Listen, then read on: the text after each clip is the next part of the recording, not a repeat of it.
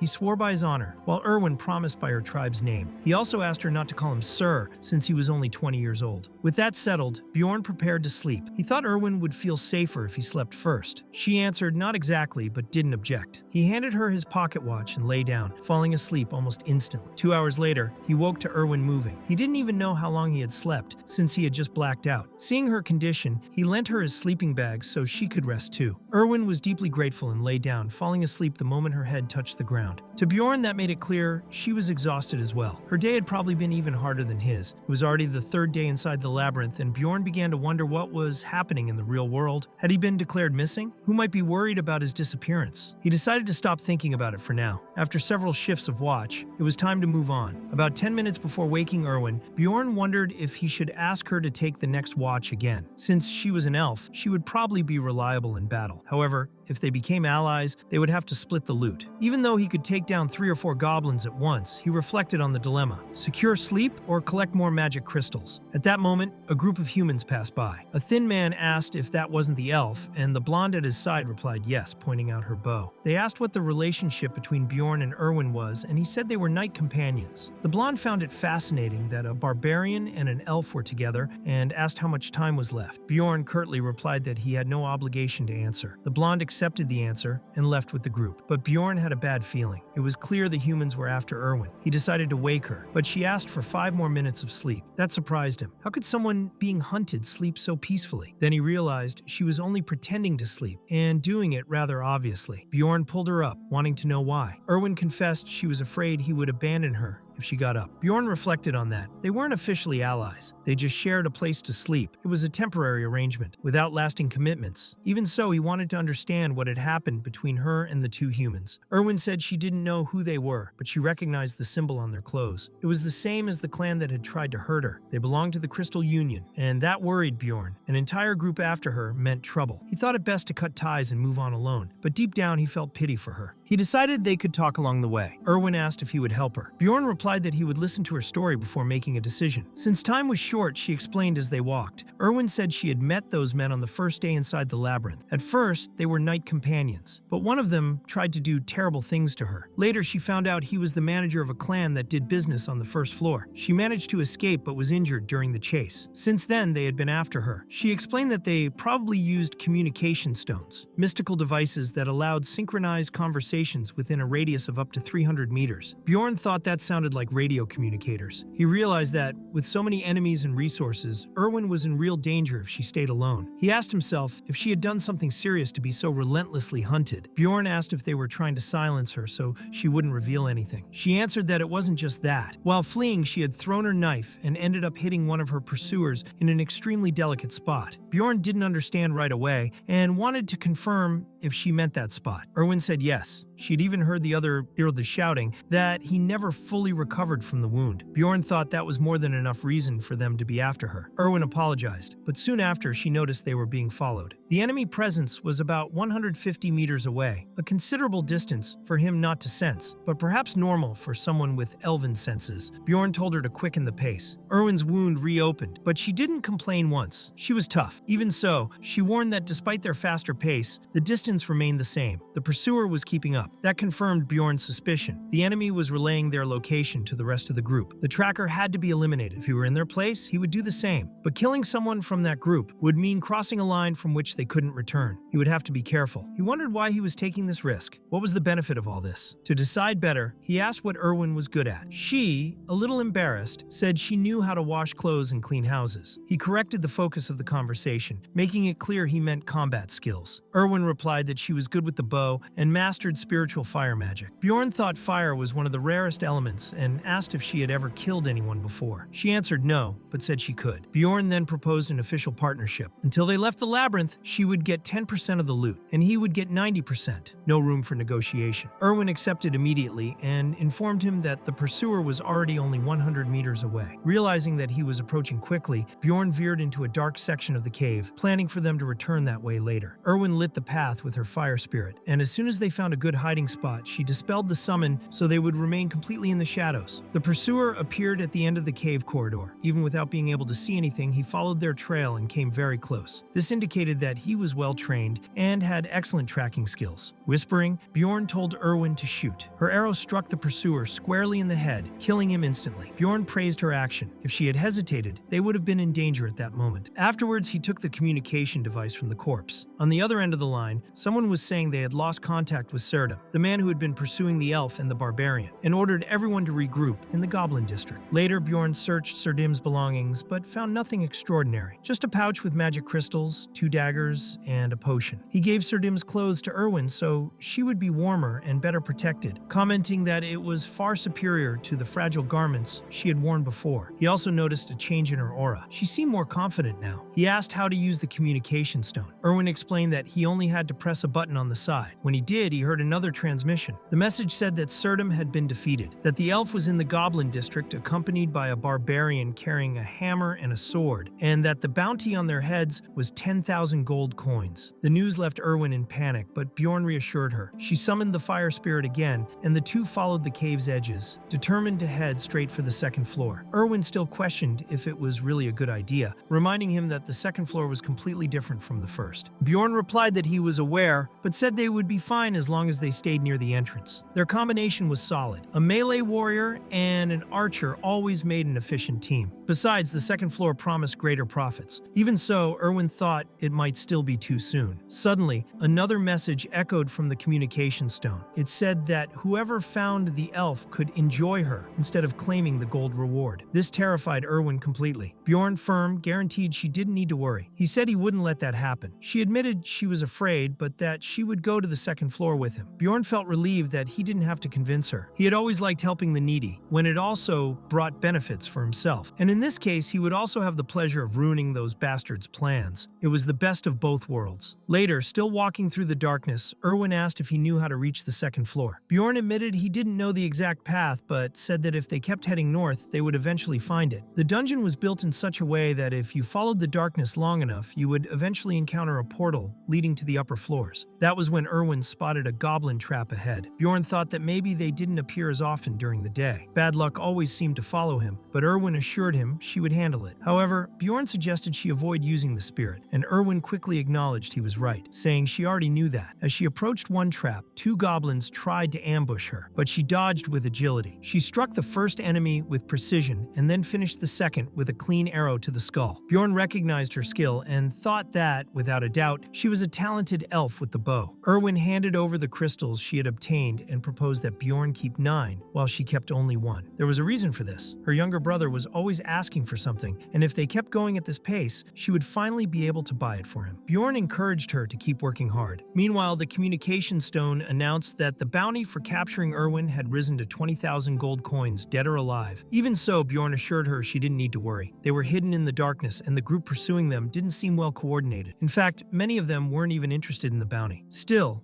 Bjorn felt that something strange was going on. Everything was going too well, which could only mean something bad was about to happen, considering the bad luck that always followed him. And as expected, they ended up encountering a horde of ghouls. On the first floor of the labyrinth, the monsters varied depending on the direction taken, but ghouls were supposed to only appear in the south. It was possible they had gone too far along that route. Bjorn knew that the XP reward system of the game dungeon in stone worked in a peculiar way. You only gained experience the first time you defeated a monster species, which forced explorers to face as many different types as possible. He saw in this situation a great opportunity. Taking the lead, he quickly drew the ghouls' attention, and they charged with full force. They were stronger and faster than goblins, but still ranked at level 9. With his warhammer, Bjorn crushed their heads with ease, and Erwin finished the last one with a precise arrow through the skull. After that, they kept heading north. On the third day, Erwin found a blood trail. Bjorn recognized it immediately. It was the trail he himself had left. The place where they were was exactly the point where he had first stepped when entering the labyrinth. The portal was less than 10 meters from where he had started. This frustrated him, making him feel even more unlucky than before. Erwin apologized, worried that she had done something wrong, but Bjorn assured her it wasn't her fault. Observing the details, the blood, the sandal, and the expression on his face, Erwin understood that he had been through many hardships. She thought his former companions had died there, believing they had already gone to heaven. Bjorn, realizing the misunderstanding, simply asked if she was ready to move on. Even with a little fear, Erwin trusted that at his side she wouldn't be in danger. Together, they descended to the second floor, known as the Goblin Forest. Upon crossing the portal, Bjorn fell flat on his back while Erwin, with her natural agility, landed perfectly. He wondered what one was supposed to feel when passing through a portal. To him, the sensation was as if he had been chewed by a giant toad and spat out. Erwin found it odd, since it was the first time he had ever fallen after leaving a portal, which made Bjorn envious of her much greater dexterity. Before moving forward, they decided to scout the area. Behind them was a portal leading back to the first floor. Bjorn couldn't sense any presence nearby, and the starlit sky provided good illumination. Erwin wondered if they really were on the second floor, since she had expected something different from a forest. Bjorn explained that there were 4 portals on the first floor,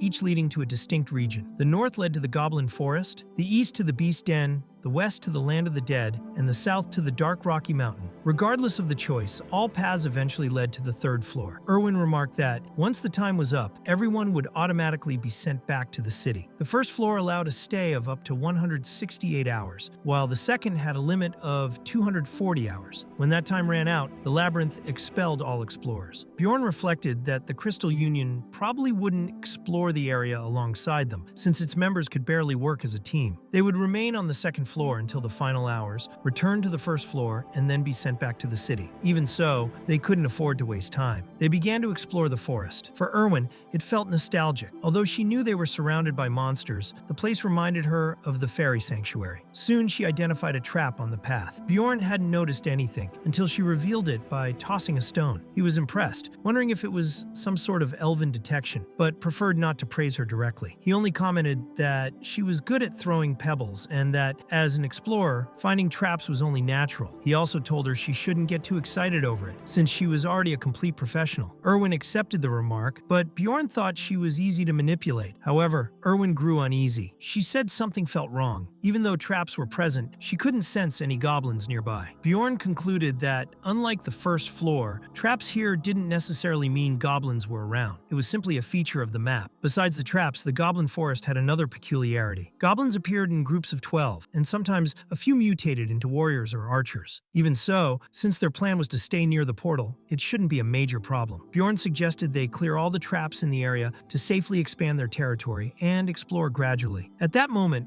Erwin sensed a group of goblins approaching. She didn't yet know the exact number, but was sure there were more than 10, about 50 meters away. The enemy group hadn't noticed them yet, and Bjorn assessed that this was the best place to fight. He wanted to know how close they could get without being detected. Erwin said that on her own, she could get as close as 30 meters to the goblins without being noticed. Bjorn agreed and suggested they follow their usual plan. Later, he reflected on how impressive Erwin's ability to move in complete silence truly was. She really was a highly skilled elf with unmatched stealth. Soon after, Erwin spotted the goblins and pointed them out to Bjorn. The first strike came from her with a precise arrow that pierced one enemy. Then Bjorn charged into the front line, realizing that the second floor of the labyrinth was much different from the first. There were 3 times as many goblins, and among them was a warrior. Even so, he felt no fear. His warrior's heart beat stronger than ever. Advancing with ferocity, Bjorn smashed through the enemy's front line with violent hammer and shield strikes. At one critical moment, a goblin dagger nearly grazed his head, but he didn't hesitate or retreat. He was confident, not just because of his own strength, but because he knew he wasn't alone. Erwin provided support from a distance, striking down enemies with her steady, precise arrows. The battle ended in success. Bjorn gained another experience point for defeating the goblin warrior and, in total, collected 11 magic crystals. Compared to the first floor, where it had taken him an entire day to gather 44, this was an excellent reward. He tried to retrieve the warrior goblin's weapon or armor, but the items had vanished along with the body.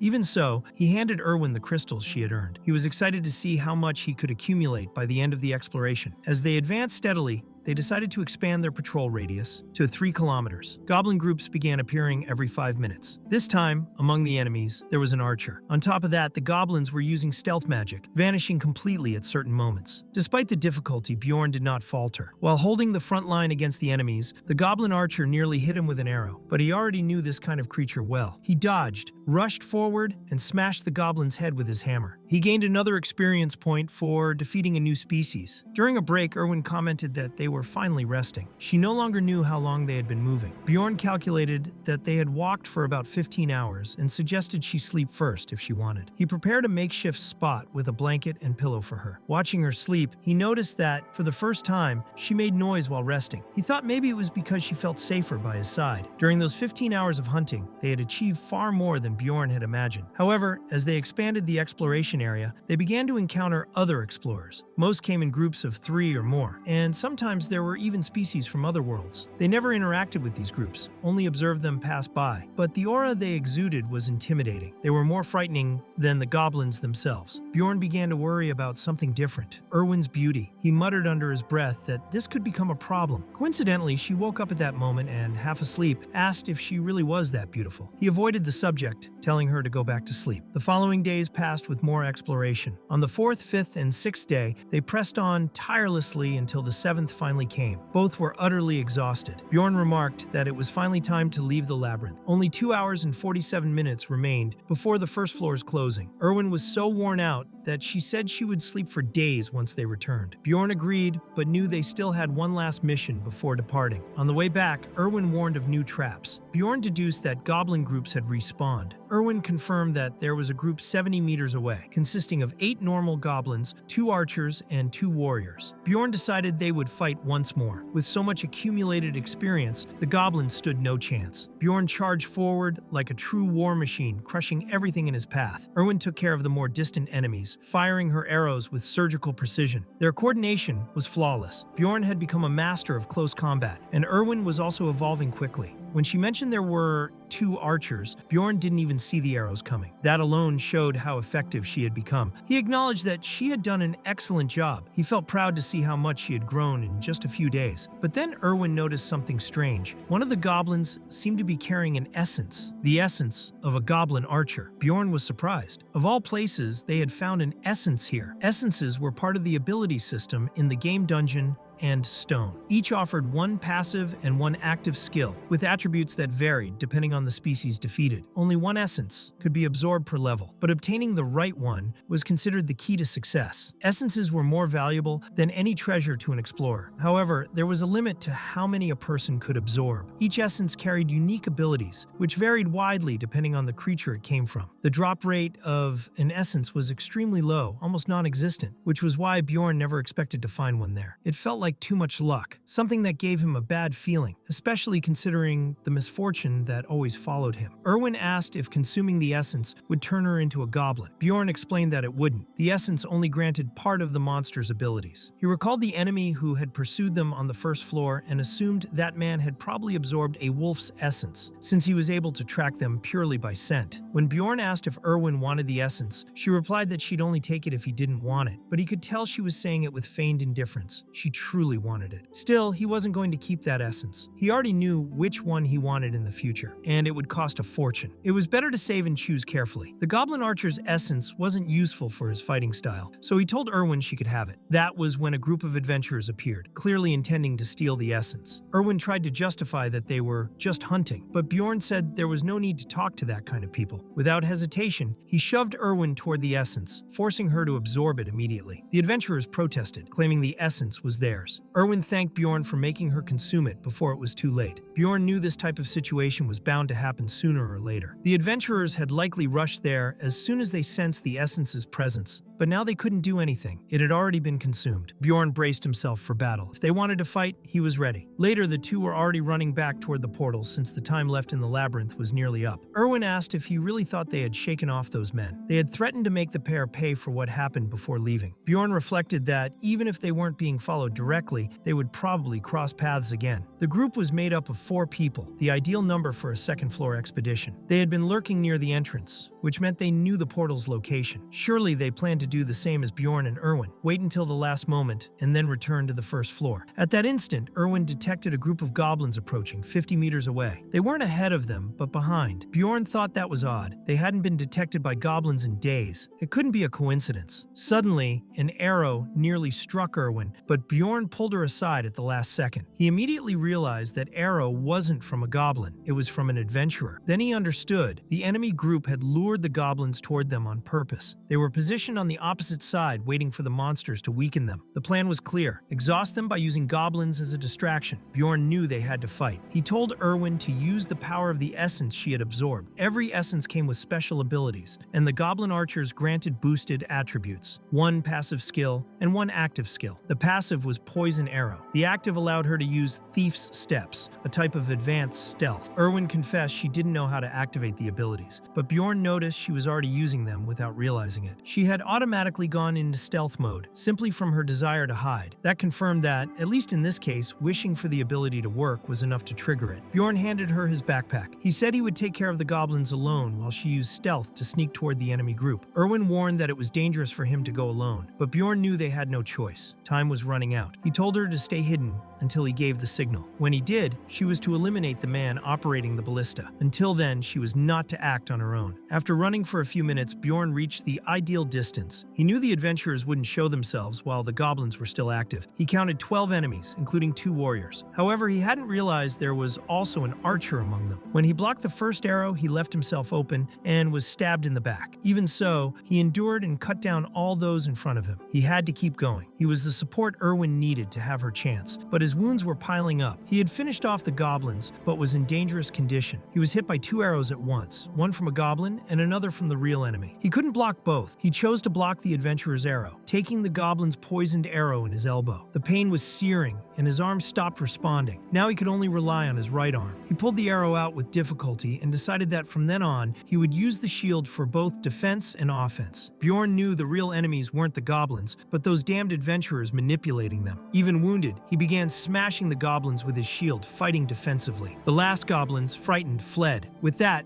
the enemy group finally revealed themselves. One of them, surprised, asked if he had really defeated all the goblins alone. It was impressive. Bjorn, however, answered firmly. He had known it was them from the beginning, but the ballista operator still hadn't appeared. He was hidden somewhere, waiting to strike. The enemy group finally surrounded Bjorn, and their leader demanded to know where the elf was. But the barbarian didn't answer with words. He simply challenged them to come at him with everything. The leader mocked his audacity, saying he truly was a barbarian full of energy, even after facing so many goblins. Since he was clearly injured, the man proposed that if Bjorn handed over the elf, they would let him leave alive. Bjorn, however, knew it would be foolish to believe such a lie. The leader ordered everyone to stay on guard as if they were hunting a giant monster. With that, the enemies advanced together. Bjorn's left arm still wasn't responding properly, and he could only hope that Erwin had found the ballista shooter. Then he gave the agreed signal, an obscene gesture with his middle finger. The leader asked what he was doing, but Bjorn only wanted to know if Erwin would recognize the signal. Since he was too far to hear anything, he had no choice but to trust her. Even with the shield in his hands, which was meant to be a defensive weapon, he was the one who charged forward. A swordsman wielding a katana tried to break his guard, but Bjorn held his ground. He needed to keep everyone distracted until Erwin could find an opening. Soon after, an arrow sliced through the air toward the enemies. He didn't know whether it came from Erwin or one of the foes, but he was certain once the enemy's shield bearer had to protect his leader. The shield bearer shouted that he would hold the defense against the arrows while the others focused on taking down the barbarian. He claimed it was easy to block them all. That made Bjorn think how irritating the man was, since he was easily deflecting Erwin's shots. Meanwhile, the enemy group closed in from the front and from behind, making the situation even more complicated. Unable to defeat them all at once, Bjorn decided to take a hit from behind, just to land a crushing blow on the enemy leader, knocking out several of his teeth with a single strike. He then turned just in time as the katana wielder attacked, dodging at the last second. The old man nearly got hit by another arrow, but the shield bearer protected him again. What no one expected was the next arrow, one wreathed in flames, imbued with spiritual power. It struck the shield and burned it to to ashes. In that instant, Bjorn thought with pride that his companion was a spiritual archer. With the shield bearer out of the way temporarily, he turned to strike at the katana wielder. Meanwhile, the enemy leader began running straight toward Erwin. Bjorn realized this was a problem, but he couldn't deal with two opponents at once. He had to trust her again. His next strike was aimed at the bald old man with the katana, but the man managed to dodge. Instead, the shield bearer took the blow to the face and collapsed. Now the swordsman stood alone. Bjorn knew he was strong and didn't understand why he was part of such a weak group, but that was his biggest mistake. The katana wielder was only stalling for time so his group could regroup. Bjorn wasn't going to let that happen. Instead of using the shield as a weapon, he gathered strength and hurled it straight into his opponent's face. Then he lunged in and bit the man's neck, tearing out his jugular and killing him outright. The battle had been gruesomely bloody. Shortly after, Erwin appeared and asked if he was all right. Only then did he realize she had also won her fight. She noted his wounds looked terrible and told him he needed a potion immediately. Bjorn replied it was better to drink it rather than apply it directly, since he had been poisoned. As soon as he swallowed the potion, he felt his insides boil and his skin heat up. The pain was immense, but his body slowly began to heal. He asked what time it was. Erwin told him it was 11:20. Only 10 minutes had passed, and Bjorn knew they had just 40 minutes left before the first floor of the labyrinth closed. There was no time to rest. He then told Erwin to take off her clothes. She was shocked, but assumed he had a good reason and began to undress. That's when Bjorn explained he meant the clothes of their dead enemies, not hers. She realized her mistake and corrected herself. They had to act fast. They took the backpacks and everything they could find inside, then ran back toward the portal. They arrived with just 40 seconds left before it shut. They leapt through and rolled onto the ground, utterly exhausted. Bjorn was visibly shaken and didn't try to hide it. Erwin told him he had done an excellent job, and he replied that so had she. The barbarian remarked that, for now, it was best they rest and save serious talks for later. He tried to remember the name of the tavern where they were supposed to meet, and at the last second, it came back to him. The tavern was called the Black Whale. That's where they were meant to gather. With that, the labyrinth closed, and Bjorn was back in the city of Rafdonia. As soon as he arrived, he saw several explorers gathered. More than usual, in fact. Time inside the labyrinth flowed differently. No matter how much time passed in there, upon leaving, it was always noon the next day. That's why everyone had to reset their watches. As he was still recovering, another barbarian recognized him and asked if it was true he had made it out alive. Bjorn didn't quite recognize the man, but thought he might be Vanon's second son. Maybe his name was Karak. Karak replied he was Vanon's third son, reminding Bjorn of the typical confusion he always faced with barbarians. He could never remember anyone's full name, especially since they all carried their father's name as tradition. This kind of comical mix-up happened often. Soon, several other barbarians began to gather around. Bjorn noticed Karak was quite popular among them and wondered where so many barbarians were suddenly coming from. Meanwhile, the usual bustle of adventurers grew louder. Everyone wanted to trade in the magic crystals they had collected. One man managed an impressive haul of 40,000 crystals, leaving many nearby astonished. But when it was Bjorn's turn, he handed over his crystals and received his final tally, 182,000 crystals. The entire crowd was stunned. One of them remarked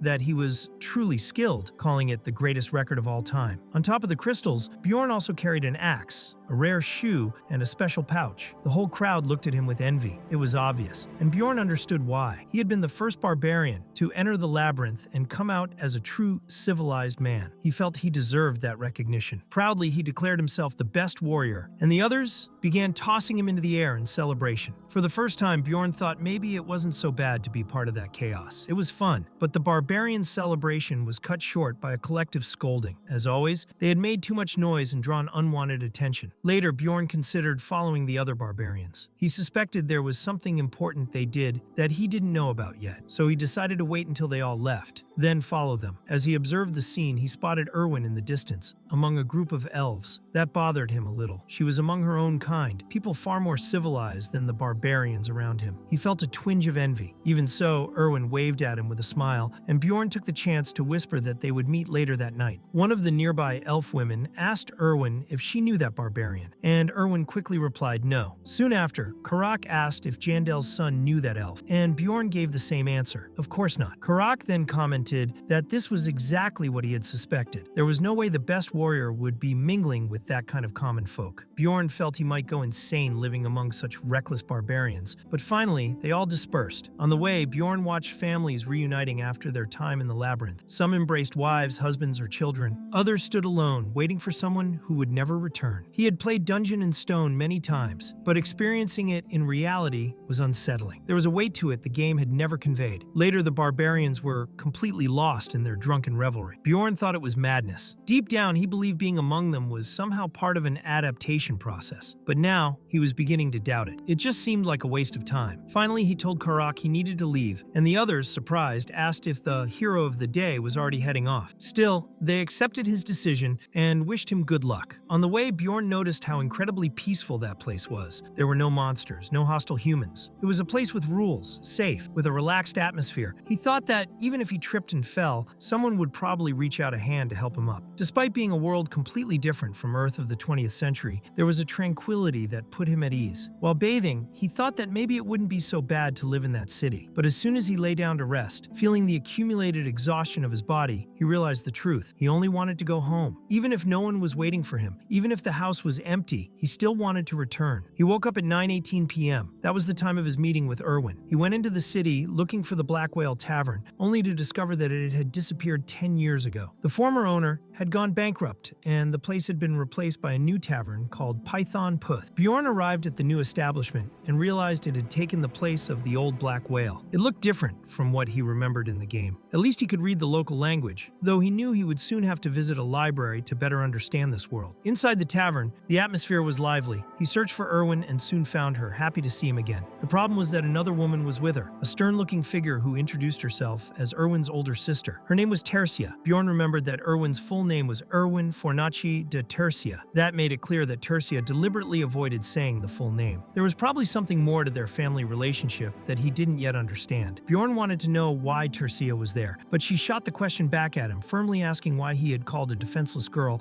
out so late at night to a place like that. She said it was absurd to invite her sister to such an inappropriate tavern and still have the nerve to ask what she was doing there. She called him a shameless barbarian and complained about being made to wait all night. Confused, Bjorn asked what she meant by all night. Tercia asked if he was playing dumb. He then questioned how much time had passed since they had left the labyrinth, and Erwin replied that it had been about 30 hours. That was when Bjorn realized he hadn't just slept 4 hours as he thought. He had slept for over a full day, which explained the lightness he felt upon waking. Feeling guilty, Bjorn apologized to Erwin. Both sisters were surprised. Neither had ever seen a barbarian apologize before. Tercia, still suspicious, commented that she never expected punctuality from a barbarian, but demanded to know why he had called Erwin there. Bjorn answered that he didn't owe her an explanation, and if she was curious, she should ask her sister directly. Tercia then said she already knew he was just another common barbarian and called him a savage. Bjorn replied that she should drop that attitude unless she intended to take care of Erwin for the rest of her life. Before the mood could worsen, however, Tercia handed him a pouch containing 350,000 crystals, the value of the essences Erwin had obtained. Bjorn became thoughtful. He had seen this kind of situation in dramas before, scenes where the older sister paid off someone to never see the younger sibling again. Tercia asked why he didn't just take the money. It was clear there was another reason behind it, but Bjorn wanted to confirm whether Erwin agreed to all this. The agreement was clear. The elf was entitled to part of the profit in exchange for helping him until he reached his desired goal. When Erwin asked if that amount was already enough, Bjorn confirmed it was, and that they would also split it in half. She seemed excited for a moment, but then apologized. She wouldn't be participating anymore. Bjorn was disappointed. Together, they had been an unbeatable duo. Tercia explained that Erwin would now enter the labyrinth alone. It was a tradition among elves. Since it had been her first time, the family allowed her to be accompanied, but from now on, she would have to go on her own. That made Bjorn realize Erwin already had someone to escort her there in the future. Tercia confirmed this and urged him to take the pouch. But Bjorn noticed something odd. Those 350,000 crystals seemed to be only half of the total value. He wanted to know if Tercia was assuming it was a 50-50 split. She replied yes, that was what they had earned together. But Bjorn corrected her. The deal had been a 90-10 division, which meant 280,000 crystals were still missing. With a cynical smile, Tercia admitted she had forgotten and handed over the rest without resistance. Bjorn thought that wretch had tried to cheat him. Rage boiled inside him. This was exactly why barbarians hated elves. Taking a deep breath, he asked if she was finished, because he still needed to speak with Erwin. Erwin then lightly touched her sister's arm and thanked her for coming. She admitted she was happy about the concern, but said Tercia could leave now. She wanted to say goodbye to Bjorn. Tercia agreed and commented that Erwin was no longer a child, but before leaving, she made a strange request. She wanted Bjorn to swear he would not sleep with Erwin. Erwin was confused by the insinuation and asked what she was talking about. Bjorn, slightly embarrassed, thought maybe that was the only thing Tercia wanted to prevent. All other possibilities possibilities seemed allowed. Still, he swore on his warrior's honor. Tertia accepted the oath and left. Before going, however, she sincerely thanked him for saving her sister in the labyrinth. Once alone with Bjorn, Erwin leaned against the table, visibly shaken, and commented that she had never spoken to her sister like that before. She asked if he thought Tertia was angry, but Bjorn told her not to worry about it. Erwin then thanked him for the proposal he had made earlier, but explained that she had already decided long ago to work with her family. When she apologized, Bjorn said it wasn't necessary. He wouldn't refuse if a high-ranking elf offered to carry him into a labyrinth after all. Erwin then handed him the additional crystals obtained from the group of adventurers who had tried to rob them earlier. She said she had already set aside his share and that the 2 backpacks were at her house. She suggested he check for himself, as there was quite a lot stored up. Bjorn realized she knew exactly what he wanted, without him even needing to ask. Although he had given up on having her as his companion, he truly thought it was a shame. Then Erwin asked how she could repay him for the help she had received. Bjorn understood that was what Tertia had feared, that he might ask for something inappropriate. That was why she had made him swear before leaving. At that moment, Bjorn said he still didn't know what to ask for, so he asked if she was hungry. Erwin said no, so he decided to order something just for himself, but she had an idea. She suggested they drink instead. She revealed that she hadn't had a single drop of alcohol the previous night on purpose. She wanted to have her first return drinking with him. Bjorn remembered that tradition. It was typical in that world. The first return drinking carried great significance, especially for elves, who lived protected in sanctuaries until adulthood. It wasn't just a drink, it was a symbol of passage, of trust, and of belonging. During the return drinking, Erwin remarked that they had been through all kinds of things together in the labyrinth. For her, it was a blessing to share such a special moment by his side. Then, teasing, she said it surely wasn't Bjorn's first time at such an occasion. But he surprised her by saying that, yes, it really was his first time. He reminded her that he was also only 20 years old, and that this had been his first labyrinth incursion. Erwin was astonished and asked if he was serious. Bjorn confirmed, and that made the moment all the more meaningful. Later, the two were enjoying a feast. They ate heartily and laughed a lot, immersed in the tradition of the return drinking. As time passed, Erwin grew quite merry from the alcohol. In a playful tone, she commented that she was glad he was at least wearing a shirt that night. Bjorn, observing the atmosphere, decided to go straight to the point. He said he had thought of a way to be repaid, but it wouldn't be there since they could be interrupted by the city guards. Erwin, now more relaxed, suggested that maybe they could continue the conversation in his room. Later, the two were in the room. There, Bjorn began testing Erwin's flexibility, asking her to relax her shoulders a little more. He seemed to be assessing some kind of physical or motor attribute, but perhaps he was trying too hard since he nearly dislocated her shoulder. It wasn't clear what exactly he was trying to do, maybe a massage, maybe a test, but the fact was that barbarians didn't really have a sense of physical limits. Erwin, laughing, remarked that she had never been so flexible before. Bjorn suggested taking a break, and she, still laughing, asked how her arm was even still in place. He thought that if just 4 more points of flexibility were enough for her to notice, then that information was already useful. Erwin, a little suspicious, asked if he had really brought her there, alone, just to test her skills. Bjorn confirmed. In the city, the use of any special ability in public was forbidden, and they could be arrested if they tried doing it outside. He explained that he wanted to understand, more precisely, how abilities worked in the real world compared to the game. She felt a bit disappointed. It all seemed mechanical. She realized that Dungeon and Stone was a much more complex game than it appeared. The attribute system was just the surface. It was divided into 3 major areas: physical, spirit, and special abilities. Each of them contained dozens, or even hundreds, of sub-attributes. These sub-attributes appeared when clicking on the small plus sign next to the main numbers. Bjorn explained that, for example, strength was a sub-attribute of the physical attribute. By increasing strength, one could carry more items in their inventory and also deal more physical damage. That was why 2 characters with the same physical level could fulfill completely different roles, one as a tank, the other as a damage dealer. This difference he had discovered in practice after years of playing. Despite having 9 years of experience, Bjorn admitted that there were still attributes he didn't fully understand. Obsession, for instance, was a spiritual sub-attribute he only noticed when Erwin consumed the goblin's essence. He still didn't know how it worked and wanted to understand it better. He asked if Erwin had noticed any changes since they left the labyrinth, something like recurring thoughts or difficulty controlling certain impulses. She replied that maybe cookies. Ever since leaving the labyrinth, she felt an uncontrollable craving for cookies and had even eaten an entire bag by herself. Bjorn reflected. Maybe that really was the influence of the obsession sub-attribute. He realized that in the game, he never would have noticed this kind of thing, since some updates probably added new effects and variables. It was like playing a new version of the game, but with rules not yet completely clear. Tired, Erwin asked to go to sleep. Later, already lying down, Bjorn remembered Tertia's warning. She had asked him not to sleep with Erwin, but at that moment, they were just resting, nothing more than that. When they woke up, they began reviewing all the collected items together. Erwin commented that they had gathered a lot. No wonder everything felt so heavy that morning when they returned from the labyrinth. Bjorn decided to sell everything unnecessary for continuing their journey. Erwin asked if she could keep the leather outfit he had given her, and he agreed. Later, Bjorn managed to sell a sword for 350,000 stones, the armors for 180,000, and some tools for 250,000. Altogether, they raised 1,450,000 stones. Erwin was surprised at the amount and said it was a lot of money. Bjorn, on the other hand, reflected on how he had never imagined achieving all that in his very first visit to the labyrinth. For him, it was already an excellent start. Right after, Bjorn said it was time for each to follow their own path. That caught Erwin by surprise, but he suggested they go together to the main square, since he needed to head there as well. Even though she wanted to spend more time with him, Erwin accepted. When they arrived at the square, they witnessed a public execution. The people being killed there hadn't committed serious crimes like murder. The only reason for their execution was the failure to pay the city's mandatory taxes. Rafdonia was the last remaining city in a world on the brink of obliteration, the consequence of a terrible curse cast by a witch. In that game's universe, the labyrinth was the only source of resources. Anyone who failed to pay the high taxes was executed on the spot. Nobody showed empathy since they considered it one less mouth to feed. Some citizens even ran to steal the dead's food. There were even those who dipped pieces of bread in the victim's blood and ate it right there, without hesitation. According to a popular myth, those who tasted the blood of executed criminals would be blessed. Faced with this, Bjorn wanted to know the tax amount for the first year. Erwin explained that for non-humans, the fee was 700,000 stones. Bjorn mentally confirmed that nothing had changed since the last time he saw this system in the game. He then asked about the second-year tax, and Erwin replied that it increased to 800,000, in addition to the appearance of exchange fees. Bjorn noticed that the tax system seemed even more oppressive. He understood that taxes continued to rise year after year until the adventurer became a veteran. That was why novices needed to make as much progress as possible in the very first year, when there were no additional charges yet. If he was careless and couldn't return to the world he came from, he might end up executed like the others, with his blood spilled in that same square. To avoid that fate, he knew he needed to accumulate as much money as possible. His goal was to reach the 6th floor of the labyrinth. There, he intended to gather resources. For him, that was the bare minimum needed to survive. Later, Bjorn went to the library. The place looked exactly as he remembered it from Dungeon and Stone. However, people watched him with strange looks. It wasn't common to see a man like him there. In addition, another warrior was present, Einar, who was sleeping and drooling on top of a book. When she woke up, she recognized Bjorn as Jendel's son. He was relieved to see her alive and well. Einar expressed her happiness at the reunion, but Bjorn asked her to keep her voice down since they were in a library. She apologized, explaining that she got excited to see another barbarian warrior in that place. Bjorn asked what had brought her there. Einar explained that she remembered the advice he had given her before they entered the labyrinth. She thought she needed to acquire knowledge through books in order to learn how to think better. Bjorn reflected that, compared to other barbarians, she really was wise. Einar said that she realized something important during her exploration in the labyrinth. Monsters weren't the only dangers that existed in there. Bjorn grew curious, since he knew most barbarians preferred to brag rather than admit difficulties, but she was honest. That's why she decided to study. However, she confessed that reading was very difficult. Her plan now was to return to the sacred lands and ask the elders to teach her how to read. Bjorn thought that was a good idea, but she needed to act quickly before forgetting that goal. He thought being a barbarian really wasn't easy at all. Finally, Einar mentioned that she still needed to pay back the debt she owed him. Erwin said that if Bjorn ever needed help, he only had to look for her at the Brave Rhinoceros Inn. She promised she would help in the best way possible. Bjorn thanked her and thought she shouldn't forget that promise, because he might need it in the future. The problem was that the library was enormous, and he had no idea where he would find the book he was looking for. As he walked through the corridors, he found the librarian asleep. He had to wake her up, though awkwardly. When he explained he was searching for history books, the librarian cast some kind of spell, but Bjorn didn't feel any difference. Sleepily, she explained that from that moment on, he would find the book he desired according to the wish of his heart. She also added that the library didn't do loans. He just had to return the books to the shelves, and then she fell back asleep instantly. Bjorn began exploring the library to understand how the spell worked. Then, a book shone right before his eyes. It was exactly what he was looking for. He understood that the spell identified a keyword inside the person's mind and made the association with the right book. It was an extremely convenient magic, and no wonder that woman was the only librarian in such a massive place. The first book was called The World Destroyer. It told how, thousands of years ago, a witch cast a plague upon the land, making all life disappear. Rafdonia was the only civilization that survived. To save the citizens from starvation caused by the scarcity of resources,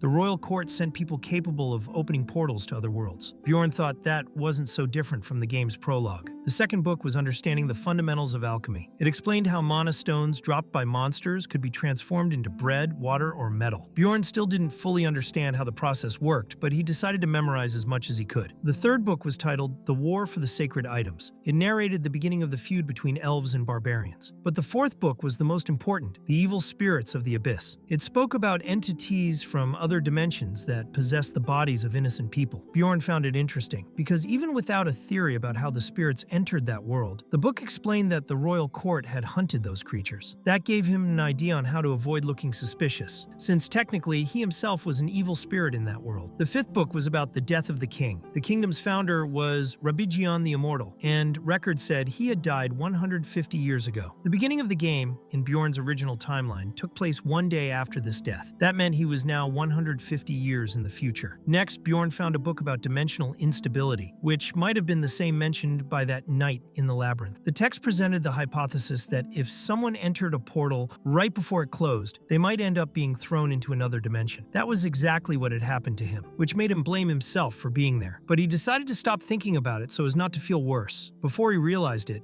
night had fallen. So he returned to the inn. 3 days had already passed since his return from the labyrinth. Knowing that a month in that world had exactly 30 fixed days, and that the labyrinth opened at midnight on the first day of the month, he knew he had exactly 27 days to prepare. The next morning, he woke up to Erwin knocking at his door. She had managed to form a new contract with an elemental spirit. She had failed 9 times, but on the 10th attempt, she succeeded with a wind spirit, which combined very well with her fire element. Bjorn acknowledged she was lucky. A spirit stone allows one attempt to form a contract with a new element, but the success rate is only 10%. She had to use 10 stones to succeed. Bjorn wondered how wealthy her family must be. While he was reflecting, the wind spirit caused chaos in the room, throwing everything into the air. Erwin apologized and quickly tidied up and cleaned everything. Bjorn remembered that she had said she was good at cleaning, and she truly was. First, he congratulated her for succeeding with the contract, but he also explained that she didn't need to come all the way there every time, since she lived far. He said it would be better to use the remaining time efficiently. Erwin replied that she knew that, but she wanted to share the news with him before telling anyone else. That made Bjorn wonder if it was because he had been her first companion in the labyrinth. She seemed attached to him for mysterious reasons. Even so, he wanted to keep everything professional, without letting feelings get in the way, at least under normal circumstances. Still, he said he would be staying in the room for a while, and that she could feel free to drop by whenever she wanted. For Bjorn, this was barbarian business time. Building a friendship with Erwin would be mutually beneficial. After all, they were companions, and deep down, he knew connections were valuable. Now there were 26 days and a few hours left until the labyrinth reopened. It wasn't much time, but enough to prepare, and Bjorn knew exactly how to do it in the most efficient way. Later, he headed to the Angry Rhinoceros Inn, where other barbarians were starting to gather. As soon as Bjorn stepped into the Angry Rhinoceros Inn, all the barbarians there shouted his name, causing such a loud explosion of sound that it felt like his eardrums would burst. One of the barbarians approached and asked if he would also be staying there. The price was only 300 stones per night. Bjorn thought it was very cheap and wondered why, until the barbarian explained that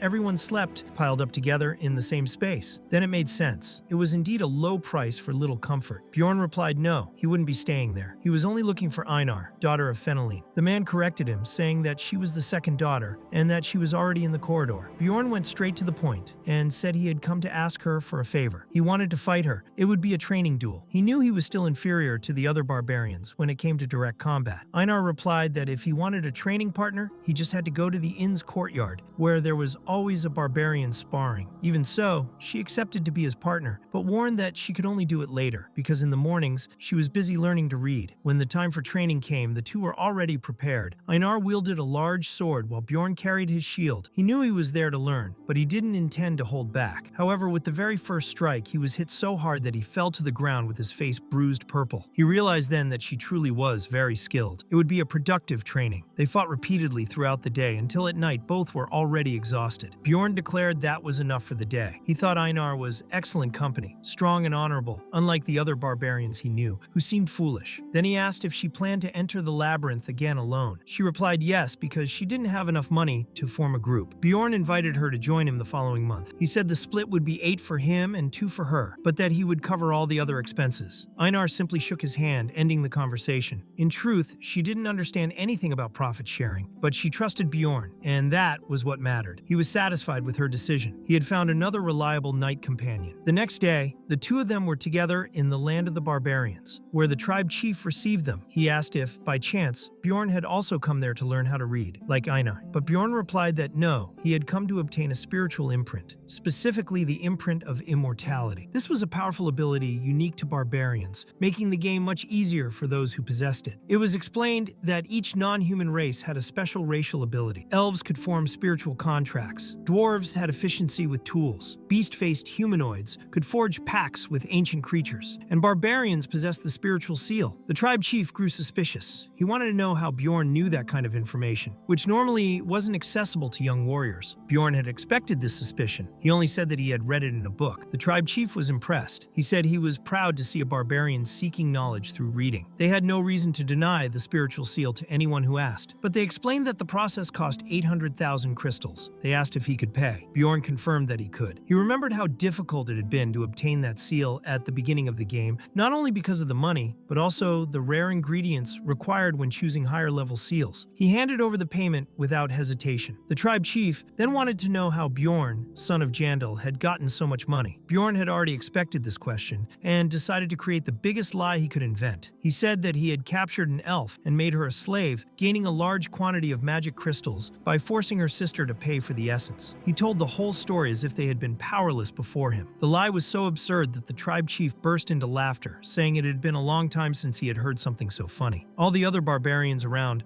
also gathered to congratulate Bjorn, believing his story. The tribe chief even gave him a gift as a reward for the great potential he had demonstrated. Bjorn received 200,000 crystals back just for telling that story. The chief encouraged him to keep screwing the long ears, referring to the elves. Bjorn started to feel more sympathetic toward those people. They were far more fun and welcoming than he had imagined. The spiritual seal functioned as a strengthening technique. It caused the user's body to absorb the essence of magical ingredients, creating special power. It was one of the most important and coveted abilities for barbarians, and now Bjorn was closer to becoming truly strong in that world. Barbarians are tattooed when they are still newborns, at a time when their souls are still pure. This is done to ensure that the spiritual path remains visible even as they grow. For that reason, all barbarians carry these marks on their bodies. Before beginning the seal process, the shaman gave Bjorn one last chance to reflect on his decision, since choosing this path meant he could never receive another seal in the future. But Bjorn was certain of what he wanted. The immortal seal was ideal for those who wished to become a tank, with increased resistance and regeneration. It was an obvious choice for experienced players of that world. The process began, and the shaman pierced Bjorn several times with ritual needles. The pain was intense. He realized that he would have to go through it many more times if he wanted to improve his abilities. After the ritual was completed, he activated the first level of the immortal seal. His natural regeneration increased significantly, and his physical attribute rose by 13 points. Before leaving, he gave thanks, but the shaman laughed, saying that it was the first time a warrior had ever thanked him for that. Bjorn, however, began to feel uneasy. He thought he had already said too much and decided to leave before anyone grew suspicious. The next morning, he went to the commercial district to buy equipment. During training with Einar, he realized he had no knack for swords. Since he had chosen the immortal seal, he decided to focus exclusively on shield techniques. Investing in swords would be a waste of money. Upon entering the forge, the blacksmith already knew what he wanted. Blunt weapons like hammers, maces, and flails, favorites of barbarians.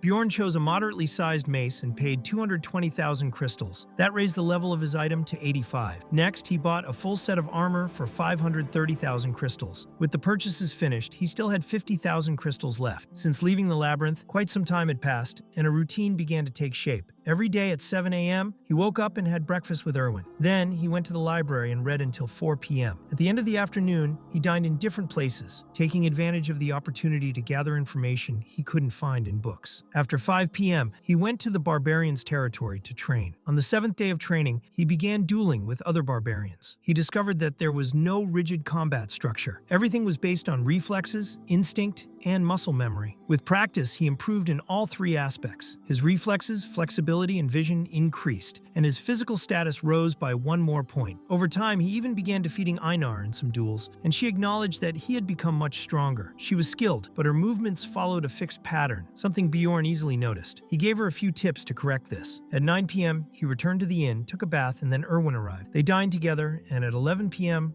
they went to sleep. On the last day before the labyrinth opened, Erwin wished him good luck. Bjorn realized how quickly time had passed and returned the gesture, wishing her luck as well. After repeating this routine for days on end, the month flew by. Only 24 hours remained before the labyrinth opened. At 8:10 a.m., Bjorn and Einar were at the Exploration Guild to perform the Union Magic ritual, necessary to form a party. Since both were rank 9 explorers, the cost of the magic was 15,000 crystals. Einar was shocked at the price, saying that kind of money could buy a lot of meat. Bjorn also thought it was expensive, especially since it was a one-time use spell, but he knew it was necessary. When entering the labyrinth, the starting point was random. If they were separated, it could cause serious problems. The Union magic would ensure they fell in the same place. He wanted to know who decided an explorer's rank, and the attendant explained that it was based on the amount of essence present in each individual's soul. The higher the rank, the higher the price of the Union magic. Later, the two of them were having dinner. Bjorn had ordered the most expensive dish in the tavern, costing 800 crystals. It was his last luxurious meal before the next entry into the labyrinth.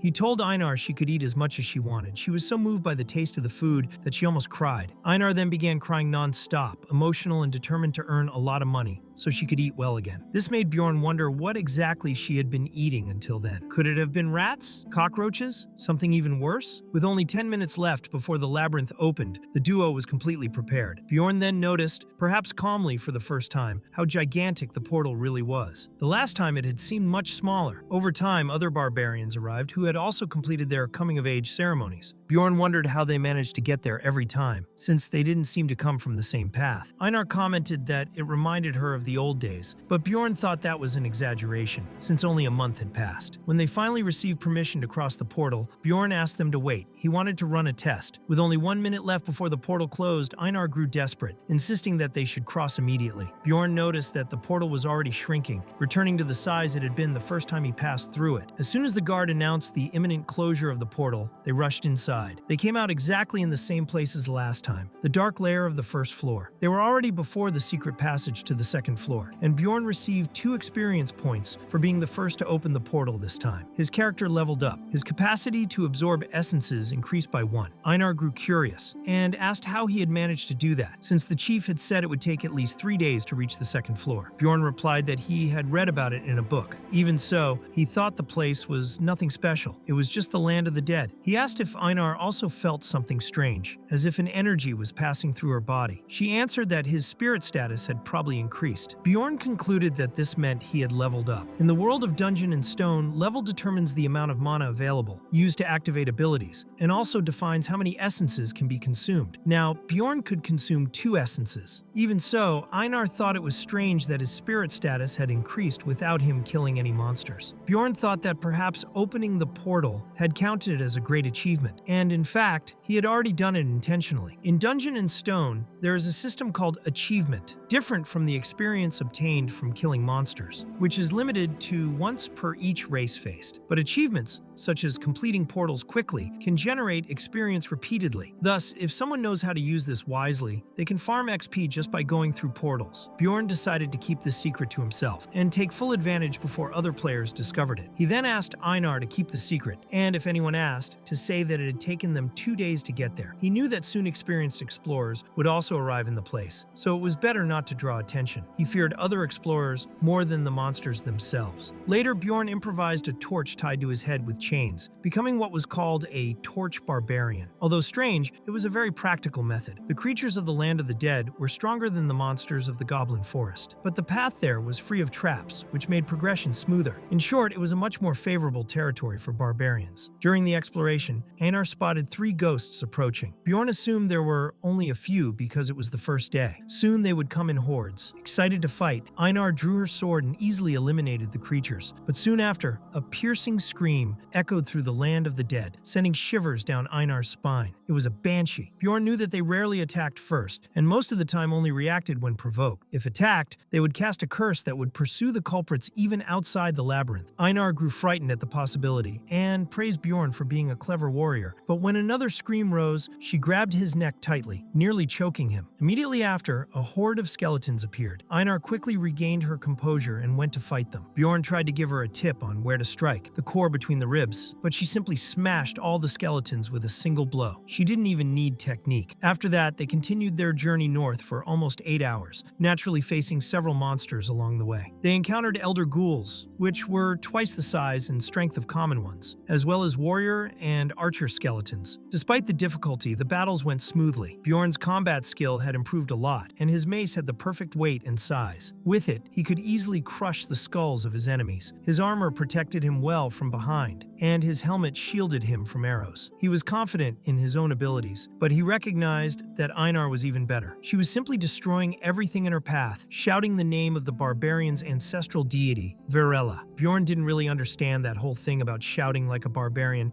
until he started doing it himself. He realized it was actually quite fun. That was what it truly meant to be part of a barbarian group. At the end of the battle, he had a cut on his arm, but his regeneration was so fast that the wound disappeared completely in a short time. Einar was impressed and commented that it must have been the effect of the spiritual seal. Bjorn knew that by activating the first level of the immortal seal, his body gained a much more effective natural regeneration. Small scratches would heal in just a minute, and his physical stamina also recovered quickly. This gave him much more endurance to keep fighting. As they advanced, he noticed the ground was changing. The terrain was no longer damp as before. Bjorn warned Einar that they were about to enter a dangerous area where rank 8 monsters appeared. A deep sound echoed through the labyrinth walls, frightening Einar. Bjorn confirmed that the sound came from a death demon, a monster known for devouring any source of light within the labyrinth. The torch Bjorn carried had probably attracted the creature. The monster was even scarier than he remembered from the game. Bjorn told Einar to aim directly at its head, since attacking anywhere else would be a waste of time. While Einar faced the monster head-on, Bjorn tried to strike from behind, but caused almost no damage. The creature's skin was as hard as stone, and its strength was enough to hurl Bjorn away, even with his shield. Einar's next attack was also useless. She was struck violently and realized that the monster was extremely resilient. Bjorn knew that the death demon was famous in the game for its absurd defense, but now he could see with his own eyes that it wasn't an exaggeration. Einar's sword managed only a superficial cut, which healed immediately. The creature had a passive ability called body preservation, which allowed its wounds to heal rapidly. At that moment, it also activated its special skill, Death Call, which summoned a horde of ghouls. Knowing the difficulty, Bjorn asked Einar to take care of the ghouls while he tried to face the demon, but the creature's blows were incredibly powerful. Once Einar had easily dispatched the ghouls, she joined the fight against the demon. They began to attack in sync, one striking from the front and the other from behind, until Bjorn finally managed to open a hole in the monster's head. Even with that breakthrough, the death demon counterattacked with a strike so strong it would have killed a goblin instantly. The problem was that the monster regenerated too quickly and Bjorn couldn't strike at the same pace. He considered giving up and moving on, but Einar clearly didn't think the same. She grabbed the creature's leg, creating an opening for Bjorn to topple it with a blow to its other leg. The monster was so muscular and heavy that it couldn't stand back up on its own. Bjorn remarked that the creature was in trouble, and with a smile on their faces, the two of them began pummeling it together as if they were tenderizing meat for lunch. He thought it was great fun, and so did Einar. They battered the poor demon to death, and after the fight, Einar was delighted with the magical crystal the creature left behind. Bjorn, however, explained that the giant crystal was only worth about 100 normal crystals. Nothing special. She was disappointed, asking if that was really all one got for defeating a death demon. Bjorn explained that, counting the ghouls, they earned around 300 crystals in total, which was still little considering the effort. Einar then asked how much that delicious tavern bread cost. Bjorn replied it was about 300 crystals. She concluded that, in that case, she could eat that bread every time she killed a demon and return to the hunt motivated by the power of food. Bjorn thought it was good to go on a mission with a true barbarian. Irvin had been a bit more passive. Out of nowhere, he felt a strange pain in his ear, as if Einar's sister had gotten upset, though without any clear reason. They then patrolled the area, searching for more death demons and using the same method, knock the creature down and beat it until it died. That way, they managed to defeat about 70 death demons. Early in Dungeon and Stone, when the essence drop rate is extremely low, players generally evolve based on monster essences. That's why Bjorn focused on the death demon's essence, which matched well with the immortal seal. But even after so many victories, they didn't manage to obtain a single one. On the second day, death demons started appearing in pairs. They already knew how to fight them, but it was much more dangerous, since there were twice as many ghouls as well. By the afternoon of the second day, the monsters began appearing in trios, and the pair started avoiding most battles. By the end of the second day, they stopped hunting and decided to set up a base in a safe spot. However, when they arrived, they found other explorers there. Einar, impatient, asked what exactly they were staring at. She wasted no time and told the other explorers to get out of her way. The opposing group retreated immediately. She said they needed to leave quickly because now their location was known. It was necessary to find a different place to camp. According to her, humans couldn't be trusted. Bjorn remembered that last time,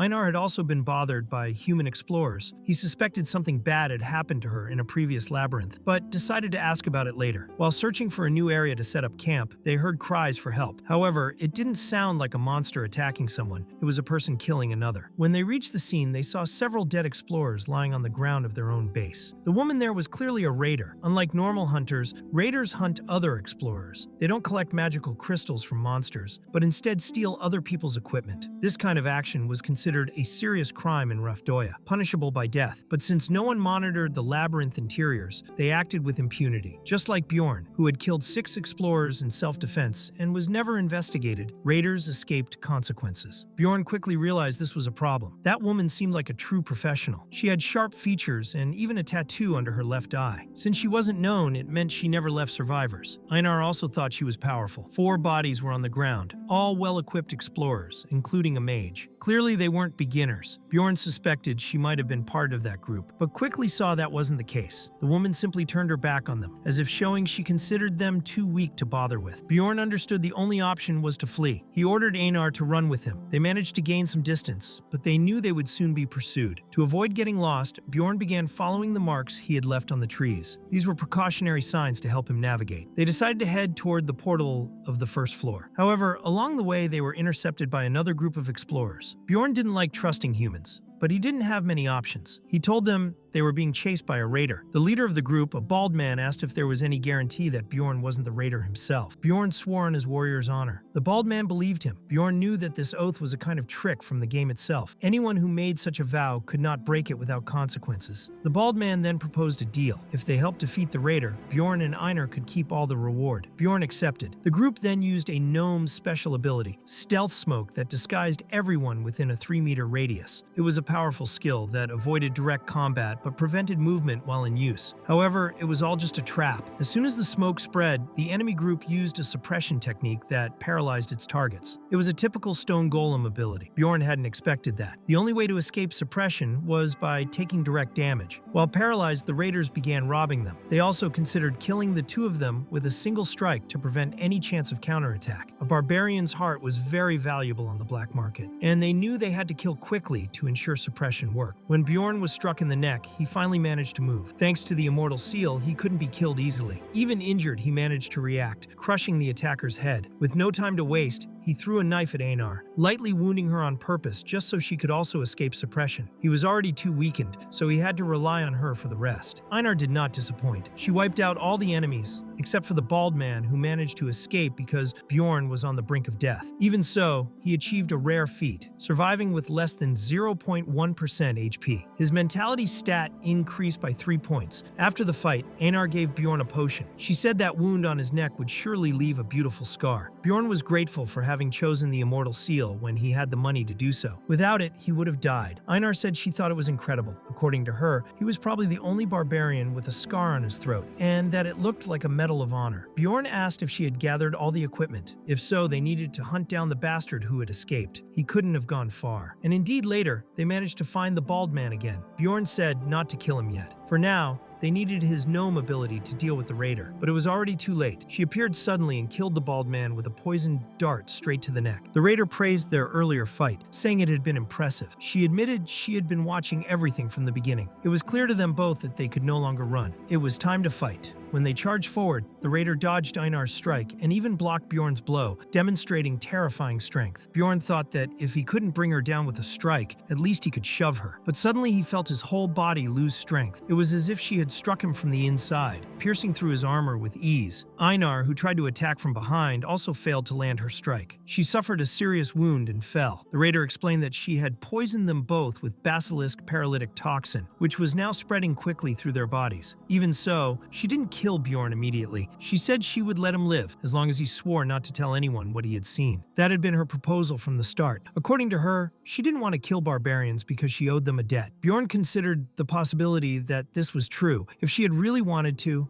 she could have killed them both when she first had the chance. But Einar insisted it wasn't safe to trust her. Bjorn asked what would happen if he refused. The raider replied that she would kill him. It was that simple. With no choice, Bjorn swore on his warrior's honor that he would tell no one. The raider said he was a unique man. She threw the antidote onto his body, easing the effects of the poison. Einar, however, refused to make the same vow. The raider lamented and said that even though she didn't want to, she would have to kill her. But Bjorn insisted that Einar accept. He said she had promised to do everything he told her, and now was the time to trust him. Einar gave in. She swore she would tell no one. With the two of them safe, Bjorn took the opportunity to ask which floor she came from. The raider replied that she was from the 8th. Bjorn was deeply impressed. If that were true, they were only alive because she had shown mercy. But he knew that next time, it would be different. They returned to the first floor using the portal. Einar, exhausted, collapsed face first on the ground, saying she was in great pain. Even so, she said she had no right to complain. She said she was no longer a warrior. Bjorn understood that begging for her life had hurt her pride, but he believed that the warrior who survives is the strongest, and now, at least, they had a real chance of winning next time. Einar reflected on that. Maybe it was true. Bearing the shame and still desiring to defeat that woman one day could mean that she was a strong warrior, just like Bjorn. She was certain they would have their revenge in the future. Later, Einar was the first to rest during the night shifts. Bjorn thought that they had already been awake for more than 20 hours. He felt mentally exhausted, but still couldn't sleep. Even though he wasn't as bad as Einar, he felt terrible. It reminded him of when he had once been saved by a blonde knight. The priestess had refused to heal him. The swordsman had tossed him a potion, as if pitying him. That day, Bjorn had felt like a dog. He swore to himself that he would never feel that way again. But now, perhaps he really had made the best possible choice in that situation. He stayed focused on the present. He knew he couldn't have done much more than he had. Since arriving in that world, the first thing he had seen was someone being decapitated right in front of him. Since then, absurd things kept happening all the time. That's why he had no choice but to prioritize his own safety. Even so, Bjorn knew he needed to change his plans. He asked Einar if she would accept a method to become much stronger, even if it involved great danger. She replied that of course she would. She said that either way they would die if they didn't become stronger. With that, Bjorn stated that they would enter the rupture. They decided to search for chaos first, since that life was chaotic by nature. What didn't kill him only made Bjorn stronger. Later, he and Einar were facing 4 different kinds of monsters at the same time: gnomes, wolves, razor-maned creatures, and other enemies. Bjorn commented that this region of the labyrinth wasn't popular. It was a dark place, full of monsters, and without much reason to be explored, unless someone was trying to save time on the way. However, something was hidden in that forgotten corner of the labyrinth. There, a memorial existed dedicated to the first man who discovered the labyrinth, the last sage, Diflan Grondel. It was a tribute to his first great steps as an explorer, and Bjorn recognized the inscription carved into the stone. It was the same one that appeared in the game, which meant the hidden condition was probably the same as well. He then told Einar that he would open the rupture, but everything that happened from that point on had to remain a secret. Einar didn't know what exactly a rupture was. That was when Bjorn explained that it was a labyrinth inside the labyrinth itself. In the game, this kind of area was known as an instance dungeon, an isolated space accessed only by selected members. To open the rupture on the first floor, it was necessary to place magical crystals from 4 different types of monsters into the memorial stone. Bjorn inserted the crystals of goblin, gnome, ghoul, and wolf. Once he completed the process, a shadowy and chaotic rift opened before them, like a living portal. To finish, he added the crystal of a death demon, which activated a dungeon with capacity for up to 5 people. The difficulty of the instance increased according to the number of members in the group. They crossed the portal and entered the first floor of the rupture. That was a new realm, generated randomly each attempt. Normally, this type of rupture only appeared naturally after 3 months of waiting in city time. But waiting that long was inefficient. That's why over time, players began finding ways to force these instances open. On the first floor, there were 4 known methods to manually activate ruptures. The setting where they arrived had an oppressive red sky, a dark forest, and in the distance, a castle. This floor was known as the Blood-Stained Castle. Einar was impressed by the size of the place. Bjorn, on the other hand, recognized the environment and knew exactly how it worked, but being there in person was suffocating. The positive side was that all the ruptures on the first floor could be cleared, despite their natural difficulties. But then, while exploring the place, they realized someone someone else had entered the rupture. The narrative shifted back in time to show what was happening with Erwin and her sister Tercia. Tercia asked if Erwin had used her spirit once again. Erwin admitted she had because she still found it very hard to fight only with her dagger. Her sister, however, insisted she needed to learn to defend herself without depending on the bow or the spirit. Even so, Erwin reminded her that their master always said the best path was to specialize in what each person was good at. The duty of an explorer was to trust their group and fulfill their role. Tercia partly agreed, but explained that the real world didn't work that well. Teammates were just that, temporary companions. It didn't make sense to place so much value on them, but Erwin still believed Bjorn wasn't a bad person. She then asked if she could finally go up to the second floor. She thought Bjorn was probably making a lot of money there. Tercia explained that climbing floors only by hunting monsters wasn't enough. That was why the two of them would try to access a rupture. The last time a rift had opened was 8 months ago, and that was the maximum time for their natural reappearance. Soon a new rupture was about to emerge. Erwin commented that Bjorn hadn't said anything about it. Tercia thought that Barbarian must just be a beginner, probably climbing the floors inefficiently. She asked Erwin to trust her. Then, before the two of them, a rupture really did form, but they were too slow and couldn't enter. Someone else had already passed through. The first member of that new group was a dwarf. The second, a mage. Bjorn was surprised to see that there were still mages on the first floor. The formation of that group wasn't bad. In fact, it was excellent. Einar wanted to know if the mage was really good, comparing her to the librarian. Bjorn confirmed she was. The librarian was a 9th rank mage. People with that level of ability were very valuable to the city. That was why only those with high performance in combat were authorized to enter the labyrinths. In other words, if that mage was there, it meant she was truly strong. Otherwise, she would be working safely within the city. The mage commented that Bjorn was quite clever for a barbarian. She then introduced herself as Alua Raven, a 6th rank mage. The professional porter accompanying her was named Tarjan. The dwarf in the group introduced himself as Hikarad Murad, an experienced explorer who had been working in the labyrinth for 3 years. Bjorn observed that the dwarf's equipment was of high quality, which made sense considering his experience. However, he found it strange that such strong adventurers were still on the first floor and asked how they had found the rupture. Alua replied that she couldn't give details, but said she had heard that a new rupture would open. Hikarad stated that it had been the same for him. Bjorn realized that both were hiding the real method and therefore wanted to keep the secret for themselves. Alua declared that the loot would be divided among everyone except Tarjan and that she herself would be responsible for leading the group. Hikarad agreed, saying it was common sense to follow a mage's orders inside a labyrinth. Bjorn recognized that, indeed, mages were intelligent strategists in this kind of environment. He remembered that the one who had convinced the royal family to exterminate evil spirits had been a mage. However, Einar disagreed. She insisted that she wanted Bjorn to be the leader of the group because she considered him the wisest warrior of all. According to her, he read for 6 hours a day. Alua remarked, with a hint of mockery, that it was unusual for a barbarian to be a reader. Einar insisted that Bjorn was not only unique, but the best warrior of them all. The statement left everyone in shock, and Bjorn was visibly embarrassed. Hikarad remarked that it must feel great to receive so much respect from one's own wife, and admitted he felt envious of the barbarian. Einar quickly corrected him, saying she wasn't his wife. Alua then suggested they should start moving, since there were many areas to investigate. Hikarad questioned if they were leaving already, since up to that moment they had only exchanged names. According to him, it was important that everyone knew each other's abilities. Alua explained that the monsters of the blood-stained castle were all of lower 7th rank, so she and Tarjan could handle the combat. In addition, she said she would also keep the boss's loot, since she needed the items for her research. Hikarad challenged that decision, thinking she just wanted to keep everything. To him, it seemed unfair. Bjorn, knowing how common conflicts were in the world of Dungeon and Stone, understood that 100% of group fights arose over money. The most valuable item from that boss was the Rupture Flower, a rare resource. For a financially stable mage, research was the priority, but for an explorer, money was what mattered. Alua stated she would give all the magic crystals to the others. She didn't care about them. She only wanted the boss's items. Even so, Hikarad refused the scraps. Alua countered, saying the Rupture Flower wasn't even guaranteed to drop, and that even so, she would leave that item to him, as long as she kept the boss's essence. Hikarad accepted the deal. Bjorn, realizing he was being left out of everything, decided he also needed to secure his share. He couldn't leave the Rupture empty-handed. He said he didn't care about essences or items, but he wanted the Rupture Stone. Alua snapped back, saying he was a greedy barbarian and that they didn't need 2 barbarians in the group. Hikarad also thought the stone was too much for him. Bjorn understood that his strategy had failed, so he changed the proposal. He would give up the rupture stone, but wanted 2 essences that weren't from the boss. The two agreed without hesitation. Alua concluded they had reached a consensus, and Bjorn reflected on how everyone seemed to act normal after such an intense argument. Explorers were terrifying. Once again, he realized he needed to become stronger. The blood-stained castle was divided into 4 distinct areas: the drawbridge, which served as the entrance, the urban war zone located on the walls, the underground prison inside the structures, and the demonic worship hall, situated within the central and mysterious Yahello chamber. Right at the entrance, they encountered 2 gargoyles, 8th-rank monsters. These creatures stayed motionless like statues until they detected an enemy, at which point they attacked without hesitation. Their most feared ability was petrification, and the first victim was Bjorn. The traditional strategy to defeat a gargoyle was to temporarily sacrifice one party member while the others attacked. But the presence of a mage changed the game. Alua cast a spell that canceled the curse, freeing Bjorn from petrification and allowing him to counterattack with full strength. With Hikarod's help, they managed to defeat both creatures. Hikarod acknowledged that barbarians were truly formidable in combat. Bjorn also thought that the dwarf was more skilled than he seemed. Then Einar noticed something strange. A magic crystal was moving on its own toward Tarjan's backpack. Alua explained that it was an automatic collection spell. All the crystals would be gathered by Tarjan and later divided among the group members. When they finally entered the first section of the castle, they came across a horde of bizarre creatures. These were the so-called fat zombies, rankless monsters that granted no experience and dropped no magic crystals. Their bodies also didn't disappear unless they released an essence. Alua Raven commented that it would be a waste of mana to spend magic on such enemies. That's why, when the zombies advanced, the front line handled them with ease. Einar chopped off several heads. Hikarod Murd smashed the monsters mercilessly, and Bjorn took them down without trouble. In the middle of the fight, one of the zombies dropped an item, the horn of the fat zombie commander. Einar noticed the horn was large and asked how it worked. Hikarod said he would show her later. The next door they encountered was made of steel, and Hikarod couldn't break it even with his hammer, so Alua used fire magic to melt the gate. Bjorn was impressed and thought that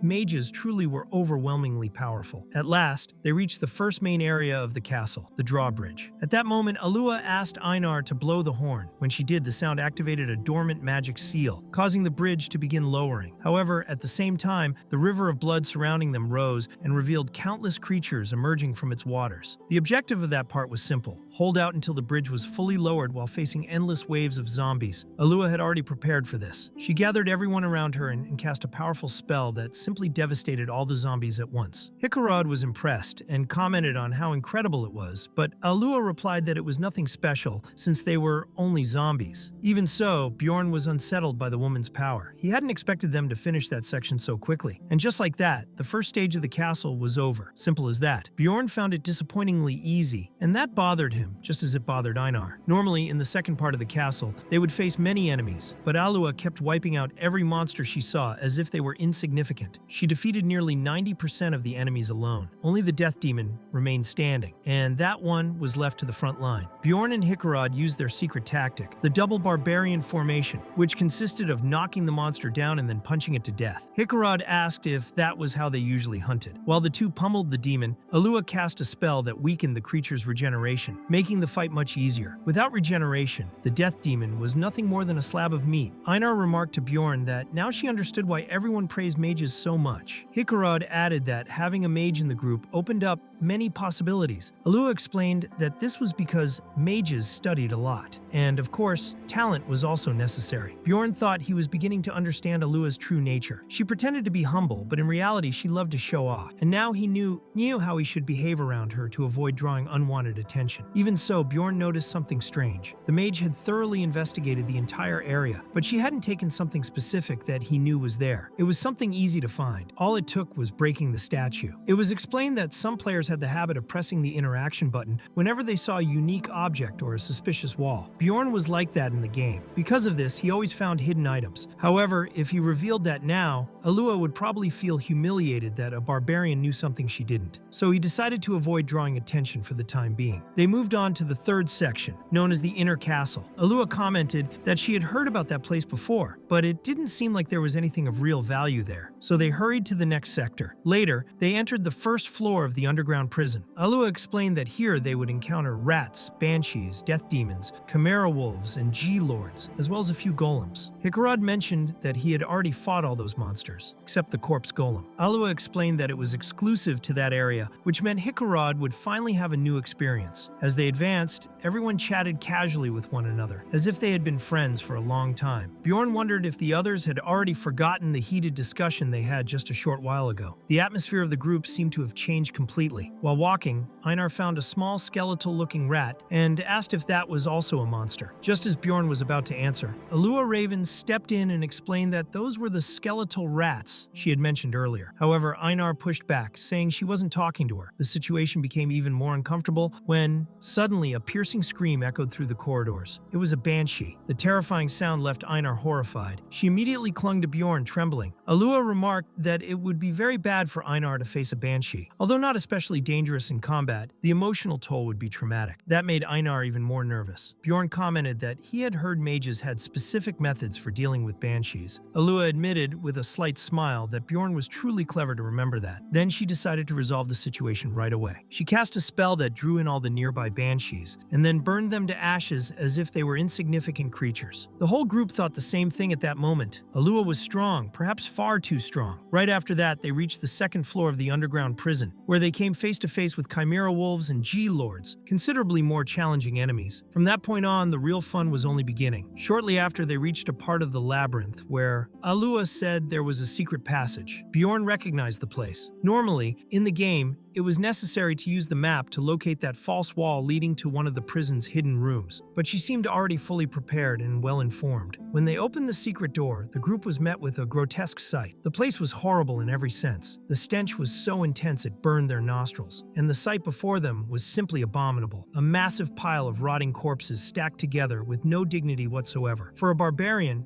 this caused no physical effects. Their strong, resistant bodies weren't so bothered by the smell or the scene, but the same could not be said for the others. The first to react was Tarjan, the porter, who vomited immediately at the sight. Soon after, even Alua couldn't hold back and vomited as well. Hikarad Murad, trying to keep his humor, commented that at least the barbarians were holding up fine. As they walked through the area, they found another mountain of corpses, even larger than the first, blocking the way. But this time, something was different. A strange sound began to echo from the pile. Voices whispered horrifying words. The bodies were speaking, begging for help, forgiveness, and mercy. It was as if every corpse was pleading to be freed from endless pain. That was how they realized. They were standing before the first boss of the area, the dreaded corpse golem. Bjorn shivered. That creature was horrifying in itself. But what truly unsettled him were the sounds and voices, something that didn't exist in the game. In the digital version, the boss was mute. Here, in the real world, it spoke with human voices, pleading voices, which made everything far more disturbing. Bjorn urged the group to pull themselves together, but Hikarad was paralyzed with fear. Alua wasn't faring much better. She seemed shaken, unable to act. Bjorn then understood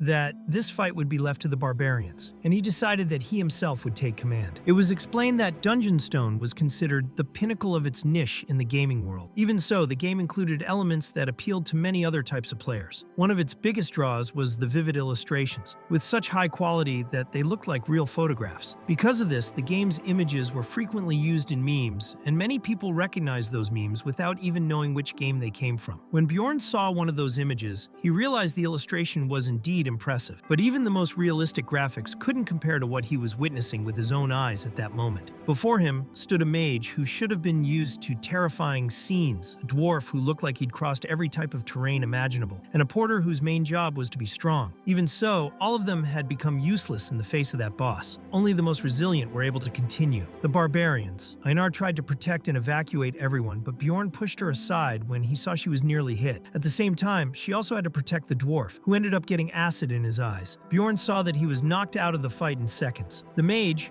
who was supposed to be powerful, couldn't stop vomiting. So he asked Einar to take the dwarf to the back and protect the mage, while he bought time for the group. The attack pattern of the corpse golem was relatively simple. It would hurl explosive corpses at distant targets and try to crush or grab nearby enemies to devour them. Bjorn needed to keep a strategic distance, close enough to draw the golem's attention, but far enough not to get grabbed and eaten. He decided to hold this position until the group could recover. When the mage finally managed to cast a spell, she launched a massive fireball that completely burned the corpse golem, eliminating its initial form. However, the problem was that the monster had a second form, the bone golem. With that, the barbarians returned to the front line. Although the corpse golem was a rank 7 monster, its new form was made mostly of fragile bones. For 2 barbarians, that was an easy task. They shattered the creature's bones until they reached its core, finally eliminating the monster. When the dust settled, the golem's essence appeared before them. It was explained that rifts like that one functioned like true treasure chests. Elite monsters that don't usually appear in regular fields emerge in these locations, along with treasures of immeasurable value. But what stood out most was the fact that essence drop rates increased exponentially in rifts. Bjorn found it strange that it had taken them so long to obtain an essence. Einar wanted to know what they should do with it. Bjorn explained that, as agreed, the group had the right to collect it, since practically all the effort in the battle had been theirs. Bjorn was looking for 2 specific essences: the Death Demons, for its great regenerative power, and the Chimera Wolves, for its strength. He truly didn't expect to get the essence of a rank 7 elite monster, especially one with such good attributes for a tank. The essence granted plus 78 pain tolerance, plus 12 poison resistance, minus 5 perception, plus 21 weight, plus 55 bone density, plus 15 strength, and plus 9 appetite. His body would become slower due to the perception reduction, but the other attributes compensated for the negative effect, making it very useful for Bjorn's combat style. The problem was the active skill of the essence. The so-called flesh explosion caused massive damage to a specific body part, but in exchange consumed the character's own life. The passive skill turned blood into acid, which was terrible for equipment durability, requiring more spending on repairs and healing potions. In short, the essence was great, but came with a high cost for whoever used it. Because of that, Bjorn decided to leave the essence on the ground for now, while he tended to the dwarf and the mage. He knew it would remain there for at least 30 minutes. Later, Hikarad felt deeply ashamed of what had happened. Things could have gone much worse if it hadn't been for the group's barbarians. Bjorn said it was good that Hikarad knew that. He would be dead if not for Einar. Hikarad admitted that, when he saw that creature, he froze completely. He thought he'd faced every kind of monster before, but realized he still had much to learn. Bjorn reflected that they had almost died to a simple mini-boss, not because of a lack of strength, but because of the group's weak mindset. Even the mage acknowledged that and apologized. With the fight over, Bjorn brought up a new subject: wages. He said they had defeated the corpse golem on their own, which made the mage comment that, in the end, she was glad she had forced herself to use that spell. Bjorn, however, found it curious how explorers always acted like that. Instead of showing gratitude for the help, they started talking about what they had done as if trying to justify themselves. He pointed out that they had saved the entire group and that taking responsibility for more than one life came with a cost. That's why he wanted to keep the Riftstone. Hikarad agreed. He said he would have died if not for the barbarian. The mage, on the other hand, disagreed but suggested that if they found the Riftstone, they could have a fair discussion. Bjorn also reminded them that the corpse golem had dropped its essence, which surprised the mage. She explained that kind of drop was extremely rare, even more so than the essence of the dungeon's main boss. She immediately became interested, saying she wanted to study the essence's properties. Bjorn had expected that reaction. He then made a proposal. He would give her the corpse golem's essence, but if they had managed to get the boss's essence, it would be his. A fair deal. An eye for an eye, a tooth for a tooth. The mage commented that there was no guarantee the boss would drop an essence, but Bjorn said he would take the risk. She agreed to the deal since she was more interested in the current essence. Bjorn was satisfied with the negotiation. Hikarad then asked if the mage was really going to give the essence to the porter. He had heard that mages don't absorb essences, which the mage quickly clarified. She explained that actually an essence was only worthwhile for research if it remained in its natural state. For that, she used a magical test tube, a very rare item she owned, and successfully stored the essence. She said it was extremely expensive, which was why she had only one. After storing the material, she stated it was time to get out of that horrible place. Meanwhile, Bjorn remained silent, hoping the boss would drop its essence. In the next area, they found demonic statues resembling gargoyles. They didn't move because they were part of a puzzle that the mage was able to solve. Thanks to that, she obtained a valuable item, the Necronomicon, an ancient grimoire on black magic, highly valuable on the market. Bjorn thought he might come back for it later, but he realized the mage already knew how precious it was and wouldn't let the opportunity slip. The way she laughed showed she was fully aware of how valuable that book was. Since the Necronomicon was treated as an item, she could carry it out of the dungeon without needing to break any enchantments. On the other hand, she wasn't aware of one of the nearby statues, which made Bjorn a little suspicious. They continued onward and reached the chamber of the demon worshippers. There they faced various monsters: gargoyles, wolves, chimeras, and finally, the second mini-boss, a skeletal knight. The mage considered it a stroke of luck. They had already obtained the corpse golem's essence and now faced a desire-type skeletal knight. Bjorn agreed. He knew there were 3 types of skeletal skeletal knights, all rank 7. The Sorrow Knight used a mist that induced psychosis. The Hate Knight had an ability called Soul Assassination, which reduced opponents' levels, and the Desire Knight, the one before them, could regenerate by absorbing the life force of its enemies. The mage said she could nullify that regeneration with one of her abilities, a healing reduction spell. That made the battle much easier, and to their luck, the monster dropped its essence. Bjorn thought that luck was finally on their side. Hikarad congratulated them, saying the essence was excellent. Even though he wanted the essence badly, Bjorn suggested that Einar take it. He admitted he'd be lying if he said he didn't want it, but from a player's perspective, it made more sense for Einar to absorb it. The ability to absorb life force synergized better with swords, while Bjorn intended to focus on heavy weapons and tanking. Besides, since they entered the labyrinth together, he felt Einar was someone he could trust. Einar sincerely thanked him and promised to repay him. But while she was absorbing the essence, there was something important Bjorn had forgotten to tell her. As soon as Einar absorbed the essence, her body began to change. She became slimmer and shorter. Confused, she asked Bjorn why he seemed bigger all of a sudden, but he explained that it was actually her who had shrunk. He estimated she was now around 1.70 meters tall. Alua joined the conversation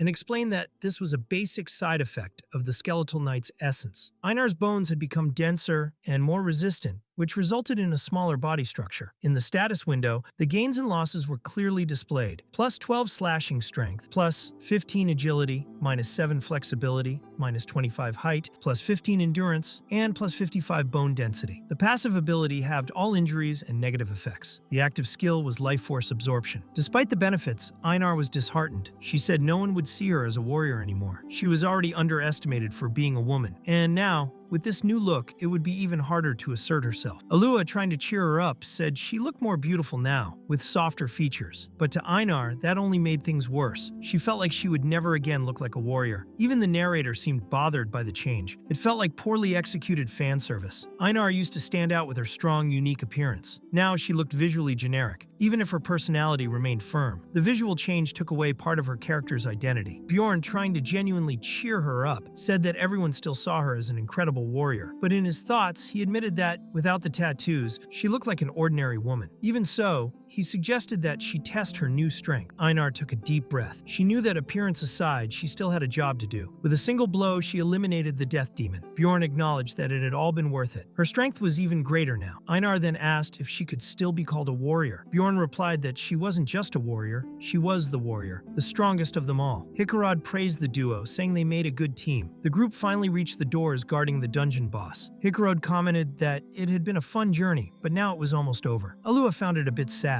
For the first time, she understood why so many people chose to become explorers. Bjorn reflected on how lucky they had been. Einar had obtained a powerful essence, and since they had defeated the corpse golem, the group received a larger share of the loot. Even so, he couldn't stop thinking about how his life had always been marked by bad luck. So he asked himself, if something bad were to happen now, what would be the worst possible scenario? That was when he noticed something. Hikarad was already opening the boss's doors, but Bjorn realized that the handle looked different. He tried to stop the dwarf, but it was too late. The master of the castle had awakened. His body was covered in dried blood, and his eyes gleamed with cruel intelligence. He wasn't a death knight, as they had expected. He was a vampire, and not an ordinary vampire, but a named intelligent monster. Duke Cambormer, the vampire. It was explained that monsters could be divided into 4 categories. The first was mutant variants, monsters with the same base stats but different classes. The second was advanced variants, with higher ranks than usual, like the Death Demon. The third category consisted of rare monsters, which only appeared in specific rifts. Lastly, there were the name monsters, those with memory, personality, and intelligence. These were the most dangerous of all. Hikarad, in shock, asked why a vampire had suddenly appeared. Bjorn said it wasn't time for questions. They needed to run. He asked if they knew who that being was. Cambormer, the vampire duke, a rank 5 monster, highly skilled in both physical combat and dark magic. Alua, stunned, said she had never seen anything like it. A guardian who was a mutant, advanced variant. Bjorn was also surprised. He knew such monsters could appear on the 3rd floor of rifts, but on the 1st floor, it was extremely rare. Even with thousands of hours in the game, he had never encountered the vampire duke there. He only knew of his existence because he had once watched a live stream. Alua asked how he knew something was wrong. Bjorn replied that he'd explain later. He had just felt that something was different, and he noticed it because of the color of the doorknob. He had tried hundreds of times to find Cambormer, following every step from that streamer's video, but it never worked, until he rewatched the video and realized the one unique detail detail, the color of the doorknob. If Bjorn hadn't been so thrilled with the streak of good luck they'd been having, he might have noticed the danger before Hikarad opened the door, but it was too late. Hikarad still asked if it wouldn't be better to fight the enemy right away, but the answer came first. Cambermere spoke with contempt, saying they were very rude guests. Then, he activated his spiritual form. Without wasting a second, Alua shouted for everyone to close their eyes. She cast a light spell, managing to temporarily repel the vampire. The spiritual form, or spiritualization, was a dark magic used by vampires. It allowed them to move quickly while their real body stayed behind, and when they used realization, they could teleport their body to wherever their spirit had gone. It would have been a disaster, but thanks to Alua's light, they bought at least 3 more minutes to escape. At that exact moment, the mage fainted in the assistant's arms. Bjorn wondered whether she had internal injuries, which seemed odd since vampires usually didn't inflict that kind of damage. Perhaps it was the effect of some other monster's essence. In the video he had watched, the player didn't manage to do much, so he never found out what Cambermere's essence was. He had some theories, but survival was the priority now. He told everyone to keep running. Hikarad asked how they were going to escape if only the mage knew the way. Bjorn said that he himself knew the route. He had memorized everything, not from real life, but from the countless times he had played the game. He had explored that location thousands of times. Even so, Cambermere caught up with them again. At the last moment before they were caught, they reached an open area where sunlight still shone. That stopped the vampire's advance. His weakness, and that of the spiritual form, was exactly that, sunlight. Fortunately, the sun was still in the sky. Hikarad, surprised, asked if it was true that Bjorn had memorized everything on his very first time there. He even joked about Bjorn's coming-of-age ceremony happening just a month ago. Einar cut in to defend him, saying he was a great warrior, the smartest she'd ever known. Hikarad laughed and said that he definitely was, but he wanted to know what they would do now. The sun was about to set. Bjorn confirmed that they didn't have much time. They had to keep moving. Even if they had to carry the mage, they needed to find shelter, and for that, they needed to reach the outer walls of the castle. Tarjin suggested the mage should rest first, but Bjorn firmly replied, asking if he wanted everyone to die there. He said he would protect the mage, even if it cost him his life. Later, the group found a seemingly safe spot. Bjorn offered to keep watch while the mage remained unconscious. He took the opportunity to retrieve an item they had left behind earlier. He broke the neck of a statue, causing its head to fall and reveal a hidden flask. It was a bottle of the Tears of the Goddess, a one-time use item, excellent for healing and highly effective against demonic monsters. When he returned, he saw the mage had already woken up. He asked what exactly had caused her to faint. Alua said she wasn't entirely sure, but suspected it was the damage transfer effect. Bjorn was familiar with this phenomenon. It came from the essence of an 8th rank monster. He asked how long she would need to recover. Alua answered that in about 20 minutes, she would be well enough to cast a 7th rank spell, though she'd only be able to use it up to 5 times. Bjorn found that worrying and asked if she knew any spells with the solar attribute. Alua, with a slightly critical tone, said it was rude to ask a mage what spells she knew, but Bjorn didn't care in the slightest. He was a barbarian, in the peak of his rudeness, and he knew what he was doing. He had read the story and knew he needed that information. Alua then replied yes. She could cast Sunspot Sphere, a 6th rank spell similar to a fireball, but with a solar attribute. Bjorn asked if she could also apply an attribute buff. She said yes, but only after another 10 minutes. Bjorn decided that was just enough time. He said he'd hold the creature off for 30 minutes, by any means necessary. Until then, she was not to intervene or waste mana. She would need to save everything for the right moment. Alua, curious, asked why he was acting like the leader of the group. Bjorn calmly answered with a question. Who else would it be? He didn't care about titles, but he knew someone had to make decisions. Hikarad agreed and apologized to the mage. He said he trusted Bjorn, and for now, that was the only certainty they had. Bjorn had always had a good eye for judging people's character. Maybe that's why he was more focused on strategy than risk. But when night fell, it became clear that he could no longer avoid the inevitable. Cambermere, consumed by bloodlust, confessed he could no longer hold back. He was there to kill all of them. The plan was simple. Bjorn needed to hold him off for 30 minutes until the mage was ready to finish him with solar magic. Wasting no time, Bjorn ordered Tarjin to take Alua and run. He knew this wasn't like the game. Even intelligent monsters like the vampire could barely say more than a few words during combat. Their focus was always on killing. As Cambermere charged forward at incredible speed, Hikarad was the first to block his attack. The dwarf surprised everyone, even Bjorn himself, by not being knocked back. It was the effect of the first essence he had absorbed. Antros, a rank 7 monster with an absolute balance skill. With both feet on the ground, he became resistant to being pushed and absorbed impact. It was a perfect essence for tanks. Meanwhile, Bjorn took command of the fight. He ordered Einar to attack from the left. Her strike made the vampire recoil for a moment, giving Bjorn a clear shot to strike directly at the enemy's chest. But Cambermere blocked it. The block was so intense that it made Bjorn's hand tremble. He realized it instantly. That was the pain exchange skill. The vampire felt nothing, but Bjorn felt everything. Suddenly, the vampire's body dissolved into a cloud of crows. It was a technique used to evade physical attacks and create confusion. Hikarad activated his second essence, emergency restoration, while Bjorn tried to block as many attacks as he could. Even so, blood was splattering everywhere. The worst happened. The three, Bjorn, Hikarad, and Einar, were marked with the sacrificial seal. This turned them into offerings, temporarily increasing the vampire's power based on the number of victims. In addition, Cambermere possessed 3 typical vampire abilities: immortality, which boosted his regeneration as he took damage; blood dominion, which allowed him to absorb enemy abilities by consuming their blood; and dark magic. With these, he could make his crows explode or summon blood monsters. He was a high-level boss. The battle reached its limit. Hikarad fell. Bjorn had to act fast, blocking an attack purely on reflex. Alua, weakened, warned they only had 5 minutes left, but time seemed to drag on. The dwarf, who had withstood much of the fight, also collapsed. Exhausted, Einar and Bjorn were out of breath. Even so, Bjorn stepped forward so that Einar could carry Hikarad away. He knew he didn't need a weapon anymore. What he was about to do wasn't about technique, it was about endurance. Before advancing, he muttered something about Verla, calling her a daughter of Atanyu, and was then impaled by the vampire's claws. But that was exactly the plan. He wanted to be the creature's focus. While being pierced, he kept drinking healing potions. He was beaten, stabbed, torn apart, yet he remained standing, sustained by a frenzy of potions. Alua, watching from a distance, thought she had never heard of anyone fighting like that. Bjorn was enduring the pain of the attacks, the violent regeneration, and the potions themselves. The pain kept increasing. Smoke started to rise from his body. The state he was in was so extreme that she wouldn't be surprised if he died right there from shock. Even so, Bjorn stood tall, blocking every blow. His body was mutilated repeatedly, but he endured it all. Then Alua remembered something she had read earlier. The true value of a barbarian was not in his physical strength, but in his mindset. And now, finally, she understood what that meant. Tarjin, seeing everyone's condition, suggested they run away. But Alua firmly asked, "Run where?" There was no way out. The only way to escape the rupture was to defeat the boss. As she looked at Bjorn's state, she questioned what she was doing. Even that barbarian, who had just recently undergone his coming-of-age ceremony, was being more rational than she was. She realized that if Bjorn died there, everything would be lost. Without hesitation, she told Tarjin to stay with Hikarad. It was time to stop hesitating. She knew what needed to be done. Einar decided she would help in the fight. She felt she needed to make that choice to ensure everyone's survival. As a mage, it was the best decision she could make at that moment. So, she activated her support spells, target assistance, projection range, and auto-aim, and then cast the essence of the flesh golem directly into Bjorn's body. As soon as the essence was absorbed, Bjorn's body underwent intense changes. His pain tolerance increased by 70%, strength by 15%, bone density by 55%, poison resistance by 12%, appetite by 9%, and body weight by 21%. He transformed into a true human wall. His mind went blank, and his vision blurred slightly. But even in that state, he knew he had to choose a path. Faced with a crossroads, he had to decide what to abandon and what to protect. To move forward, he needed strength. He knew he couldn't block every attack, so he gave up on protecting his arms and legs. At that moment, the essence of the flesh golem completed its fusion. The vampire's claws could no longer pierce his bones. Seeing this, Bjorn felt frustrated, knowing he would have to change his interior progression plan. But at the same time, if he thought short-term, the situation looked promising. Bjorn, who had previously served only as a meat shield, was now able to move and fight. In addition, Einar began throwing healing potions at him. For the first time, she seemed to have regained her focus. With his new strength and constant healing, Bjorn realized they had a real chance at victory. He grabbed the vampire tightly, taking several blows to the back, but it was all part of the plan. He just needed a moment to spit his acid blood directly into the enemy's face. The damage he suffered was regenerated by the potions and magical essence. At that moment, Einar returned, creating an opening for Bjorn to finally corner the vampire. While restraining the enemy, Einar announced that the solar flare orb was finally ready. Bjorn, gathering all his remaining strength, slammed the vampire into the ground, creating the perfect opportunity for Hikarad to act. The ally then cast his lightning and expulsion spell, completely paralyzing the enemy, who fell unconscious. Knowing this was the decisive moment, Bjorn decided to use the emergency item he had saved, the goddess's tears. He forced the item into the vampire's mouth and punched his teeth hard. The Sacred tears blessed the enemy's body, completely sealing all his abilities. The solar flare orb was launched right after, hitting both the vampire and Bjorn himself. He realized maybe he should have fled when he had the chance. The explosion destroyed everything around them and Bjorn fell unconscious. In fact, they all passed out, but in the end, they had won. After a few seconds, Bjorn was the only one to wake up. However, the vampire was still alive. His immortality had activated along with the source of darkness. Bjorn looked around and saw everyone unconscious, only he remained standing. And at that moment, he understood there was only one thing he could do: kill the vampire before he fully awakened. The monster's body was destroyed, except for the heart. So Bjorn began beating it with all his might. He then remembered a new ability he had acquired: Flesh Explosion. He activated the technique, making his own hand explode on impact. The pain was unbearable, but he didn't stop. He used Flesh Explosion several times until his health dropped below 1%. When his HP reached 0.dx%, a countdown to death began. Even so, he kept using the skill. His mentality bar started dropping rapidly. When only 16 points remained, his hands were already completely destroyed from so many explosions. With no alternative, he began attacking with his own body. In the end, he managed to defeat the vampire count. He received 5 experience points for it. He had fought to the very end, and with all the bonus accumulation, he leveled up. But something unexpected happened. With only a 33% chance, Bjorn absorbed the vampire's essence, also gaining the immortality ability. The system detected an abnormal progress rate, and because of that, the administrator began to closely monitor his character. Later, Bjorn woke up on Einar's lap, still dazed. He asked about the others, and Einar explained they had left 3 days earlier. She asked if he was feeling okay. Bjorn was shocked to have been unconscious for so long. Einar revealed she had been worried. He wondered if that might have been the 7th day. There were no visible wounds on his body. However, as he moved, he realized he was completely naked. Einar explained that his clothes were completely destroyed, so she had thrown them away. She told him not to be embarrassed. After all, she had seen the true warrior he was. As he was still recovering, Einar explained that while he was unconscious, the dwarf had gathered the loot and the mage had taken all the rupture stones. Bjorn knew that if he was still alive, it was because he had absorbed the guardian's essence. That also meant he had probably secured at least 3 of the items the boss had dropped. The mage had taken all the stones, claiming it was the only way to compensate for her own losses. The dwarf didn't care.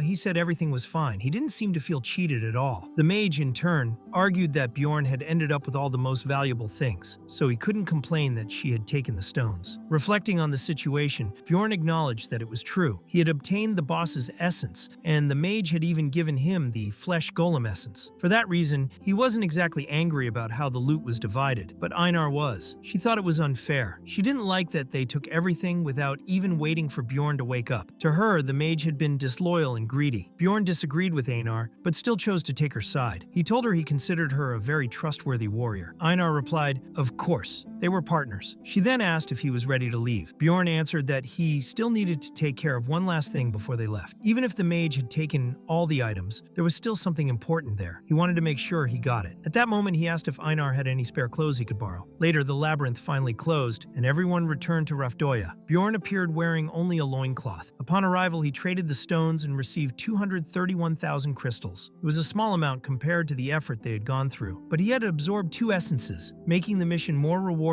than the first time he entered the labyrinth. Still, the receptionist, upon seeing the amount, was suspicious. She said it was too much for a 9th rank explorer. She wanted to know what was inside his backpack. Bjorn, surprised, asked why she was questioning him, but before he could understand what was happening, several guards appeared, subdued him, and he was taken directly for interrogation. Meanwhile, when everyone exited the portal, Erwin was still extremely tired. She hadn't expected the 3rd floor to be so difficult. She had never faced 7th rank monsters before. They were incredibly powerful. Even though only her sister had truly fought, 6th rank monsters also appeared during the journey. That adventure had been very different from the first, where all she could think about was surviving. This time, Erwin felt more prepared. She believed Bjorn would be surprised to hear everything she had to tell him. Although she hadn't seen him, it might have just been a matter of timing. She also wanted to show him the new essence she had acquired, and maybe even test it with him like they did the last time. Even if it hurt a little, she really wanted to see him again. Later, Erwin exchanged her crystals. It was 184,000. The attendant also thought it was a lot for a 9th rank explorer, but Erwin explained she was with her sister Tercia. Upon hearing that name, the employee recognized her as a certified explorer and allowed her to receive the crystals without issue. After that, Erwin took a bath and got ready. She wanted to see Bjorn and hear everything he had to say. However, when she arrived at the inn, she was told that the guest in room 302 hadn't returned yet. Still, she was sure he would come back. A week passed. The innkeeper finally began clearing out the room. He said he had waited long enough. With the labyrinth closed, there was only one explanation. Bjorn had died inside. The news deeply shook Erwin. Her sister later found out what had happened and asked how long she planned to keep living like that. But Erwin replied with conviction. She said she wanted to become stronger, strong enough to protect the people she loved. Meanwhile, Bjorn had been imprisoned for a week. He had been accused of being a looter. During the first interrogation, the guards asked where he got that crossbow. Bjorn explained the situation, stating that he had been attacked first. Even so, the interrogators didn't believe his version. They said the guild rules had changed. They were now investigating lower-ranked explorers more thoroughly to reduce looting incidents. They asked again where he got the weapon. Bjorn, exhausted, repeated that he had taken it from the attackers who ambushed him. He told them everything about the incident involving the looter, but left out the name of one specific woman. He didn't want to break a promise he had made. At one point, the interrogator questioned how he had survived a stab to the neck, given that there wasn't even a scar. That's when Bjorn realized the scar had vanished because of the golem essence and vampire essence he had absorbed. He spoke about the rupture he had faced, but again, the interrogator didn't believe a word. The interrogator asked why a vampire would be involved in a rupture on the 3rd floor. He made it clear that Bjorn was a barbarian, and based on his expression and posture, he seemed like a terrible liar. Bjorn, irritated, suggested they just bring in a mage so they could use memory reading magic and confirm everything. After that, the interrogator walked away. The first day of interrogation was as bad as it could be. 2 days later, they tried to use mental magic on him, but it didn't work. Bjorn had over 90 mentality points, which made him resistant to that kind of magic. Still, he mentioned the mage and the dwarf, but the interrogator refused to listen to anything he said, merely stating that it would be better to confess soon. On the morning of the 7th interrogation, the investigator returned with a concerning statement. He said they had found definitive evidence. Apparently, this wasn't the first time Bjorn had looted other people. They checked the message stone number and discovered it belonged to a deceased explorer. They also received the record of a crystal contract that Bjorn had signed. With that, they decided he would be executed in 3 hours. At that moment, Bjorn realized there was no longer room to resolve anything with words. If he simply destroyed the place, he'd be labeled a fugitive looter. There was only one way out now: prove his innocence. And the first thing he did was commit a crime. He used his flesh explosion skill to destroy the cell. Then, he kicked the nearest guard and knew he had to get out of there no matter what. He grabbed the keys and used the opportunity to free the other prisoners. A riot then broke out, with everyone smashing everything around. While the guards were busy trying to control the chaos, Bjorn assessed the situation. He knew the prisoners would be recaptured soon. Unlike explorers, most of them had no weapons, except for a few they'd managed to steal.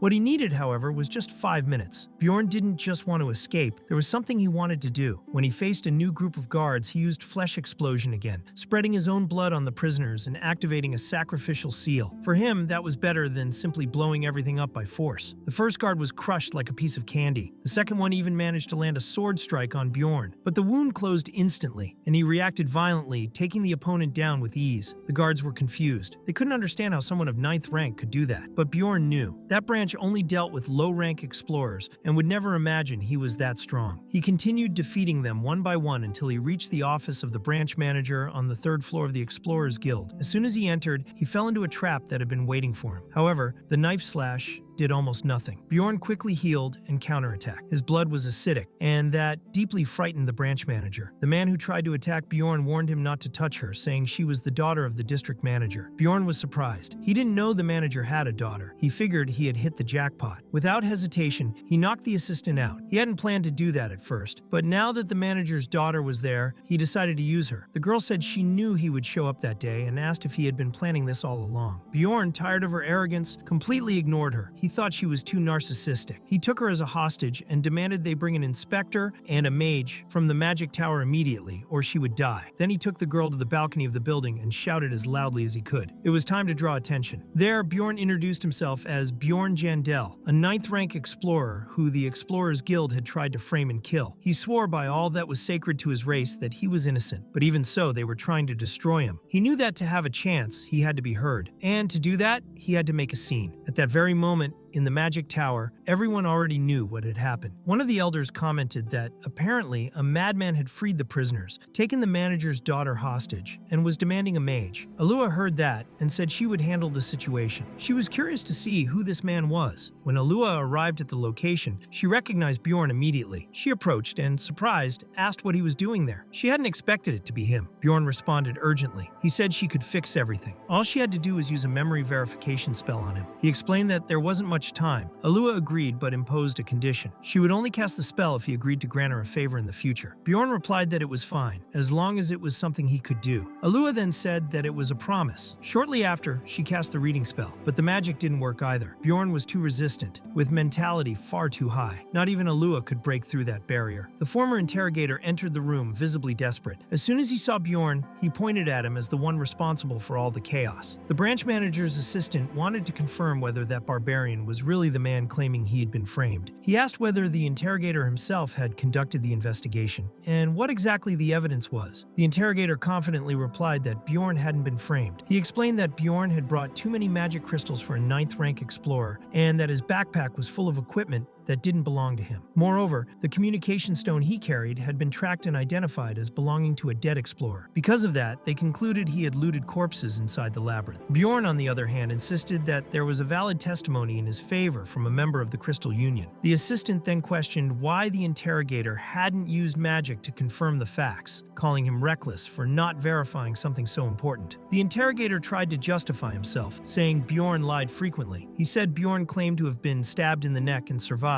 but had no visible scar. According to him, Bjorn himself said it was because of the vampire essence he had absorbed. Only then did they realize the man sitting there was actually the branch manager, and the young woman beside him was the daughter of the district manager. The interrogator continued, saying that since magic didn't work on Bjorn, it was further proof that he was lying. He was convinced that the barbarian deserved to be punished. However, Alua intervened and confirmed that everything Bjorn said was true. She had been present during the rupture when he consumed the vampire's essence. Some doubted her words and suggested that a spell should be cast on her as well to verify her sincerity. The interrogator, suspicious, argued that simply knowing him wasn't a good enough reason to defend him. Alua, irritated, took offense at the insinuation and asked if he was calling her a liar. She reminded him that the little power he had didn't give him the right to disrespect a mage of the tower. The interrogator immediately backed down and knelt before her. It was then explained that mages of the magic tower held status equivalent to that of aristocrats. Although there were different factions within the tower, they all belonged to a single organization structured to protect their rights and authority. Despite this hierarchy, the branch manager tried to end the discussion, claiming it all sounded like baseless confusion. Alua didn't accept that. She stated that no vampire had ever been recorded on the first floor of a labyrinth, but that didn't mean it was impossible. There were still many mysteries about the labyrinths, even after so much time since their appearance, and no one could predict what would happen inside them. She asked how the manager could be so certain about something inherently unpredictable. Bjorn, hearing that, admired her firmness. He recognized he was in the presence of a true mage, someone who couldn't be intimidated by anyone. The discussion was interrupted when a new man entered the room. He introduced himself as Niall Urbans, father of the girl who had been taken hostage. He was also the district manager. Niall explained that the Explorers Guild was responsible for managing clans, applying group formation enchantments, and selling useful information to explorers. The guild structure was simple. Each branch had its own manager, and above them were 13 district managers, all subordinate to a single guild master. These 13 held the second highest position in the hierarchy. While he spoke, the man from the Crystal Union who had forged the testimony was thrown to the floor. Bjorn recognized him as the true culprit. He said he had heard about the false testimony, built on a manipulated communication stone. Alua cast a memory reading spell on the man and confirmed that he had lied. There was no denying it now. A mage of the tower had proven the deception. Niall Urbans then confirmed the name of the accused, Bjorn Jandel, and officially declared him innocent. Bjorn released the hostage and asked what would happen to the real culprit. The district manager replied that for having caused the entire situation with a false testimony, the man would be thoroughly investigated. Bjorn took the opportunity to request that his entire group be investigated as well. Niall agreed, saying the Crystal Union had been problematic for a while, and that the inspector responsible for the case would be fired. In addition, all his previous cases would be re-evaluated. If any irregularities were found, he would be duly punished. To compensate for the damage caused to Bjorn, Niall announced that he would be promoted to 7th rank and receive new equipment. Bjorn, however, found the reward insufficient. He asked if this promotion meant he was already qualified for 7th rank. The manager replied that he only had 2 months of experience. Bjorn didn't hesitate and proposed a challenge. They should bring a 7th rank explorer so he could prove his strength. Niall hesitated, saying they had never dealt with anything like that before. Alua confirmed this was truly unprecedented. A 9th rank explorer had survived survived a fight against a 5th-rank vampire and absorbed its essence. It was far too unusual to ignore. She remarked with some sarcasm how curious it was to see the manager finally making the right decisions, even if he treated it like a favor. Faced with everything, Niall looked at Bjorn seriously and asked what reward he actually wanted. Bjorn made it clear from the start he wanted money. He asked for 5 million magic stones, straight to the point. The branch manager was shocked by the amount and said it was absurd, but Niall accepted the demand. Then, Alua also wanted to clarify her part. She asked for 1 million magic stones separately for her work. Once again, Niall agreed and asked that the guildmaster be told he remained grateful for the services provided. Sometime later, in the Magic Tower, inside Alua Raven's personal laboratory, Bjorn stood amidst the chaos, not understanding why the place looked so messy. Alua, as if it were the most normal thing in the world, handed him a strange liquid and asked him to drink it. She said it was just water, but it was clearly not. The liquid seemed to contain odd substances, possibly even monster organs. Bjorn, suspicious, decided to drink it later. He asked why she had brought him there. Alua explained that he had promised her a favor, and now he was there because of it. She wanted to study the magical essence he had consumed. She said this research would be useful for both of them, since no one in the world had ever ingested an essence like that. There might be effects or nuances they didn't yet understand. Bjorn noticed her eyes shined with a passion for knowledge. To her, studying a golem made of bodies was already extremely rare, but the essence of a vampire, even more so one that had been a floor boss never before encountered, was something even rarer. She looked like a university student, excited about her thesis topic. So Bjorn, still suspicious, asked if the papers she had made him sign earlier, saying they were just bureaucratic forms, were actually a contract about this. Alua confirmed. She said that if the manager promised to keep secret the fact that Jandel had consumed the vampire essence, then she would accept those terms. She proposed that Bjorn go to the laboratory once a week, helping with the research for 3 hours over the next few months. But Bjorn thought that was too much and said he'd only agree to a 3-month deal. Otherwise, there would be no agreement. He also demanded access to all the research results. Alua, annoyed, reminded him that he had survived thanks to her and still received 5 million stones. She said he should be a little more grateful, but Bjorn thought differently. That was a separate issue. According to him, the one who should pay was her, not the other way around. He stated that he was forced to consume the golem's essence without his consent. Alua, indifferent, replied that she had given him an essence for free and asked if that was really a problem. Bjorn insisted that yes, it was. He said she forced him to consume something he didn't want just so that she could survive. To him, that was a serious issue. Alua tried to argue, saying she hadn't done it with the intention of saving him, but rather as part of a plan. Bjorn replied that he didn't care about her intentions. He simply didn't want that essence. Still confused, Alua wanted to know why someone would get rid of something so valuable. She called him a crazy barbarian. Bjorn, however, explained that precisely because he didn't want the essence, it had become a burden. Instead of helping him, it caused him harm. She insisted that the essence was extremely valuable to any explorer. So Bjorn countered, saying that if that were the case, maybe she should be the one paying him compensation. Alua, a bit sarcastic, said he was only saying that because he didn't know other explorers. Then, without hesitation, she opened a magical communication channel with another explorer, someone who claimed to know Bjorn's own master. She asked a direct question. If someone fed you an essence you weren't planning to consume, how would you feel? The other explorer found the question strange, but answered honestly. He said he would probably be furious. Even if it were a rare essence, it wouldn't change anything. If it wasn't what he wanted, it would only cause problems. According to him, mages would never understand that. Bjorn, upon hearing that, felt satisfied. The explorer went on to say that one doesn't survive in the upper floors by accepting the first essence that shows up. Planning was essential. Alua finally asked how someone should be compensated for a situation like that. The explorer answered firmly he would accept money. Something like 15 million magic stones would be a good start. Alua was surprised by the response and asked again, as if she hadn't understood correctly. The explorer explained that erasing a consumed essence costs a lot of money, and with each new attempt, the cost increases. He said it seemed like guilds loved money, and that there was no god in that world to regulate it. He commented that those organizations were extremely mercenary. Alua then asked what could be done if money wasn't an option. She wanted to know what alternative would be viable in that case. The explorer replied that he wasn't sure. He said that if something like that happened to him, and the person responsible was standing right in front of him, he would probably end them on the spot, without thinking twice. Bjorn, listening to all of that, thought those people lacked creativity. The explorer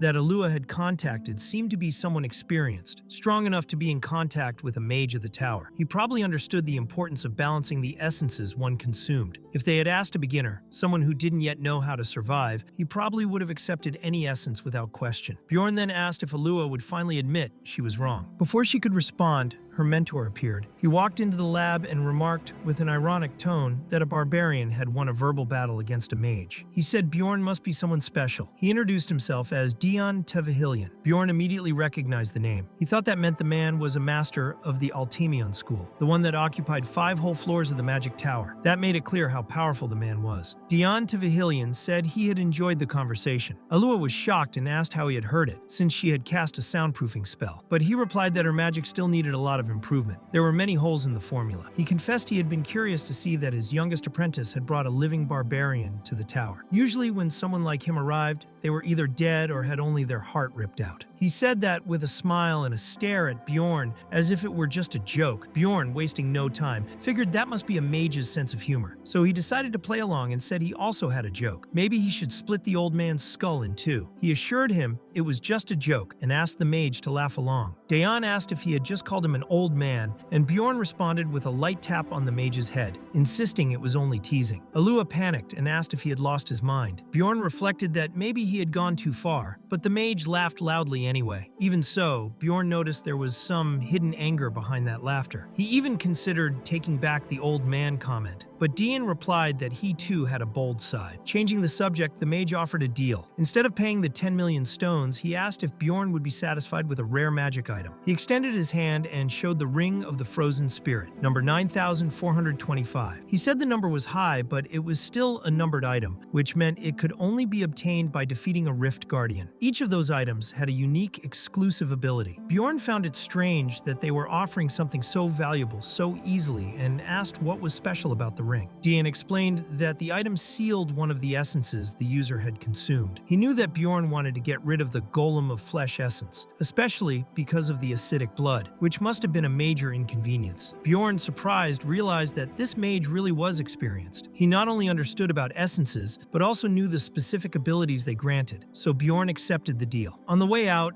Alua reminded Bjorn that he should stop by twice a week. She thought to herself that she was worried he might forget. She also apologized to her master for everything that had happened. Dayan replied that it was fine. That item was useless to him, but it looked like it would be useful to the barbarian. He commented that the ring was actually only worth 1.5 million stones. He chuckled to himself, imagining the face Bjorn would make once he found out the true value of the item. Bjorn, however, had his own thoughts. He believed that in this world, mages were supposed to be the smartest, but Alua didn't even know what the tear of the goddess was. When he realized that, he was sure those mages were still beginners, at least compared to him. They were far from understanding the true value of the Ring of the Frozen Spirit. Later, he returned to the inn, where everyone thought he was already dead. The owner informed him that he had thrown away all his belongings. Bjorn calmly reminded him that he had paid for an extra week. The innkeeper, realizing his mistake, said he would compensate him. But what truly caught Bjorn's attention was realizing how much his mind had changed. He was more violent than before. He noticed this when he realized that watching a head fly off no longer affected him. He remembered that when he killed for the first time, it had felt easy, and although he had hesitated when escaping from the cell, now he no longer felt any barrier to acting that way. He realized he was arguing with powerful mages as if it were natural, something a simple 20-year-old office worker would never have done. Bjorn believed the changes he was experiencing were merely a consequence of the environment he lived in. He didn't stop to reflect deeply on it, but perhaps he really was becoming a barbarian, and deep down, he thought that was the best thing to do, especially if he wanted to stay alive in that world. At the inn, he proposed a deal. He said he would let everything slide if the man paid him 30,000 stones. The innkeeper found it absurd, claiming it was a ridiculous amount, considering he had only sold some of the belongings. That caught Bjorn's attention, and he immediately noticed the contradiction. If the man had sold them, then he hadn't thrown them away as he had claimed earlier. Later, Bjorn was already staying at a much better inn. The room was more spacious, well decorated, with a window, a bathtub, and close to the city. Even though it was more expensive, he felt more comfortable there. there. As he settled in, he thought about Einar. He wondered what might have happened to her. He decided it would be better to find her the next day, so they could divide the profits from their last mission. The next morning, he went to the Furious Rhinoceros Tavern, where he found Einar. She was overjoyed to see him, and immediately asked where he had been all that time. She said that even if he had fallen into hell, she knew he would return. He replied that he had faced some problems, but before he could continue, she quickly asked if he had seen the news. Before he could answer, several other barbarians surrounded Bjorn, excitedly talking about a man known as the Barbarian of Freedom. They said the whole city was stirred up because of him. Bjorn, upon hearing this, immediately suspected they were talking about him, but preferred to keep his disguise. He said he didn't know anything and asked what the hero's name was. One of the barbarians replied that this was the most curious detail. No one knew his name. That left Bjorn relieved. At least his anonymity had been preserved, which was wonderful. The other warriors continued speaking with pride about that mysterious barbarian. They claimed he had faced more than 100 men alone and freed all the prisoners from the jail. Bjorn, listening to all of this, was surprised at how much the story had grown and just hoped it wouldn't get out of control. Later, they were in Komelby, the name given to districts 2 through 5 that formed a circle around the first district of Karnan. This was the region inhabited by Rafdonia's middle class, also known as the free market. There, Bjorn carefully separated Einar's share. She would receive more than 300,000 magic stones. Einar was surprised at the amount and asked if that was really all for her. Bjorn replied that it was a fair price. She thanked him, but quickly became distracted when she spotted a cotton candy vendor. It was obvious she wanted to try it. Not long after, she was already seated, eating a massive meal while holding cotton candy in her hands. During the meal, Einar thanked Bjorn for treating her the way he used to. She explained that, as he must have already noticed, her appearance had changed a lot. In recent days, the other barbarians had begun avoiding her. They thought she no longer looked like a warrior. At the same time, many humans had started singing and praising her beauty, saying she fit perfectly within human standards. That had never happened to her before. For that reason, with a sad smile, she asked if she had become that ugly in the eyes of her fellow barbarians. But she had already made her decision. She could no longer enter the labyrinth at Bjorn's side. Later on, Bjorn was drowning his sorrows in drink, as Einar had left the group. One of the barbarian elders, known for his swordsmanship skills, had recognized Einar's potential, and that day, she decided to begin special training with him as her new mentor. This training would demand full dedication and wouldn't allow her to leave the temple for several months. Bjorn even asked if she could spare at least one day to accompany him into the labyrinth, but Einar replied that, although she truly wanted to, it simply wouldn't be possible. The training was far too strict. Bjorn understood. He knew exactly what kind of method this was. It made sense, and it was also a great opportunity for her to grow. Einar made it clear that she wouldn't ask to rejoin the group, nor did she want him to wait for her. However, she promised to train hard and return as a great warrior. As he listened, Bjorn took another swig of his drink, feeling helpless. He remembered that during their second adventure, Einar had been forced to submit to a looter and swear on her honor. Even during that fallout, all he had done was stand and watch. Maybe that had been the final straw for her. Now he had to accept that he would need to find another group member, or perhaps go on alone. Still, Bjorn knew it wouldn't be that easy. He had become much stronger over the past 2 months. He had consumed the essences of both a flesh golem and a vampire, which had greatly increased his base attributes. With his new regenerative abilities, he was practically unbeatable on the second floor of the labyrinth. However, from the third floor onward, the difficulty rose sharply. Dungeon and Stone was a game that forced players to form parties. No matter how strong someone was, it was impossible to clear all the levels alone. The deeper floors became more dangerous, and it was essential to find companions of similar strength to hunt monsters in the higher levels. That's when Bjorn met Alua, a possible new recruit for his team. But he wasn't there just to invite her. He was also there to help with some research. Even so, it was impossible to ignore the experiment chair, which looked more like a torture device. Alua questioned who in their right mind would join a group with only 2 members. Now alone, Bjorn got the message. If he wanted a chance with her, he would need to gather more members, preferably of a decent level, and ideally include a priest. He already expected to be rejected. Before he left, Alua asked him to look at something, an analysis of the vampire's essence. Bjorn thought the research was shallow, but that didn't bother him. He already knew exactly what he wanted to do. He had a great idea. Besides the essence, he possessed the passive fountain of darkness, which allowed him to resist death as long as his heart remained intact. He also had the seal of sacrifice, the domain of blood, and the title immortal. Now, with the immortal's seal combined with the guardian's essence, Bjorn had essentially become a regeneration machine. He had played Dungeon and Stone for a decade, but he had never experienced growth this fast. He was already ready to leave when Alua called him back again. She wanted to know what he had placed in the vampire's mouth during the fight. She said she had felt a kind of divine power coming from it. Bjorn, trying to hide the truth, said she had probably imagined things. That day had been chaotic. He figured he couldn't tell her, but Alua insisted, claiming she was sure of what she saw. He dodged again, saying he was hungry and quickly left. Alua grew suspicious. She felt like he was hiding something, and she promised herself she would find out what it was. Later, she decided to investigate on her own. She grabbed an old book about the rupture, a rare text from an unknown author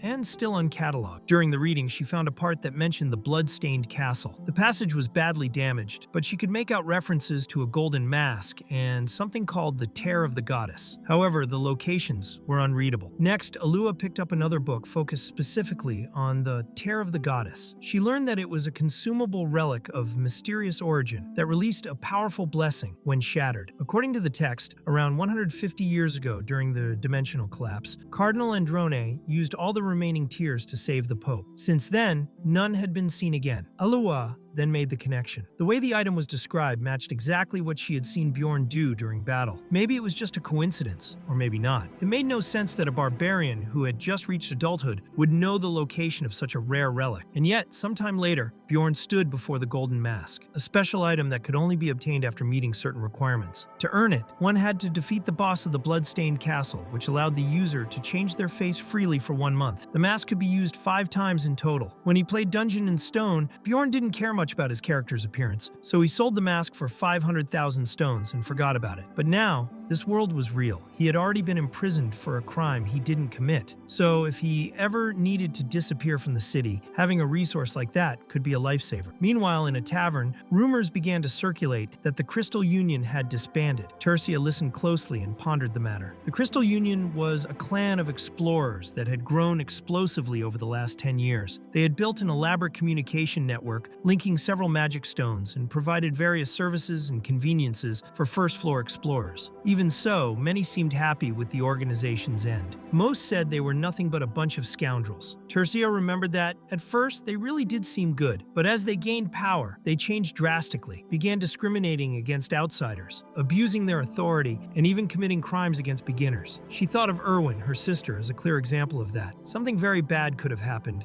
if it weren't for that barbarian. She had once considered doing something against the Crystal Union, but now she felt it might no longer be necessary. She heard that the person who caused the split was someone called the Barbarian of Freedom. At first, she thought it was just a coincidence, until they mentioned that this barbarian was only rank 9. Too much of a coincidence. Suddenly, she began to doubt that Bjorn was really dead. If that barbarian was him, it would explain why he hadn't returned for a week. With suspicion lingering in her mind, Tercia went to see her sister, Erwin, who was looking very downcast and sad. She wondered whether she should tell her the truth or keep it to herself. Later, Bjorn went to the guild and requested help forming a new group. He wanted to build a team of at least 4 people to operate from the 3rd floor onward. The receptionist read his full name aloud. Bjorn Jandel, ranked 7 with 5 stars. Bjorn, confused, asked what that meant. The receptionist simply replied that it was nothing and handed over a list of potential members. Bjorn found it odd. It seemed like the receptionist had deliberately changed the subject. He figured it might be some kind of internal guild code. But in the end, he decided he didn't care. One of the names on the list was Hikurod, who met with him later. Hikurod confirmed it was Bjorn, although he hesitated at first when he saw the registered rank. He said it was good to see him again. However, he mentioned that someone else would be joining the group, apparently a mage. Soon after, the new member appeared. Bjorn was visibly surprised. The blonde mage introduced himself as Lior. Hikurod welcomed him kindly, noting that he was a rank 6 explorer. Lior explained that he was an 8th rank mage from the royal family of Rafdonia. Hikurod, confused, asked what he meant by royal family. Bjorn answered in his place, saying that it meant he wasn't affiliated with any guild. Then he inwardly grumbled. Why was he, a barbarian, the one explaining things to a dwarf? It felt unnatural. Lior then complimented Bjorn,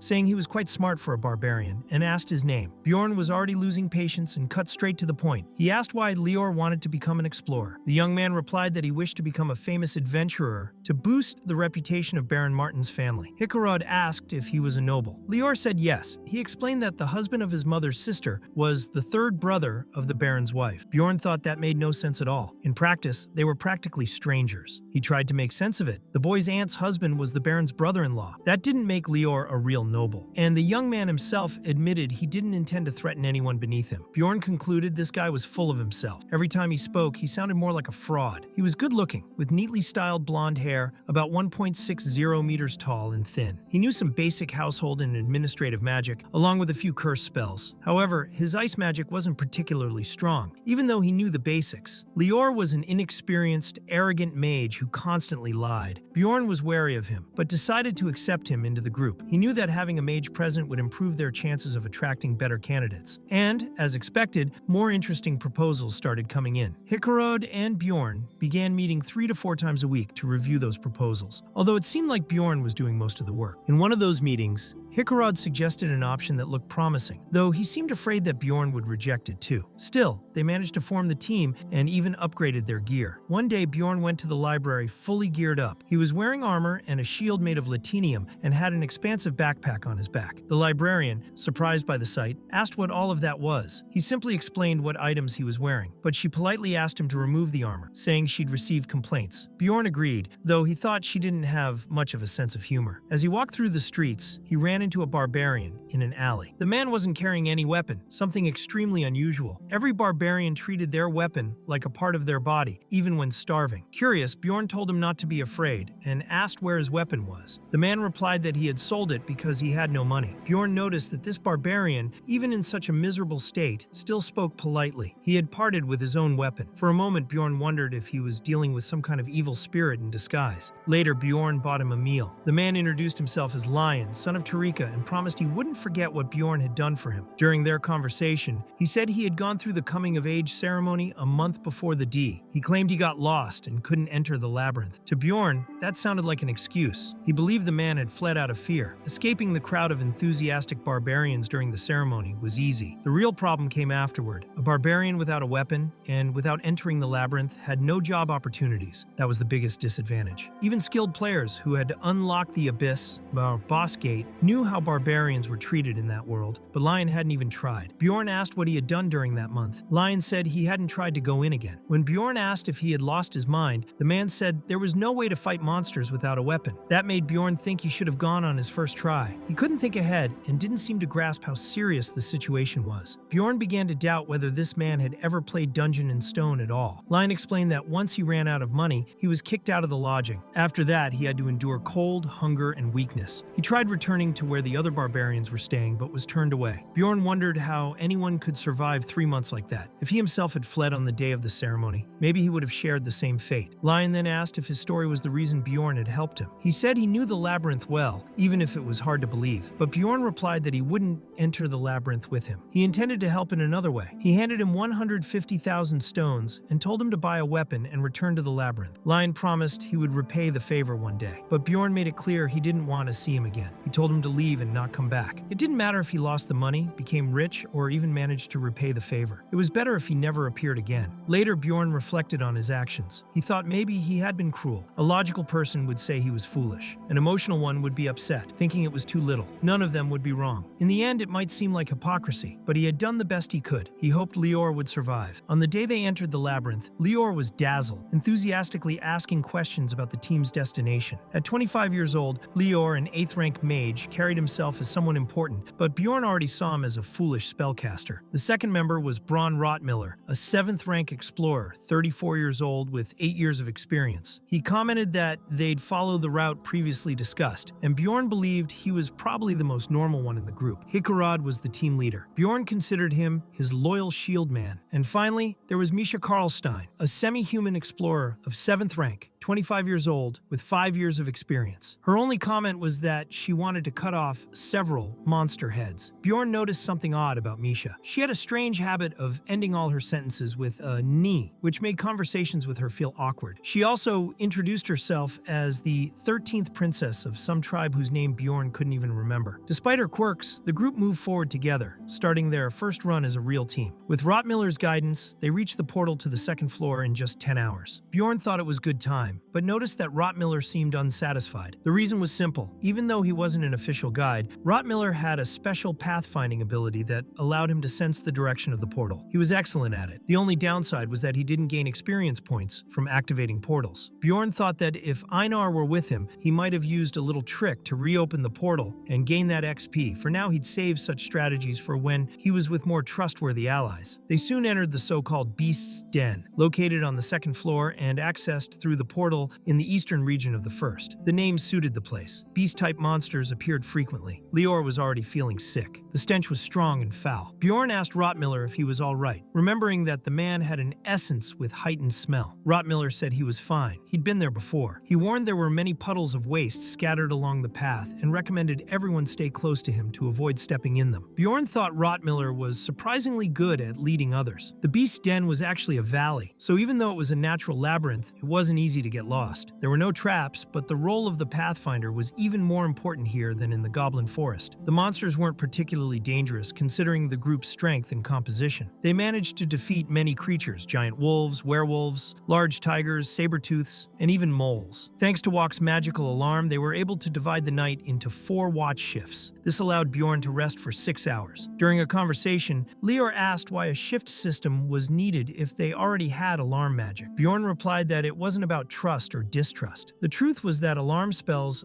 only detected monsters, and the greatest threat in that place wasn't the monsters, but other explorers. That's why even Lior needed to rest, so he could be alert in case of a human threat. In truth, Bjorn was awake, just pretending to sleep. He kept thinking that this might be his last expedition with that mage. On the second day, shortly after noon, Rottmiller announced they were getting close to the portal that led to the 3rd floor. He said they would face monsters between difficulty levels 7 and 8. The 3rd floor was known as the Pilgrim's Passage, a massive and fixed map. On the 2nd floor, depending on where the group entered, they could end up in different areas. But on the 3rd, everyone was funneled into the same general zone. However, the exact point of arrival varied based on the portal used. Bjorn hoped they would land in a favorable spot. Misha then asked if Bjorn had ever been to the 3rd floor. She said it had taken her an entire year just to reach it. Bjorn, curious, asked how long it took her to reach the 4th floor. She replied it took about 2 years. Bjorn found her conversations extremely tiring, mainly because of that damn NI at the end of every sentence. It was annoying. And to make matters worse, she started arguing with the dwarf in the group over some petty reason. Rottmiller, visibly irritated, told them to cut it out. Bjorn noticed he was more tense than before, but he understood. Rottmiller was putting in a lot of effort, which explained his frustration. They finally arrived at the 3rd floor, the Pilgrim's Passage, located in the Steelstone Valley. As soon as they appeared in the new map, Bjorn sensed enemies approaching. Instinctively, he raised his shield to protect Rottmiller, who was more vulnerable. If he hadn't done that, the man would have been struck by a wild boar charging at full speed. Hikarad quickly activated his emergency recovery skill and explained that they were up against 7th-rank monsters called orcs. He instructed the group to focus on not getting shoved. The orcs' main ability was weight balance, which made them resistant to being knocked back. This ability was similar to the one Hikarad had used when they faced a vampire some time ago. Using exactly the same type of power, Hikarad clashed with the creature, while Lior took advantage of the opening to cast a corruption spell on the monster's body. Hikarad remarked that it was a good opening and struck a crushing blow with his hammer, smashing the creature's head. Only one enemy remained. Misha, fast as lightning, rushed in to finish the fight and secure the essence of the last orc. Bjorn received 3 experience points for defeating a new creature, but found it strange. That area should have been swarming with orcs, and yet only a few were scattered around. Bjorn asked Rottmiller if there were people nearby. Using his body heat detection skill, Rottmiller said there was no one in the area at that moment. However, based on the scent in the air, it was clear others had passed through recently. He estimated they were probably less than 2 minutes ahead. Bjorn guessed they might have left after seeing the group hunting. Hikarad asked if there was a chance someone was waiting for them near the portal. Rottmiller explained that it wasn't necessarily about them, but about any group of explorers. Luring monsters near a portal was a common tactic used by looters. They took advantage of the moment when other teams were distracted or vulnerable. Misha, outraged, said that people like that deserved a good beating. Rottmiller confirmed there was a bounty for eliminating looters, but added that they were hard to find and even harder to kill without trouble. If anything went wrong, the group could end up blamed instead of the real criminals. Hikaru decided they would leave a warning for the looters at the portal before moving on. Meanwhile, Lior was listening to the whole conversation, terrified. He admitted he didn't even know such tactics existed. Rotmiller replied that he had only heard of it before. This was his first time seeing it in practice. Misha remarked that looters shouldn't be so common. That made Bjorn raise an eyebrow. He asked how many times she had fought looters. She replied about 8 times in the last 5 years. Bjorn, surprised, thought that was low. He had already encountered looters 5 times in just the last 3 months. Misha said he had terrible luck. Hikaru found it impressive, remembering that such attacks used to be common around 150 years ago, but the number of looters had dropped significantly since then.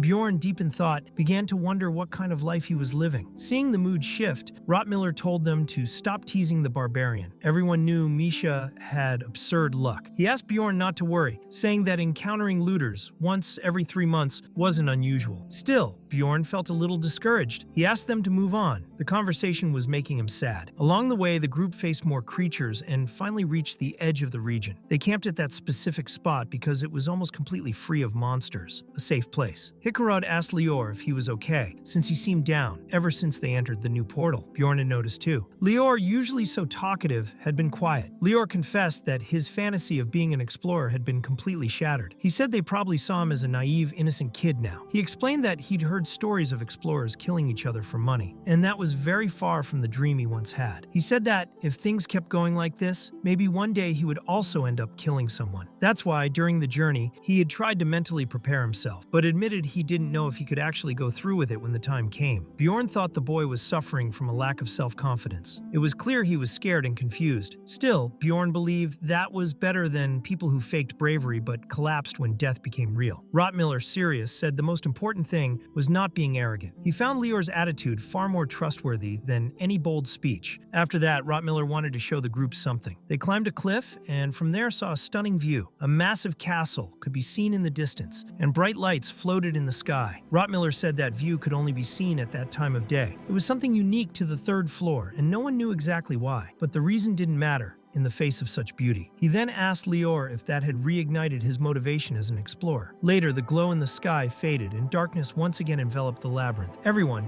except for those standing guard, went to sleep. Lior took a while to fall asleep, still shaken by everything he had experienced. The next morning, Bjorn reflected on his progression. The amount of experience points he had accumulated so far exceeded 50. He needed 150 to reach level 4. There was still a long way to go, but he was in no hurry. At the moment, he was level 3, which meant he could absorb one more essence. Since he still had room for it, he wanted to wait for a really good one. Then Rotmiller announced they had reached their destination. From here on out, it was the Orki habitat, the area with the highest concentration of monsters on the entire 3rd floor. Only rank 8 or higher creatures appeared there. It was the 2nd most difficult region of the entire floor. Still, if they weren't planning to ascend to the 4th floor immediately, this was the best place to hunt. Hikaru suggested they keep working together for now. After that, they could decide the next steps depending on how the exploration progressed. But there was no time to lose. A group of orcs was already approaching, and everyone took their positions in the standard combat formation. Lior began the fight with a ranged attack, casting his ice spear. Meanwhile, Bjorn and Hikaru advanced as the front line, serving as shields to protect the others. Misha was responsible for intercepting monsters trying to approach from the flanks. In the rear, Rotmiller and Lior continued focusing on dealing as much damage as possible from a distance. During the fight, Lior noticed among the enemies a sorcerer orc casting a frenzy spell. This spell tripled the resistance and offensive power of the warrior orcs. One of the orcs, overtaken by rage, charged with such violence that he broke through the defensive line as if it didn't exist. Luckily, the blow aimed at Rotmiller was blocked at the last second. Fortunately, the frenzy had a limited duration. As soon as the effect wore off, Misha seized the opportunity to finish off the weakened orcs, slitting their throats with precision. With the warriors down, the sorcerer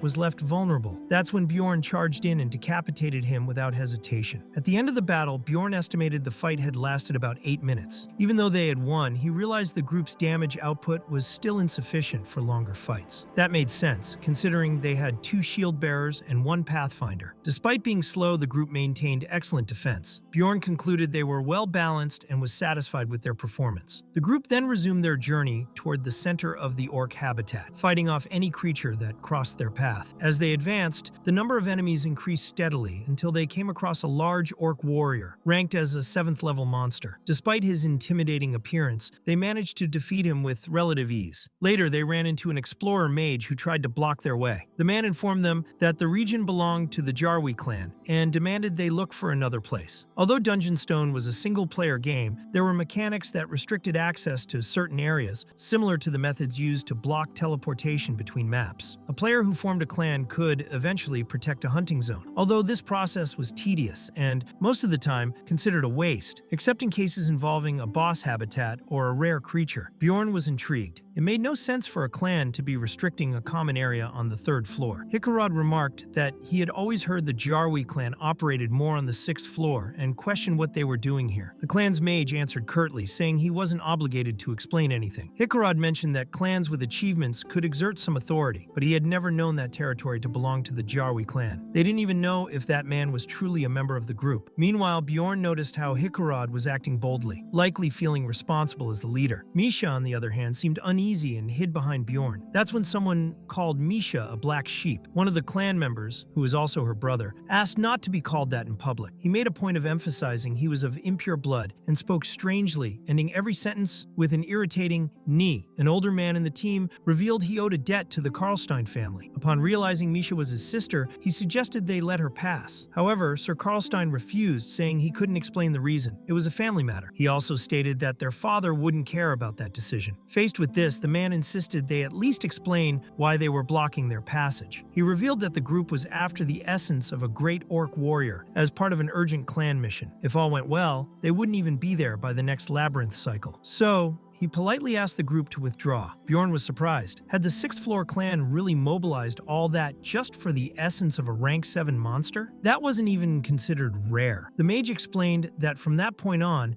no more monsters would be found along the path. That meant the group would only interfere with the hunt if they stayed. Bjorn understood that, in that labyrinth, might made right. They couldn't push their luck. Though he understood Hikarad's feelings, he knew that, if they wanted to stay alive, they had to recognize when retreat was the smarter choice. At that moment, Lior stepped forward and tried to intervene, saying it was a pleasure to see that mage again. But the man treated him with disdain, calling him trash and ordering him to stop calling him senior mage. He said Lior had only learned basic spells, bragged for no reason, and lived off tricks. The older man backed him up, demanding that Lior never call himself a mage again. Hikarad was outraged by the insults, saying the man had gone too far. The mage replied that he was only telling the truth. Hikarad, losing control, fired a lightning bolt in response. Bjorn, seeing that a confrontation was about to erupt, acted quickly. He slammed his axe into the ground like a spike and ordered everyone to calm down. He thought to himself that they had nearly gotten themselves killed over something meaningless. In the end, the senior mage from the other group acknowledged Bjorn's composure, saying he was a valuable ally. He said everyone should be grateful to have a barbarian like him on the team. Later, Hikarad apologized, saying he had lost his temper and acted without thinking. Rotmiller replied that such reckless behavior nearly got them all killed. Bjorn silently agreed, thinking the group needed to blame Hikarad so he would learn from the mistake. However, Rotmiller quickly softened, saying that, in the end, nothing bad had happened, so there was no need to drag the matter out. He even praised Hikarad, saying his action had been loyal. Bjorn, however, was furious. He thought that, if he were the leader, he'd be yelling at Hikarad right now. He felt Rotmiller was far too soft for the job. Meanwhile, Misha said everything would have worked out if not for her. But Lior disagreed, saying the only reason they had been expelled instead of attacked was because of her. Bjorn noticed how the atmosphere in the group had completely changed. It was that emotional kind of mood he had always found embarrassing as a child. He even got chills. Misha, embarrassed, admitted she hated talking about her family. She said she was the only one who had never been able to form a contract with a spiritual beast. As explained before, semi-humans had the ability to form pacts with ancient beasts known as spiritual beasts. These contracts could manifest in different ways. Some allowed the beast to be summoned for battle, others enabled temporary possession, boosting attributes, and some simply granted blessings or special abilities. However, this was only possible for semi-humans who had been chosen by their beast. Misha was directly descended from the Karlstein family, a lineage known for its deep tradition with spiritual beasts, so her failure to form a contract was seen as a major disgrace. She explained that, in her youth, she had a good relationship with her brother. However, once she reached adulthood without being chosen by a beast, everyone around her began began to ignore her. They started calling her the Black Sheep, implying she was either a half-breed or even an illegitimate child. Her mother had died when she was very young, so she was never sure of her origins. Unable to withstand the discrimination, Misha ran away and decided to learn how to fight on her own. That's how she became an explorer. Hikurod, moved by the story, said it must have been very hard. Misha, with tears in her eyes, said she saw everyone there as true companions. Bjorn, on the other hand, was growing increasingly uncomfortable with the mood. All this story sharing and emotional bonding was getting to be too much for him. That's when Lior also decided to share his past. Lior said he had only managed to form a contract with magic thanks to his family's social status. Even so, he never had enough talent to be accepted into the magic tower. He said that if he were a real mage, surely he would have been respected by the man who insulted him earlier. Hikurod immediately disagreed, saying it was that other mage who was wrong, that Lior was a great mage. Bjorn, now feeling completely out of place, wondered what was happening to the group. And to make things worse, even Rotmiller began to apologize. He confessed that, during their earlier conversation, he had been overcome by envy. He thought Misha and Lior had no right to complain about life, being non-human, without realizing what they had actually gone through. Hikurod replied that humans also had advantages. Misha added that humans could use aura, become mages, spiritual magi, or even saints, but Bjorn silently thought that these options were only available to an extremely talented minority. Hikurod then concluded by saying that the group seemed to be made up of black sheep, and once again Bjorn noticed that everyone was opening up and comforting one another. All eyes turned to him, as if it were his turn to speak. He hesitated, wondering whether he should participate. He even considered whether they might kick him out of the group if he stayed silent. He wasn't used to situations like that. Unsure of what to do, Bjorn simply shouted that he had no mother. He said his mother had died shortly after giving birth to him, and that, while he was still young, his father had gone into the labyrinth and never returned. He was now an adult, but wouldn't be able to find his father even if he wanted to. Although all of that was true, he didn't actually remember any of it. That information had been told to him by Einar, since his soul had been transferred into that body when he was 20. Rotmiller commented that it must have been really hard for someone so young. Misha, regretful, apologized for complaining about her own family without knowing anything about Bjorn's story. The whole group gathered around to comfort him, thinking he was suffering because of his mother. Bjorn, however, felt strange. He was surrounded by tearful companions trying to console him, but he couldn't help thinking that he had become the most pitiful member of the group. Still, he realized it wasn't completely untrue. After all, he was a lowly barbarian who had reached rank 7 as an explorer in just 3 months, and had then been dragged into that game world, where he'd risked his life multiple times. Thinking about it, maybe his life really was a complete mess. All he could think was, what a shitty life, huh? But what the others didn't know was that Bjorn wasn't just upset about the losses from his past. He also felt ashamed for getting caught up in that kind of emotional conversation. He knew the others thought he was sad about his mother, and for now he preferred to let them believe that. After the break, Rotmiller asked what they should do next. Hikurod replied that he was considering heading toward the Witch's Forest, but the journey would take 6 days. Upon hearing that, Lior suggested they go straight to the 4th floor instead. He said he'd heard rumors that the forest wasn't a good place for warriors. Hikurod disagreed. He thought it was too soon to explore the 4th floor. He had seen many teams underestimate that floor and end up dead. Bjorn also reflected on that. He knew that the Witch's Forest was known as a place only entered out of extreme necessity. It wasn't good for hunting. He figured Hikurod's reluctance came from the fact that the 4th floor posed a serious danger. The monsters there were mostly rank 7 and 8, like on the 3rd floor, but with one major difference. Rank 6 monsters could also appear. These monsters were rare and hard to find. It wasn't unusual to go 4 days without seeing one. But at the same time, that meant you could run into one at any moment. Back when he still played the game, Bjorn had died many times for that very reason. Even so, he told Hikurod that he thought going straight to the 4th floor was the better choice. Hikurod and Bjorn were both sturdy shield bearers. Even if they ran into a rank 6 monster, they could handle it. In fact, Bjorn thought that with the vampire essence he had absorbed, he could probably endure attacks from such a monster alone. Though their group lacked offensive power, they still had a mage and 2 veteran members. Misha agreed, but admitted she still felt a bit nervous. After all, Bjorn was a barbarian. Lior supported the idea too, but quipped that even a broken clock was right twice a day. Bjorn, upon hearing that, thought he could hear the stupidity from a mile away. Hikurod insisted it was too risky, but the group decided to vote. In the end, the pitiful little team decided to try their luck on the 4th floor. On the 3rd day since entering the labyrinth, they camped in an open area with few trees and almost no monsters. It was a good place to rest. Even so, Hickarod said he still had plenty of energy and wanted to keep moving a bit longer. Rottmiller disagreed, arguing that they didn't need to walk another 3 hours just to find a better spot. At that moment, it was exactly 9 p.m., the same time they had set up camp the previous 2 days. Bjorn realized Rottmiller must have calculated the entire route based on distance and walking speed. It might not seem like much, but that was impressive. He thought Rottmiller was like a human GPS, reliable and experienced, just like a veteran should be. Bjorn asked what the plan was for the next day. Rottmiller replied that they would reach the witch's forest before noon, but he warned that once inside, the path would be exhausting, so they needed to rest as much as possible that night. Hours later, Rottmiller woke Bjorn, even though it wasn't his turn to stand watch. He said monsters and explorers were approaching. They began to hear cries for help. Explorers were running, fleeing from a group of monsters. However, Rottmiller noted that he could smell something familiar, the same scent he had sensed another day. He suspected it could be looters trying to infiltrate, pretending they needed help. Misha, concerned, asked what they should do. The unknown group was already very close. Bjorn said that if they weren't confident enough to talk, then they shouldn't do anything at all. He stepped forward, taking control of the situation. When the strange group approached, he ordered them to stop immediately. He said he'd crush their skulls if they took one more step. The man in front replied that all of his companions had died and that they could offer a reward if they received help. Bjorn, however, demanded that they drop their weapons, even with monsters nearby. The orcs who had been chasing the group, upon seeing others entering their territory, merely watched. They seemed to be assessing the situation. Bjorn made it clear the choice was theirs: drop the weapons or leave. The group, hesitant, gave in. They left their weapons on the ground to receive help. Rottmiller quickly gathered them, and at that moment, the orcs simply turned and left. Bjorn thought they were incredibly smart monsters. Right after that, a priestess from the group deeply thanked them for the help. She introduced herself as Elisa and said they had saved their lives. A tear in her dress caught Hickarod's attention, and he commented that it must have been something terrible. Bjorn, observing the situation, thought that the dwarf from their team had easily fallen into the priestess's charms. The man who had spoken first introduced himself as Irita Tyson and the other as Hans Argo. When Bjorn heard the name, he found it suspicious. He asked, "Hans?" He remembered that the first looter he had ever met was also named Hans. What a coincidence. Hans replied that it was a pretty common name. Elisa remarked that she didn't even want to imagine what would have happened if they hadn't been helped. She said that the goddess Liatlas had probably sent that group to save them. Rottmiller asked if Elisa actually possessed divine power. She replied that she served the goddess of light, the one responsible for protecting exploration and relationships. She said she was devoted to the star that appeared at twilight. But Bjorn wasn't convinced. He already suspected they were looters, and were now just pretending to have a priestess among them. However, at that moment, Elisa used a genuine divine power to heal one of her companions. Hickarod, confused, asked if she was really a priestess. Misha, worried, asked Rottmiller if he still thought they were looters. Rottmiller admitted that he had been certain before, but now he wasn't so sure. Bjorn understood how he felt. In the world of Dungeon and Stone,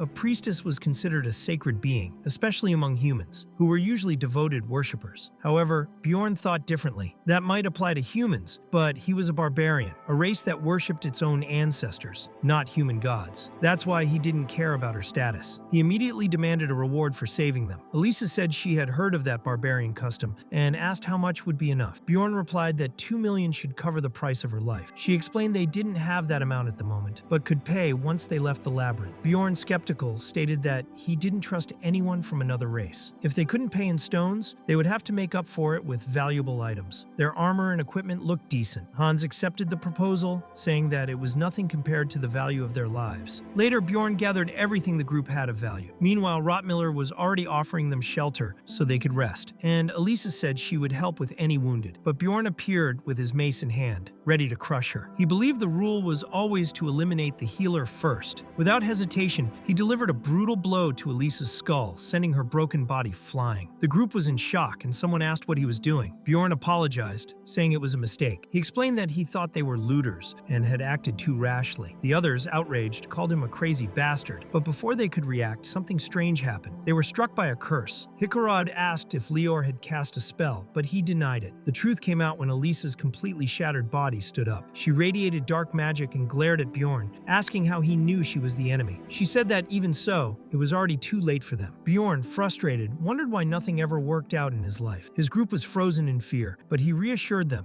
and promised he would handle the situation. With the next strike, he smashed the priestess's body even further. Hikarod, confused, asked what he was doing. Bjorn replied that he was attacking a corpse, claiming he had no choice. The best defense was offense. He thought that if the woman had come back to life, it could only mean one thing. She was one of Kurui's priests. This was a hidden class that could only be obtained after becoming a priest and reaching the 5th floor. It mixed divine and dark magic, but it came at a cost. To maintain this class, frequent sacrifices of living beings were required. Furthermore, Kurui was an evil god. That's why anyone who revealed this class in Raphidonia would be decapitated without hesitation. The easiest way to get sacrifices was to become a looter, and that's what Elisa did. She killed her own companions. She accused Bjorn of having caused the death of 2 of her precious subordinates. But he countered, saying she was blaming others for a situation that was clearly her fault. He figured her parents probably didn't raise her very well. He began a speech, saying she should have died the moment her skull was crushed. He declared that he would now avenge Hans and Arita Tayson, the fellow explorers. Even knowing he would later take all their equipment, he saw Elisa use a skill called Death's Call, resurrecting the corpses as zombies, a typical necromancer spell. She ordered her servants to eliminate the enemies.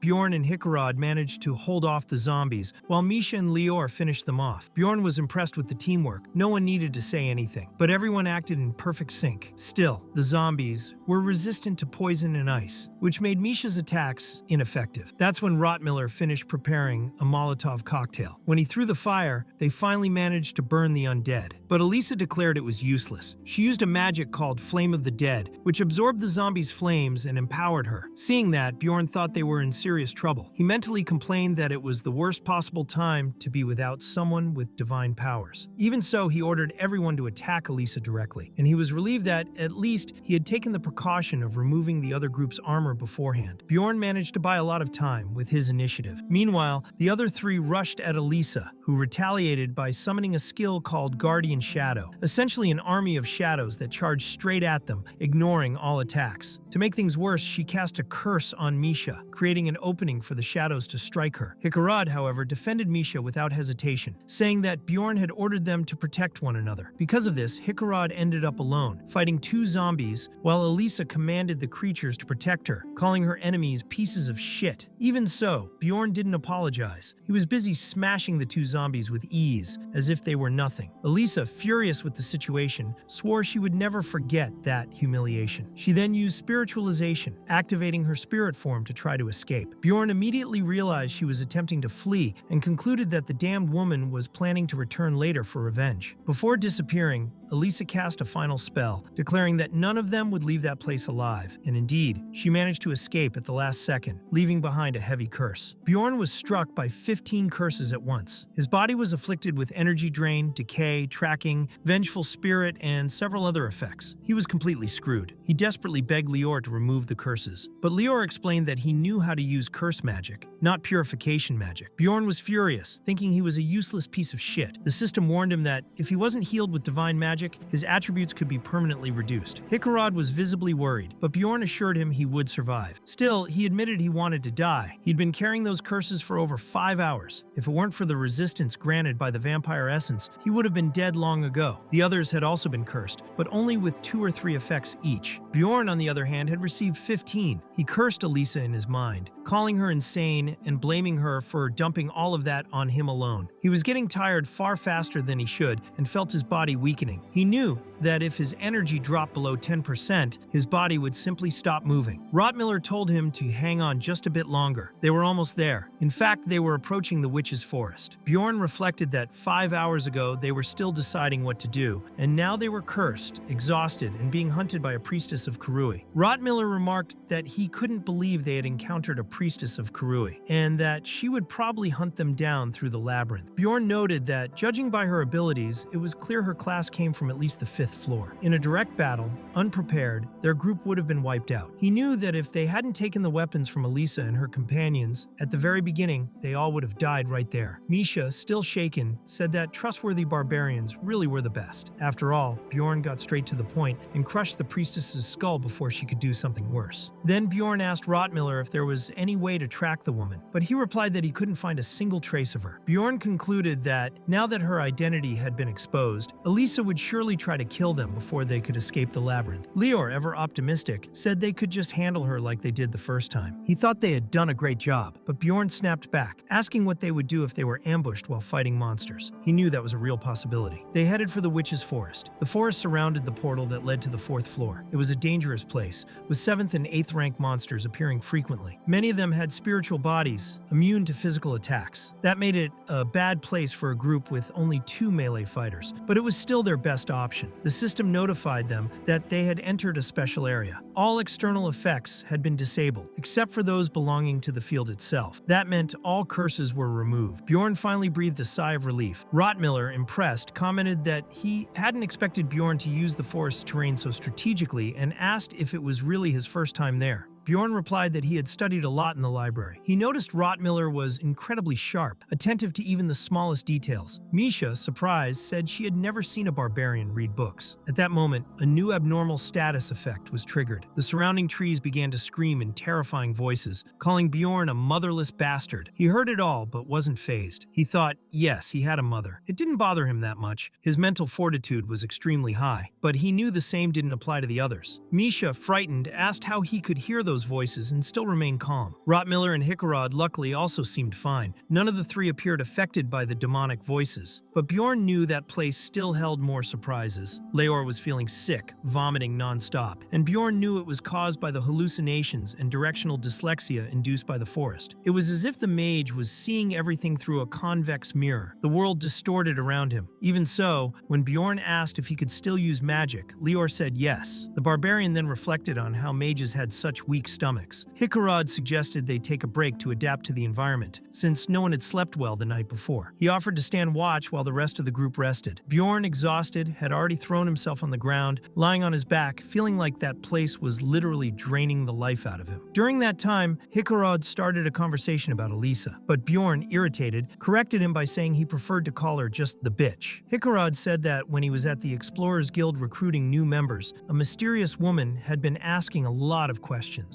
and now he suspected it might have been Elisa in disguise. Bjorn was intrigued. Hickarod explained that she looked different from how she had in the city, and that now he realized she had probably overheard their conversation at the tavern. That would explain how she set up the ambush. At the time, Hickarod had been wearing the wrist guard of Guardian number 3112, a rare item that only appeared in level 4 or higher rifts. When he entered the blood-stained castle rift with Bjorn, he ranked up and obtained that item, which was worth about 50 million. Bjorn was outraged that he had risked his life for an essence while the other guy had gotten a treasure without even trying. When asked how he hadn't recognized Elisa, Hickarod said she was wearing torn clothing, completely different from what she wore in the city, which distracted him and kept him from seeing the truth. Hickarod commented that treasures bring out greed and hatred, and it really did seem to be true. Bjorn, however, admitted that it was his fault for not being more careful. Hickarod suggested that everyone rest. Later, Bjorn woke up from a deep nap and was surprised by Misha, who asked how he could sleep with all that noise. Unbothered by the question, he simply wanted to know where the monster was. Soon after, they spotted a group of monstrous fairies, classified as 9th rank, the type that doesn't engage in direct combat. These creatures' main ability was vomiting, and their bile was loaded with poison similar to magic potions. Bjorn deduced that if so many fairies were gathered there, the real enemy must also be nearby. Hickarod confirmed that the monster would be tough to deal with. Since the group had mostly recovered, he decided to draw the creature's attention. With his attack called Lightning Slash, he eliminated all the fairies at once, revealing the real enemy, a rank 7 half-troll, a monster unique to that region, known for following fairies. The half-troll charged straight at Hickarod, making the dwarf tremble. Though resilient, he didn't have the same pain tolerance as Bjorn. The Witch's Forest was especially dangerous for physical fighters, as pain was amplified due to magical enhancements, and most monsters in the area were immune to physical attacks and used mental magic. Even while still shaken, Leor cast an enhanced ice spell and launched a powerful spear that pierced the half-troll's chest, killing it instantly. Hickarod lamented that the rare monster didn't drop any essence. Rotmiller then suggested they keep moving, since that place wasn't safe for prolonged rest. On the way, the group ran into Elisa again, this time accompanied by several other explorers. She accused them of attempted murder and played the victim. The other explorers immediately took her side, believing her twisted version of events. Bjorn realized they couldn't win in that situation and concluded they had only one option action left. Use the special item. Hikarad activated the Guardian's wrist guard, creating a protective field around the allies, repelling enemies and granting temporary immunity. The group took the chance to flee as fast as they could. Misha, confused, asked how Elisa had managed to track them there if Bjorn had said the forest was safe. Bjorn thought that Elisa had probably lost their trail as soon as they entered the forest, but she must have encountered other explorers, fed them a twisted version of the story, and pretended to be a survivor, deceiving everyone, and setting up an ambush to sacrifice them all at once. He told Misha it was time to run. The item's effect would only last 5 minutes. And right then, the protection faded. Rottmiller, acting as the group's scout, was up front. His role was to detect enemies first and guide his companions through the safest paths. Using his learned skills and vast experience, he searched for an exit from the Witch's Forest natural labyrinth. Only those who could cross that place were considered true scouts. Rottmiller's main ability was his sense of smell, enhanced by several specific essences he had acquired. Bjorn was surprised that even in such a hostile environment, he could still find the correct path to the 4th floor. Once a person's sense of smell reaches a certain level, they can detect the scent of mana itself and follow its trail to discover safe routes. Rottmiller remarked that the enemy group's scouts seemed to be fairly average, which explained how accurately they were closing in. Because of this, he decided to pick up the pace. However, the quickened march was too much for Misha, who stumbled and fell, exhausted. Bjorn thought that if she twisted her ankle now, it would be a serious problem. Without hesitation, he hoisted her over his shoulder like a sack of cement. As they continued, Bjorn noticed the dwarf ahead had vanished. Misha, still recovering from her fall, asked if they had gotten separated from the group and why he hadn't followed the others. He told her to be quiet. The fall was her fault. Even so, he believed Rottmiller had already noticed the separation and would come back for them soon. But time passed, and no one showed up. They couldn't find a way out. Soon, they heard screams coming from their own group. Bjorn considered that following the sounds could lead them into a trap or dangerous place, especially if their companions had been attacked. In a disaster like this, one had to choose wisely what to prioritize. Water, food, tools, and energy were essential. But above all, mental strength was the most important. Misha, overcome with despair, said she didn't want to die like that. Bjorn told her to calm down. He believed that, in chaos, the only way to keep going was to accept reality with inner strength. He said they needed to focus on the present. First, she had to drink a potion from his bag. Then she'd have to start walking on her own. After a while, they took a brief break. Misha, surprised, said she could hardly believe she'd taken a potion while being carried over a barbarian's shoulder mid-run. She thought she was going to die, but now she could walk on her own. Her foot felt better. Bjorn thought they had been inside that labyrinth for 4 days already, and the remaining days wouldn't be any easier. They still had to survive another 11 days before leaving the 3rd floor. The problem was that most of the monsters on that floor were spiritual type, immune to physical attacks. That meant they needed special attribute powers. Knowing that, Bjorn made a decision. He asked Misha if she had any beliefs that would prevent her from showing her body to someone else. A bit confused, she replied no. She found his question strange and wanted to know what he was planning. When he got closer, she flinched and asked what he was trying to do, saying she wasn't ready for that. But Bjorn simply handed her a ring. He explained that he had been saving that ring for someone truly worthy. He asked Misha to swear, in the name of her guardian god, that she would stay by his side in exchange for that gift. Misha, surprised, asked if he was serious. It was the first time she'd received something that felt like a declaration, even if a weird one. She said she had never thought of him that way. It wasn't that she saw him as a bad person, but her type had always been different. She preferred skinny guys, and thought Bjorn was a bulky, somewhat dumb barbarian. To Bjorn, that sounded like a rejection. He tried to clarify, saying it wasn't a confession. He just wanted her to be his contract companion. Misha pretended she had known that all along. Then Bjorn said the contract could be ended at any time. Just return the ring or pay 15 million stones. Misha, curious, asked what was so valuable about that ring to be worth that much. Bjorn replied that, in fact, that was a bargain. The ring could grant the deepest wish of its wearer. He wouldn't have chosen this route if he hadn't played Dungeon Stone for almost a decade. He was about to awaken Misha's hidden power. The Frozen Spirit Ring number 9425, which he had acquired, had a secret ability. When destroyed, it would activate a rare effect. Although it didn't cause direct damage, its destruction released a special condition, the summoning of the glacial magical beast Ascadia, which had been sealed. Upon being freed, Ascadia offered to form a contract with Misha, who accepted. Misha could hardly believe she was forming a contract with a spirit beast so quickly. She wanted to know what kind of ring that was and why her father had never mentioned it. Bjorn explained that her father probably didn't even know about the ring. A mage had studied the artifact for a long time and had only recently discovered its true function. Misha asked how Bjorn had found all that out and where he had gotten the ring. He replied that it wasn't the time to discuss that. At that moment, she realized she was naked and asked when that had happened. Bjorn pointed to the corner where her clothes were and told her to get dressed quickly. Misha also noticed that he had equipped new gear taken from the bodies of of previous enemies. She asked why exactly she was undressed. Bjorn replied simply that he was the one who took her clothes off, as old equipment gets destroyed during the contract ritual. She then asked why he had asked about marriage. Bjorn explained that if she had a husband, he would likely have been offended by the whole situation. She fired back, asking if he even considered what she thought about all of this. Bjorn, a bit awkward, said he was in a hurry and asked if she had anything to say. Misha said yes. She thanked him. Bjorn, surprised by her response, was expecting something more. That's when Misha shared something more serious. She admitted that, in the past, she had tried to take her own life. She said it wasn't a pretty thing to talk about, but that her father found her in that moment and saved her life. Even so, when she woke up, the first thing he told her was that if she wanted to die, she should do it inside a labyrinth, so she wouldn't dishonor the family any further. Bjorn thought that her family was even more insane than he had imagined, and that's why Misha ended up entering that labyrinth. Not for adventure, but due to a heavy and cruel fate. Misha didn't enter the labyrinth to die, as her father wanted. In truth, she just wanted to escape that cursed house. She thought that if she became a great explorer, even without a spirit beast, and earned recognition, maybe her father would finally forgive her. She still didn't know if the contract with the beast would be enough for that, but she felt that this new power was definitely a good thing. For that, she thanked Bjorn deeply and said she would never forget that favor, not even on the day she died. Bjorn then asked if she swore by her guardian god. Misha confirmed that yes, she did. As already known, spirit beasts grant different types of abilities to their contractors: summoning, enhancement, or special powers. In Misha's case, the power she received was enhancement. Her punches, now imbued with magical energy, were capable of defeating specters easily, even if those creatures had no physical body. Finally, they could fight against those cursed entities. Even so, Misha was still getting used to the feeling of her new power. Bjorn concluded that with magical attacks and attributes, she could finally fight on her own. However, just like spells and spirit seals, beasts also had different stages of development. Misha was still at the first level, so she couldn't yet imbue her weapon with attributes and was forced to fight with her fists alone. She mentioned that there were many specters in that area, so they decided to flee. Bjorn understood that the true fight for survival was just beginning. Around 11 hours passed. In that time, the two avoided unnecessary confrontations and escaped various threats: witch lamps, spirit bears, owls, and other monsters. By the end of the day, Misha was exhausted, practically defeated, but Bjorn still took the time to collect various magic crystals. He thought that fortunately, they hadn't encountered any rank 7 monsters, and there was also no sign of that damned Elisa. However, the frozen spirit ring had disappeared the moment Misha awakened her power. The absence of the ring triggered the passive ability of the corpse golem, which was now corroding all of Bjorn's equipment. His Latinium breastplate and Tier 2 shield had already lost their shine. He knew he'd face heavy repair costs. Another problem was that he still hadn't obtained any essence with attributes. Evaluating the situation, Bjorn concluded that the chances of both he and Misha leaving that place alive were very low. They had already been in the witch's forest for over 12 hours, and the effects of the area had intensified. He asked Misha to tie a rope around her waist so they would stay connected in case one of them fell into a trap or got lost. It was then that the abnormal effect of the witch's eye was activated. From that moment on, they could no longer stop moving. This field debuff, called Witch's Eye, would cause a 7th rank monster known as the Cannibal to appear if anyone stood still for too long. After 70 hours inside the forest, the effect rose to level 5, becoming even more dangerous. It had already been more than 60 hours since the group split up, and Bjorn and Misha were still completely lost. Since the activation of the Witch's Eye, they hadn't been able to rest even once. At level 5, standing still for just 10 minutes would summon the Cannibal. They didn't have the luxury of sleep. The only difference since the beginning was that they were now tied together by the rope. This allowed them not to get completely separated. At one point, Misha asked Bjorn to slow down. He knew her condition had worsened a lot. She wasn't hurt or sick. She was simply completely exhausted. Her steps were too slow, so Bjorn told her she should climb on his back. It would be better if she rested for a while. Even reluctant, she had no strength to resist. He picked her up and put her on his shoulders again, like he had done before, as if she were a sack of cement. Normally, she would have argued with him, but in that state, she only sincerely thanked him. It had already been 87 hours since they entered the forest. The Witch's Eye was now at level 6, and Bjorn had been carrying Misha for 17 straight hours, only putting her down during combat. He himself was nearing his physical limit. Then suddenly, a voice came out of nowhere. It asked why he didn't just leave Misha behind, since that would solve his biggest problem. The voice also questioned whether he would at least try to seduce her. That caught his attention, because he immediately recognized that voice. It was the voice of his ex-girlfriend. Even knowing it was an illusion, Bjorn couldn't shake the strange feeling that it was real. Her figure appeared and began to provoke him, saying he always tried to understand everything on his own without ever opening up to others. To her, that was unfair. She also said she knew every curve of his body better than anyone else. Bjorn, physically and emotionally exhausted, recognized that crazy woman woman instantly. That kind of provocation was exactly the sort of thing she would say. He knew it was a mental trap, part of the forest's effects, but even so, he couldn't entirely ignore her presence. The creature was clearly trying to seduce and bewitch Bjorn, and had already succeeded. He was completely captivated by her, without realizing he had fallen under a magical charm. But before anything worse could happen, Misha suddenly appeared and delivered a powerful punch to the creature's head. She acted quickly, striking Bjorn's ex-girlfriend with force. After the blow, Misha said she had taken care of the dryad and that he needed to come back to reality. Still confused, Bjorn wondered what exactly a dryad was, but the charm effect was instantly dispelled. The enemy had been defeated. He realized that it wasn't just an illusion caused by the environment, but a real ability. So, he sincerely thanked Misha, knowing he would have been done for if she hadn't arrived in time. Shortly after, they encountered another group of explorers. It was the first time they had seen other humans since they had separated from their allies. Bjorn stayed on alert, suspecting they might be attacked. The strange group asked if they had been separated from their team, and Bjorn answered yes, but knew he couldn't trust them so easily. Misha, on the other hand, commented that they were now saved, but Bjorn told her to stay quiet. The group insisted they meant no harm. They said they had kids their age back in town and even offered help. Even so, Bjorn refused. He thought that, precisely because they had children to feed, they might do anything for money, even betray or kill other explorers. Misha still suggested they could accept the help, but Bjorn replied sharply. He reflected on how he should behave when encountering other groups. His conclusion was that the ideal would be to ask for help, offer a reward, maybe lie about a treasure, and then evaluate the type of people he was dealing with before negotiating seriously. Resolved, Bjorn introduced himself as the son of Jandal. In response, the other group's scout said his name was Hans Stove. Bjorn immediately grew suspicious. He asked if there was another Hans, and the man replied that it was a common name. That only deepened Bjorn's doubt. He thought there were too many people with that name in that world, which seemed suspicious. The group consisted of 2 warriors, 2 archers, and 1 scout, a dangerous formation. Bjorn asked Misha if she trusted his judgment, and she said yes. Even thinking he might be overreacting, Bjorn couldn't ignore the danger, so he warned that they had to leave immediately. Hans Stove asked if they didn't need help, and Bjorn, even knowing they did, chose to follow his instincts. He said they would manage on their own. That's when the ambush happened. As soon as they turned around, an arrow was fired. Bjorn, who was already expecting it, managed to block the shot. The archer complained about his companion, a more mature woman, who replied that he wasn't paying attention to Bjorn's gear, made of latinium, which was clearly worth a fortune. The archer tried to justify himself, saying they were explorers too, but Hans Stove snapped that if he didn't have the guts, he should step aside. They had noticed that Bjorn's backpack was also an expandable one, an extremely expensive item. They knew that even working all year, they couldn't afford something like it. While the archers hesitated, the knights accepted the attack plan. They said it wouldn't be the first time. Bjorn realized the situation was extremely unfavorable, 5 against 2. He and Misha were exhausted. Moreover, the enemy had a scout. If they tried to run, they'd be caught easily. The only chance of escaping was to buy time. Bjorn then suggested a negotiation. He said he'd hand over his backpack and shield in exchange for their lives. At that moment, Misha pretended to panic and declared they should kill the barbarian and not her. She claimed to be a princess from a tribe and that her family would pay a fortune if they spared her life. Bjorn was impressed with her acting, though he didn't know if she was faking or telling the truth. Hans Stove asked if that was true, but the older woman in the group interrupted and said they should just kill them both. She argued that if they escaped, they would report them. The knights and the scout charged. It was the perfect moment. Bjorn knew it. The cannibal, a cursed creature, had been summoned. Hans Stove was shocked and asked how long those two had been lost in that place. Bjorn warned Misha to hold on tight. Then the two of them ran together, past the cannibal, and went straight toward the enemy group, with Bjorn ready to crush Hans Stove's head. He thought it was perfect. They had managed to attract the cannibal's attention, and now it was the enemy's problem. The creature activated an ability that turned the area into a minefield of magical bombs. Hans Stove shouted for everyone to focus on killing the monster first. Meanwhile, Bjorn, still running, knew he wouldn't be able to avoid the monomines, so he simply chose to run through them. He stepped on one after another, and the explosion shattered his feet. Right after that, the cannibal summoned its rabid hounds. In the chaos, another Hans died. That was the 3rd person with that name to die in that world so far. The other knights died almost at the same time. Some exploded after stepping on the mines, while others were taken out by precise arrows. The older woman, who had been so aggressive and determined to kill Bjorn for the money, was now terrified. Bjorn stepped on another mine and also took a brutal bite from one of the hounds summoned by the cannibal. To get rid of the beast, he used the meat explosion ability, eliminating the creature. However, he realized he could no longer feel his ankle. Looking down, he saw he had lost his own foot. Knowing he couldn't continue like that, he decided to change plans. He told Misha to take care of the creature and threw her toward the enemy like he was summoning a battle monster. With her dagger and spiritual power, Misha managed to dispel the presence of the cannibal, but it wasn't truly killed. As such, no experience was earned. That creature would return if they remained still for another 10 minutes in that place. The only survivor from the enemy group was begging for help. She pleaded for mercy and a potion, but Misha replied that she'd pay her back when they got out, and then killed her right there without hesitation. Meanwhile, Bjorn began to regenerate using the vampiric essence. A wound as severe as losing a foot was no longer a big deal for him. His foot returned to normal almost instantly, which left Misha deeply impressed. She commented that he didn't even need to use a high-quality potion for that. Bjorn reflected that such rapid recovery was the result of a combination: the vampire essence, the natural regenerative power of his immortal seal, and the active skill called immortal. Together, they formed a powerful trio. Misha asked what exactly he was, since he didn't even seem to feel pain. Bjorn simply replied that he had a strong mentality because he was a barbarian. He recalled that Einar, a former companion, also never complained when taking potions. After that, he put on new boots, since the old ones had been destroyed. He tied the rope again and warned Misha that they had to leave before more cannibals showed up. She then asked how he knew that explorer group was dangerous. Bjorn replied that one of them was named Hans, and he didn't like that name. Misha was confused that this was the reason, but commented she never would have imagined that older woman would take such drastic action. Bjorn explained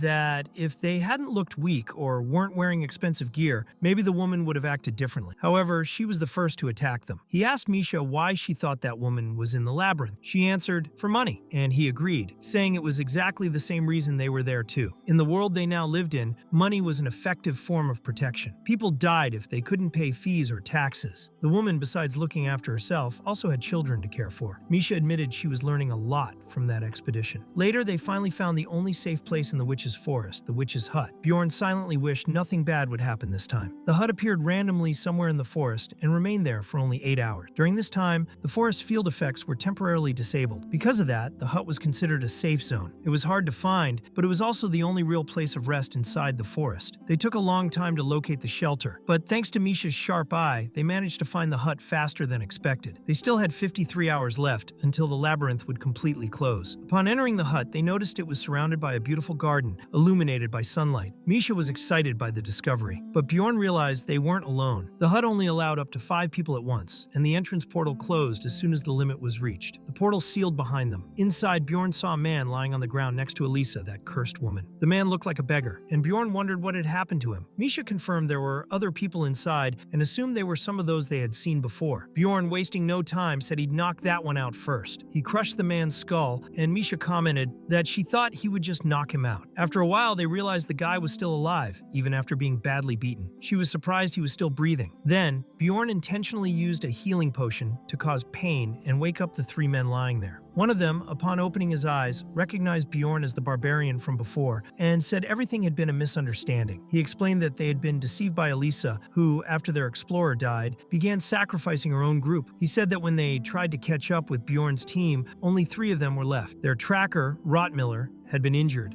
and then a burst of light pushed them back. Their explorer was killed by an ice spear to the head, making it impossible to continue the pursuit. Bjorn deduced that Hickarod and the others had managed to escape, and that the scream he heard earlier had been Rotmiller getting hurt. The man continued, saying that after the explorer's death, they began wandering aimlessly. That's when Elisa revealed her true colors. He said everything that had happened was because of her. He swore he hadn't meant to hurt anyone and begged for mercy, claiming he didn't want to harm Bjorn or anyone else. Misha said she wouldn't give her opinion this time. The decision was Bjorn's. He found himself facing a difficult choice. He had killed many people since arriving in that world, but always in situations where his life was at risk. Those men, however, hadn't killed anyone. They had merely been manipulated. It was a completely different situation. He imagined himself in a courtroom, like in the old days of his past life, and questioned whether it was really worth killing them. The barbarian's instincts told him they would cause problems in the future and should be eliminated. But the protagonist felt it wasn't right. He said that logic only made sense in the civilized world they once knew. Then he asked Misha what she thought. She replied that she didn't trust those men. Even if it was a mistake, they had tried to kill them, and she was learning that this kind of behavior isn't something you should forgive. Bjorn felt his mind becoming clearer. Now it was just like the old saying, when in Rome, do as the Romans do. Bjorn didn't want to end up dead because because of hesitation. Maybe this time it really had been a mistake, but if he let them live, he knew he might regret it in the future. So he made his decision. He executed the survivors, and by doing so received a new achievement for reaching 10 confirmed kills. This achievement permanently increased his mental stat by 1 point. From the moment he opened his eyes in that new body, Bjorn knew he'd have to take on not just a new name, but a new way of thinking. From that moment forward, he had to live as a true barbarian. That was the only way to survive in that brutal world. Misha noticed that he was trembling and asked if he was okay. Though shaken, Bjorn said yes and told her to collect the equipment, but she quickly questioned what he was doing. Without hesitation, Bjorn replied that it was something they needed to do to survive. Then, he began burning the corpses of their enemies in the witch's hut fireplace. This sacrifice had a specific function. By doing so, the hut would remain active for another 8 hours. It was a known game mechanic that had now become reality. He and Misha would have plenty of time to rest safely. Bjorn, tired and emotionally drained, decided to sleep first. He lay down on the bed without a second thought. To his surprise, the mattress was comfortable, much better than sleeping on the hard forest floor. As he surrendered to sleep, he reflected that the more he acted like a barbarian, the more human he began to feel again. It no longer seemed ironic to him. It was a strange kind of balance. During his sleep, Bjorn dreamed of his old life. He remembered his ex-girlfriend, how he used to work all day and still found time to be with her. They would go out to eat together, laugh, enjoy each other's company. It was a simple life, but full of happy moments. That was happiness. When he woke up, he was out of breath. He didn't understand why he had dreamed about all that at that particular moment. He was now in a monstrously strong body, fighting monsters and people just to survive. That was his new reality. He realized he had slept for about 7 hours. Misha was lying next to him, her head resting on his lap. Bjorn called her name to wake her, but she asked for 5 more minutes. He gently started to shake her, and grumbling, she finally gave in, saying she was getting up. Now there were only 24 hours left until the complete closure of the labyrinth, and 1 hour until the hut would disappear. The end of the expedition was near. They just had to hold on a little longer to leave that cursed forest and return to civilization. Still drowsy, Misha commented that the expedition had been brutal. The first thing she would do upon returning was take a long, hot bath. Bjorn, on the other hand, honestly didn't know what he would do first. But when they stepped out of the hut, they were faced with something completely unexpected. The sky had changed. Above them, a red eclipse blanketed the heavens with a heavy, ominous atmosphere. As soon as Bjorn saw it, he immediately understood what was happening. He recognized that scene. He knew exactly what it meant. When 7 sacrifices are made in the witch's hut, the Lord of Chaos, Reincarnates, awakens and begins to roam the forest floor. He is the supreme boss of that region, the final threat, the ultimate danger. Bjorn took a deep breath. Yes, now it was him. The Lord of the Floor was a monster that acted as the boss of an entire area. In the game, these monsters were known as floor masters, and each floor had its own. Misha was surprised to hear this, as she had heard rumors that this particular floor didn't have a master. Bjorn explained that the problem wasn't the absence of a master, but the fact that the method to summon it had been kept secret. This had been done on purpose. If some lunatic decided to summon the creature, the result wouldn't just be a few isolated deaths. He revealed that the master of that floor was the Lord of Chaos, Reincarnates, a creature so powerful that even the other monsters on the floor would hide when it appeared. When Reincarnates showed up,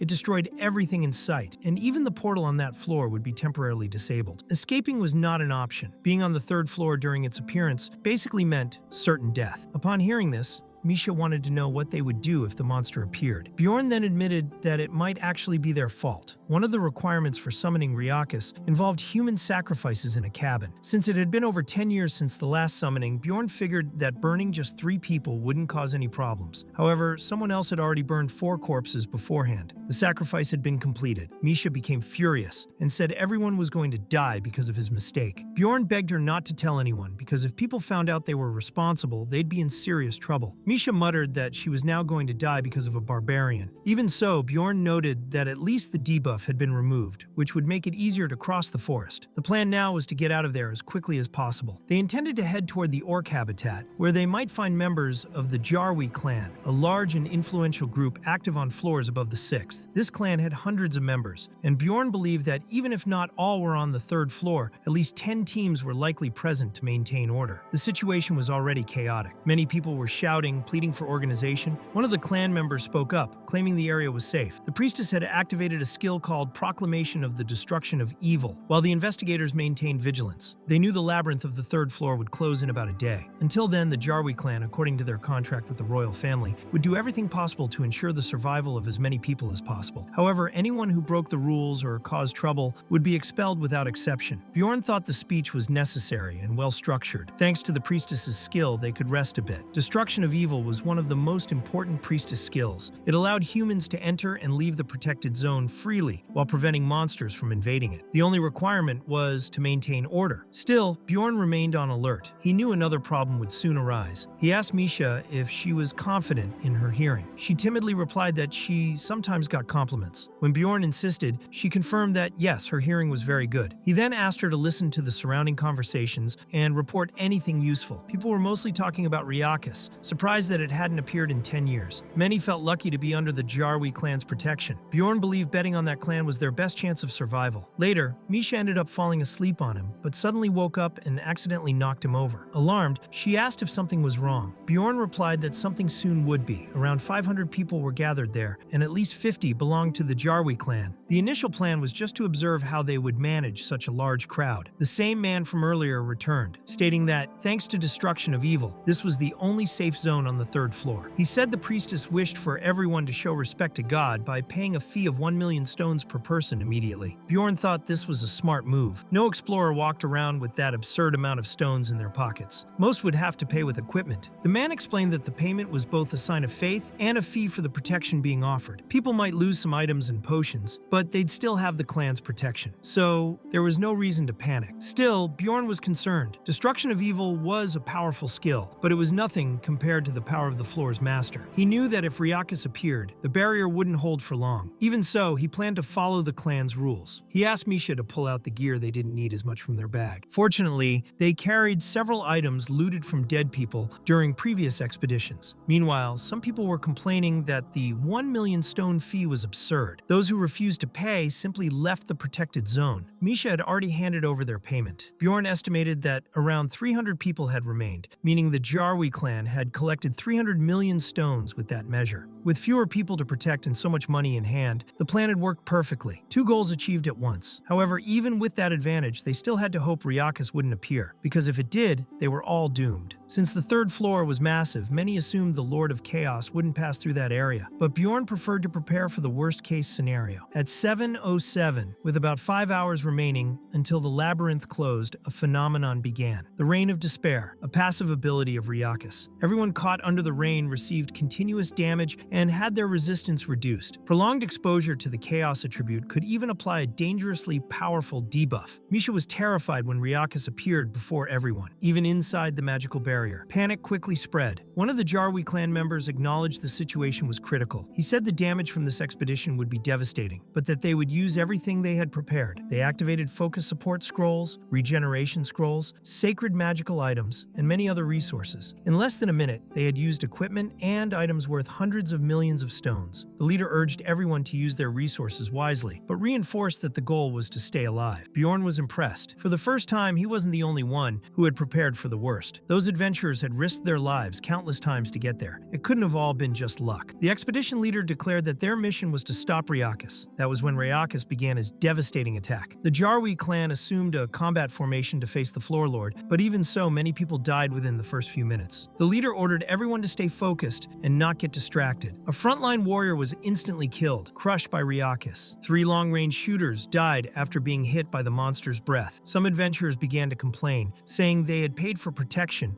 and were still dying. But Bjorn knew they didn't understand the gravity of the situation. The Jarwi clan was truly doing the best they could. The warriors held the front line, and the mages tried to keep Ryakis contained within a restricted area. However, the monster soon unleashed its hidden power. Bjorn was worried about that, but he realized the clan knew exactly what they were doing. One of the leaders ordered the immediate destruction of the dark orbs, which indicated they were aware of the second phase of the fight against Ryakis. They were coordinating their attacks to prevent the boss from evolving into its most dangerous form. That meant there was, in fact, a chance of survival. There was about 1 hour left until the complete closure of the labyrinth. By then, around 11 clan members had died, about 20% of their total force. While that number wasn't yet catastrophic, the psychological impact was already being felt. Every time Ryakis entered a rage state, more people died, even those who had paid the protection fee but stayed too close to the battle, watching instead of keeping themselves safe. In Bjorn's opinion, it was their own fault. They were distracted, watching the fight as if it were a show. Misha, worried, said the situation was terrible and asked if they shouldn't do something. Bjorn replied that he was still thinking about how to act. The screams and panic around them made it hard to think. At that moment, several people began demanding their equipment back, saying they needed it to escape or fight. The situation became even more chaotic. Everyone started looking at the equipment piled in the corner. Bjorn then spoke to Misha because people nearby were beginning to fight the Jarwi clan itself. He had already expected something like that. After all, an average explorer wouldn't know how to defeat Ryakus, the Lord of Chaos. In the middle of the chaos, a battle broke out along the escape route. During the confusion, everyone ended up encountering the chaos spirits summoned by Ryakus. At that point, there was no choice but to run. Bjorn knew that by reaching that stage, they would be moving away from the center of the forest. However, Ryakus managed to fully absorb his own power, activating a field effect called Rift of Evil within a 5-kilometer radius. Everyone was caught in the supreme darkness that spread when Ryakus consumed all 10 orbs. Misha, in despair, asked what would happen to them now. Bjorn remembered it clearly. The Rift of Evil was a supreme move that Ryakus activated after absorbing all his orbs. In the game, this effect had a time limit of 45 minutes. If someone failed to escape the affected area within that time, they would die instantly. The skill had another special trait. No matter where someone was, the effect would pull everyone directly to the center of the floor. Because of that, those trying to escape ended up being teleported to the same place. Bjorn estimated that around 200 explorers remained, of which only about 20 were still members of the Jarwi clan. Naturally, the clan members began blaming the other explorers for the whole situation, claiming everyone was about to die because of their recklessness.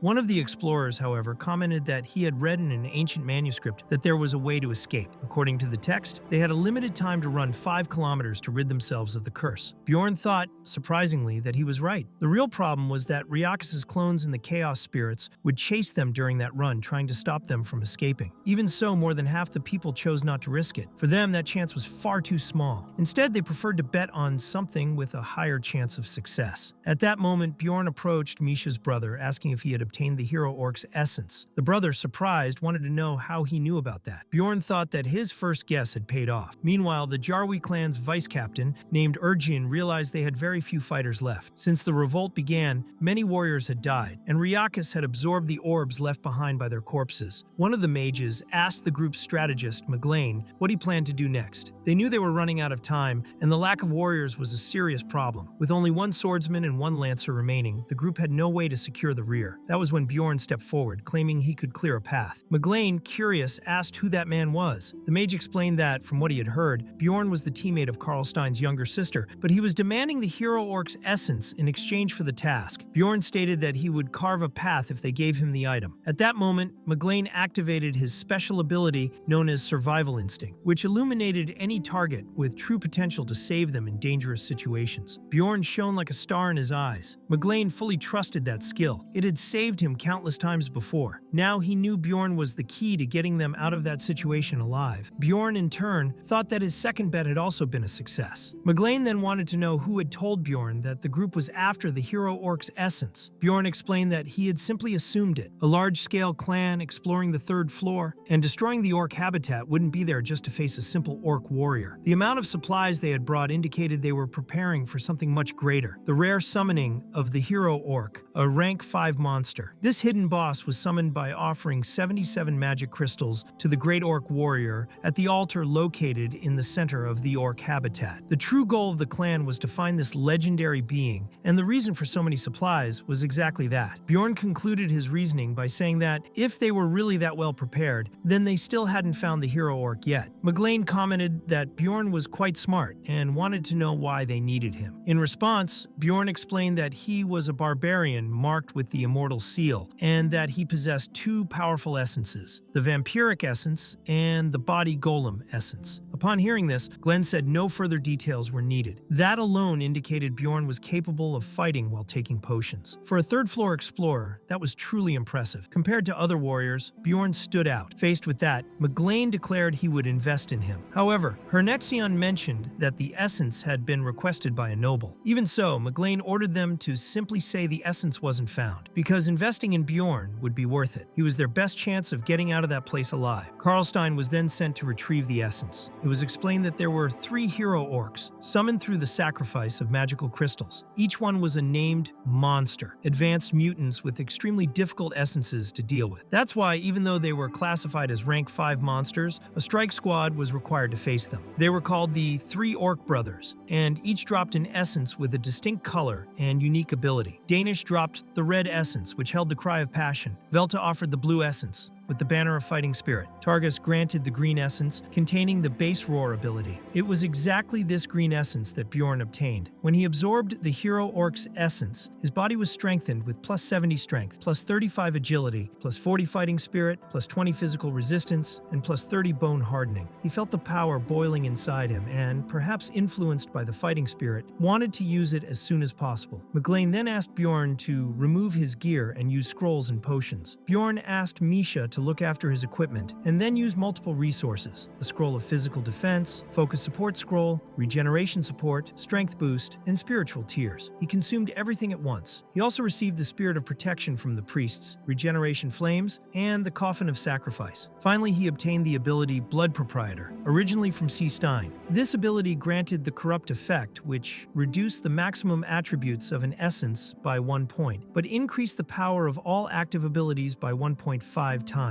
Bjorn then declared they were ready to depart. He activated the new essence's ability, Gigantification. His body grew immensely, along with his physical stats and attraction value. He had entered Hero Orc mode. However, since he had taken off his equipment, he ended up completely naked, which shocked Misha, who gasped. The others were stunned as well, and Glenn asked someone to bring cloaks to cover the boy. Bjorn believed he was truly ready to advance now. Glenny informed him they had only 30 minutes left and asked if he could make it. Bjorn answered with confidence, shouted the name of his attack, and said nothing was impossible for him. He ran off, leading the Jarwi clan's charge. Behind him were 23 clan members and another 43rd floor explorers. According to McGlane's judgment, everyone there was paying not only with their equipment, but with their lives. That's because Bjorn had also used the sacrificial seal, which granted him so much power that he believed he could destroy anything. He charged directly at Riakas and his miniatures. The small clones posed no threat and were destroyed by brute force. However, the clones were self-destructive, damaging their opponent upon death. Fortunately, Bjorn had the vampiric essence, which allowed him to stay alive as long as his heart was beating. McGlane grew worried, saying that strategy was too dangerous, and urged him to be more careful next time. Bjorn knew that with Gigantification active, the likelihood of attracting monsters increased drastically. The aggro value was proportional to size, and since barbarians were already large by nature, he had become massive and extremely provocative. Because of that,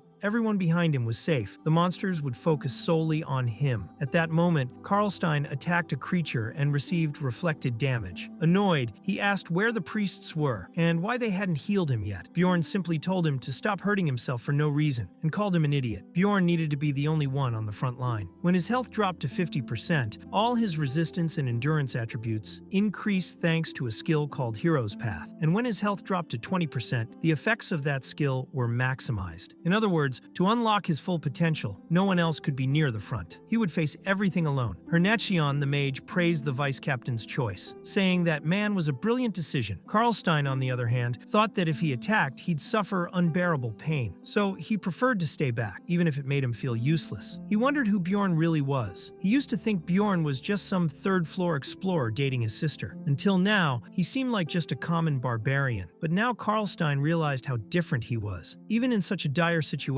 he didn't hesitate and kept pushing forward without stopping. Some started saying that this man would be a great addition to the clan. They said the vice captain had a great nose for talent and asked if anyone knew his name. No one answered. Misha remained silent. Hernacion then commented that if the legendary barbarian Valken, hailed as a hero among barbarians, ever returned, he would look just like Bjorn. They could already see the end of the labyrinth. The light at the end of the tunnel was near, and the field effect of the Rift of Evil had finally dissipated. Bjorn thought they were almost there, just a little further. As he crossed the rift zone, the system notified him that his character lacked sufficient soul power. As a result, Gigantification was cancelled. Still, they managed to escape Riakas's area, while those who didn't make it in time were simply vaporized. Everything behind them was completely destroyed. Bjorn thought they had barely escaped. Gigantification ended at the perfect moment, and it was a miracle they were still alive. McGlane praised the feat, but emphasized that they still needed to keep their guard up. Bjorn agreed. He knew what came next. After escaping the Rift of Evil, evil came the supreme move, an attack that instantly killed one of the survivors from the first phase. Then, one of them would be chosen as the prey. There was a 1 in 15 chance that it would be either him or Misha. Bjorn thought it was unlikely they would be chosen, but then Misha collapsed to the ground, saying she couldn't move. She had been chosen as the prey and entered a state of paralysis. Bjorn was in shock, trying to understand why it had to be her. Meanwhile, Misha wondered what was happening to her body. Everyone around her stared in silence. The reason was simple. The one who received the prey debuff became completely immobilized and the sole target of Ryakis. In other words, Ryakis would chase the prey until they died. Maglaine regretted that Bjorn's companion had been the one chosen. Even so, he assured that they would do their best to protect her and asked if Bjorn was interested in joining the clan. Bjorn replied that he had no intention of working for anyone at the moment. Maglaine said that was a shame. If he had been the one chosen as prey, there would be nothing to do. He declared that this marked the end of their agreement, but hoped to see him again in the city. He also asked the priests to bless Bjorn before his departure, hoping it would help him on his journey. Bjorn thanked them for the support, and Maglaine emphasized that he needed to make it out alive. If he died, Ryakis would come after all of them. Bjorn acknowledged this and departed. There were only 15 minutes left before the labyrinth closed. Ryakis awakened once more, and Bjorn started running as fast as he could. Misha, still on the ground, was deep in thought. She wasn't stupid. She knew the monster wasn't after Bjorn, but her. She could tell by the way everyone looked at her. Even her own family and brother were ignoring her situation. Her mere existence was a threat. She acknowledged that Bjorn had already done so much for her and would end up dying like this too. They weren't even that close, but if it weren't for him, she would have already died. Besides, Bjorn had helped her fulfill an old childhood dream. Still, Bjorn knew how ironic that was. She said these things, but clearly didn't want to die. He understood that deep down, her real fear was being abandoned. Misha said she didn't want to be a burden. Bjorn looked at her and asked if that feeling was more important than her life. He told her to stop stalling, as if she were testing him. If she truly wanted to live, all she had to do was ask for help. That way, at least, there was still a chance. Misha thought about it and realized what he meant. Since the witch's forest, Bjorn had been showing them the path they needed to follow to survive. She recognized how weak she had been, giving up and saying miserable things to someone who was only trying to save her. So, sincerely, she said that if Bjorn saved her, she would follow him forever and help him for the rest of her life. Bjorn replied that she had already said that before. She insisted and promised to give him all her money. This time he agreed, saying that would be better. At that moment, all the buffs from Kandar's priests disappeared. The rain began to fall, which meant the enemy was already near. Several spirits were also chasing the group. Facing the imminent threat, Bjorn activated Gigantification again. This increased all his stats and made him faster, with wide and powerful strides. With the remaining soul time, he could keep this form for about 2 to 3 minutes. Misha reported there were exactly 196 seconds left until the floor closed. Bjorn asked her to count the time. The battle continued. He charged against the creatures, destroying everything with punches, kicks, and knee strikes. With 90 seconds left, they were nearly vaporized by Ryakis' breath, which meant the monster was close enough to kill them. At least the breath also wiped out the spirits, making the escape slightly easier. But Ryakis himself was already chasing them, trying to crush them. Bjorn promised he would save Misha from that place. She said she wasn't worth saving, but he replied that he had made a promise. Besides, he asked where his money and the ice spirit's ring were. Misha wanted to know if he would really die over a promise. Bjorn said with conviction that they wouldn't die. The next moment, Ryakis' attack tore off Bjorn's arm, but he didn't stop. He asked Misha how much time was left. She said 60 seconds and that they were about to be hit by another breath. Bjorn knew he had to endure with only one arm. Running was no longer an option. The only chance was to charge at the creature and try to dodge the breath and attacks until time ran out. With 25 seconds left, he was almost crushed. Ryakis' stomp knocked him down and nearly killed him. But, by luck or fate, the timing coincided with the end of the Gigantification, which made his body shrink, allowing him to dodge the fatal blow. That was already the end. With 10 seconds remaining, Bjorn clung to Ryakis' body, sinking his teeth into its skin to hold on and not be thrown away. With only 3 seconds left, Ryakis prepared to devour them both. In the last second, Bjorn, still latched onto the creature, shouted to the massive monster that it was already too late. In the next instant, the labyrinth closed and everyone was teleported directly to Rafdonia. The entire group returned in critical condition. Many were on the brink of death. Bjorn, among them, was completely destroyed, missing an arm, suffering from both internal and external bleeding. Misha ran in desperation to help him and noticed his heart was still beating. She said he had to be just taking a nap, calling him a son of a bitch, and saying he had truly scared her. Later, the news spread quickly. It was reported that Clan Jarwi and several explorers had been decimated by the Lord of the Third Floor. But thanks to one person, all the survivors managed to escape. His name was Bjorn, son of Jandal, a barbarian who had entered the Third Floor only 3 months after becoming an explorer. Now, everyone called him the Little Valken, the bravest hero of all. Bjorn's fame skyrocketed after that feat, greatly increasing his chances of being invited to special events. Meanwhile, someone was analyzing Bjorn's profile, intrigued by his journey. He had accumulated many achievements in a short time. He possessed the essences of the Golem Corpse, the Guardian Vampire, and the Hero. He had the best experiences. It's true that others like him existed. There are beings in this world with special destinies. These people are called heroes, but the man looking at Bjorn's name couldn't tell if he was truly a hero or a wicked spirit. After all that battle, Bjorn finally woke up. Misha was lying on top of him like a kitten. 2 days later, rumors about the Third Floor were still circulating everywhere. Everyone was talking about the little hero, and Bjorn's fame continued to grow. Later, he reunited with the group. Everyone was alive. Rotmiller commented with relief, saying it was good to see they were all okay. Bjorn asked them to order some food before continuing the conversation, saying he was starving. Later, he asked Hikarad what had happened, and Anon replied that the story had to be short since everyone already knew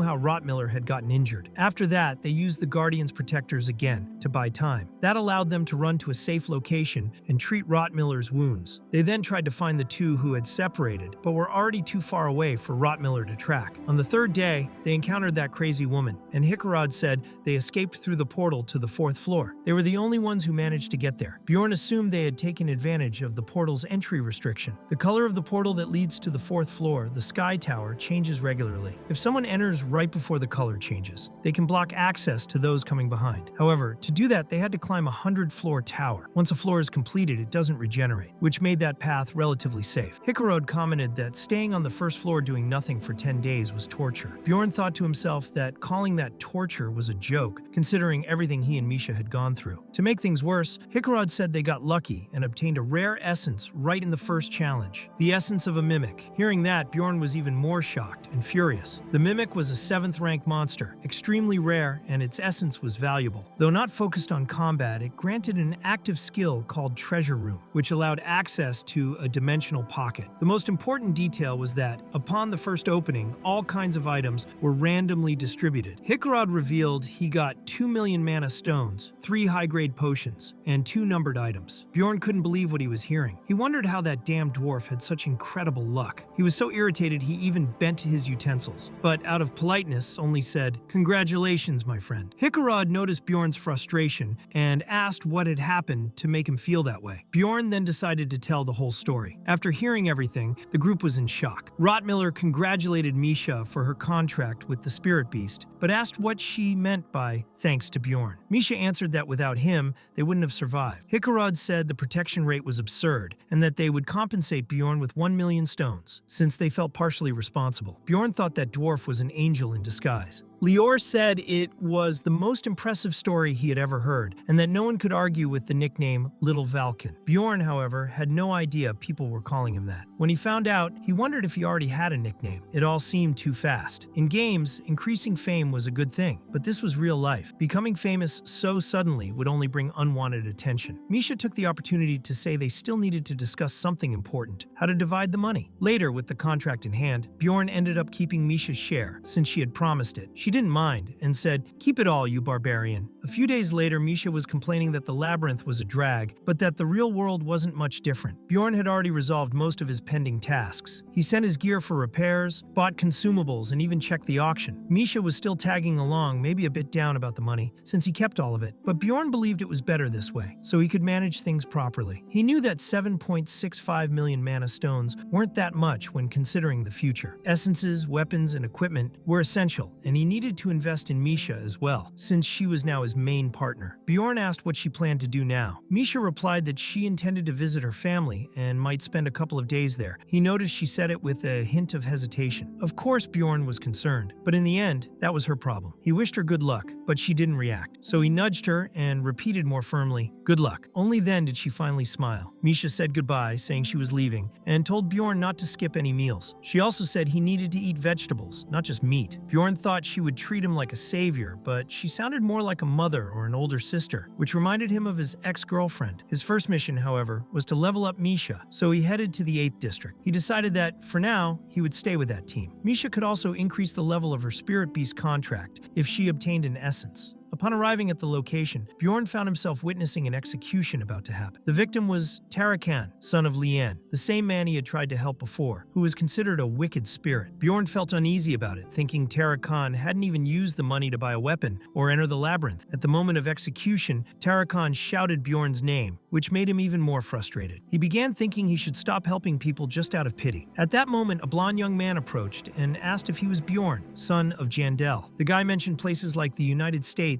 Thailand, and Europe, trying to guess his origin. But Bjorn just thought he had been expecting something strange like this to happen eventually. The blonde said he was from the United States. Bjorn, however, used the Einar method and told him to stop saying things he didn't understand. The guy laughed and said he almost fell for it, acknowledging Bjorn's acting skills. He commented that he too ended up there because of Guayim, that bastard, and that it had taken him 3 years to establish himself in that place, while Bjorn had earned a title in just 3 months. The blonde said everyone there was human, and it no longer mattered where they came from. Bjorn then asked a direct question. He wanted to know if the guy was a wicked spirit. The blonde, somewhat embarrassed, admitted that he was. That's when Bjorn shouted in anger, remembering that the chief of his tribe always said wicked spirits should be killed. As a true barbarian, he never backed down in the face of injustice, so he punched the guy straight in the face. Later, Bjorn was taken to the security agency. One of the guards thanked the little Valken, saying that thanks to him, his brother had returned alive from the labyrinth. Bjorn replied that it was fine, but wanted to know how long he had to stay there. He was annoyed that he hadn't managed to kill the wicked spirit once and for all. Meanwhile, the guards were restraining him, and he insisted that the blonde guy was a wicked spirit and had tried something weird with him. The guard explained that they were still investigating, so he would have to wait a little longer. Another soldier entered with news. The suspect had a token of a wicked spirit hunter. Bjorn was confused and wondered what a wicked spirit hunter was. Then a doctor informed them that the boy was not a wicked spirit. Bjorn, outraged, said the guy had confessed himself and that he wouldn't fall for that. The doctor tried to explain that this sort of thing happened to people who did too many things in a short time. It was part of the system. Bjorn said he didn't understand explanations like that. The guard summed it up by saying that, in the end, everyone had thought Bjorn was the wicked spirit, and the blonde was just an infiltrator trying to catch him. Bjorn was outraged, and later left the agency thinking how strange that world was. He hadn't expected them to know so much about Earth's inhabitants. The blonde boy, for example, knew places like the United States, Thailand, and Europe. Not everyone there was an idiot, after all. Bjorn realized that when the guy tried to say gua, which was actually game in English, everything started to make sense, including the reason Tarikan had been executed. The city was strange and lonely. Sometimes people showed up connected to his past experiences. The more he thought about it, the more absurd that world seemed. At least he had made it out of that mess without any punishments. Sometime later, he received a letter with a pill inside. The letter was sent randomly to people the senders believed to be players. If the person could read the content, it meant they were a player. The message said not to tell anyone about it and to never translate its contents.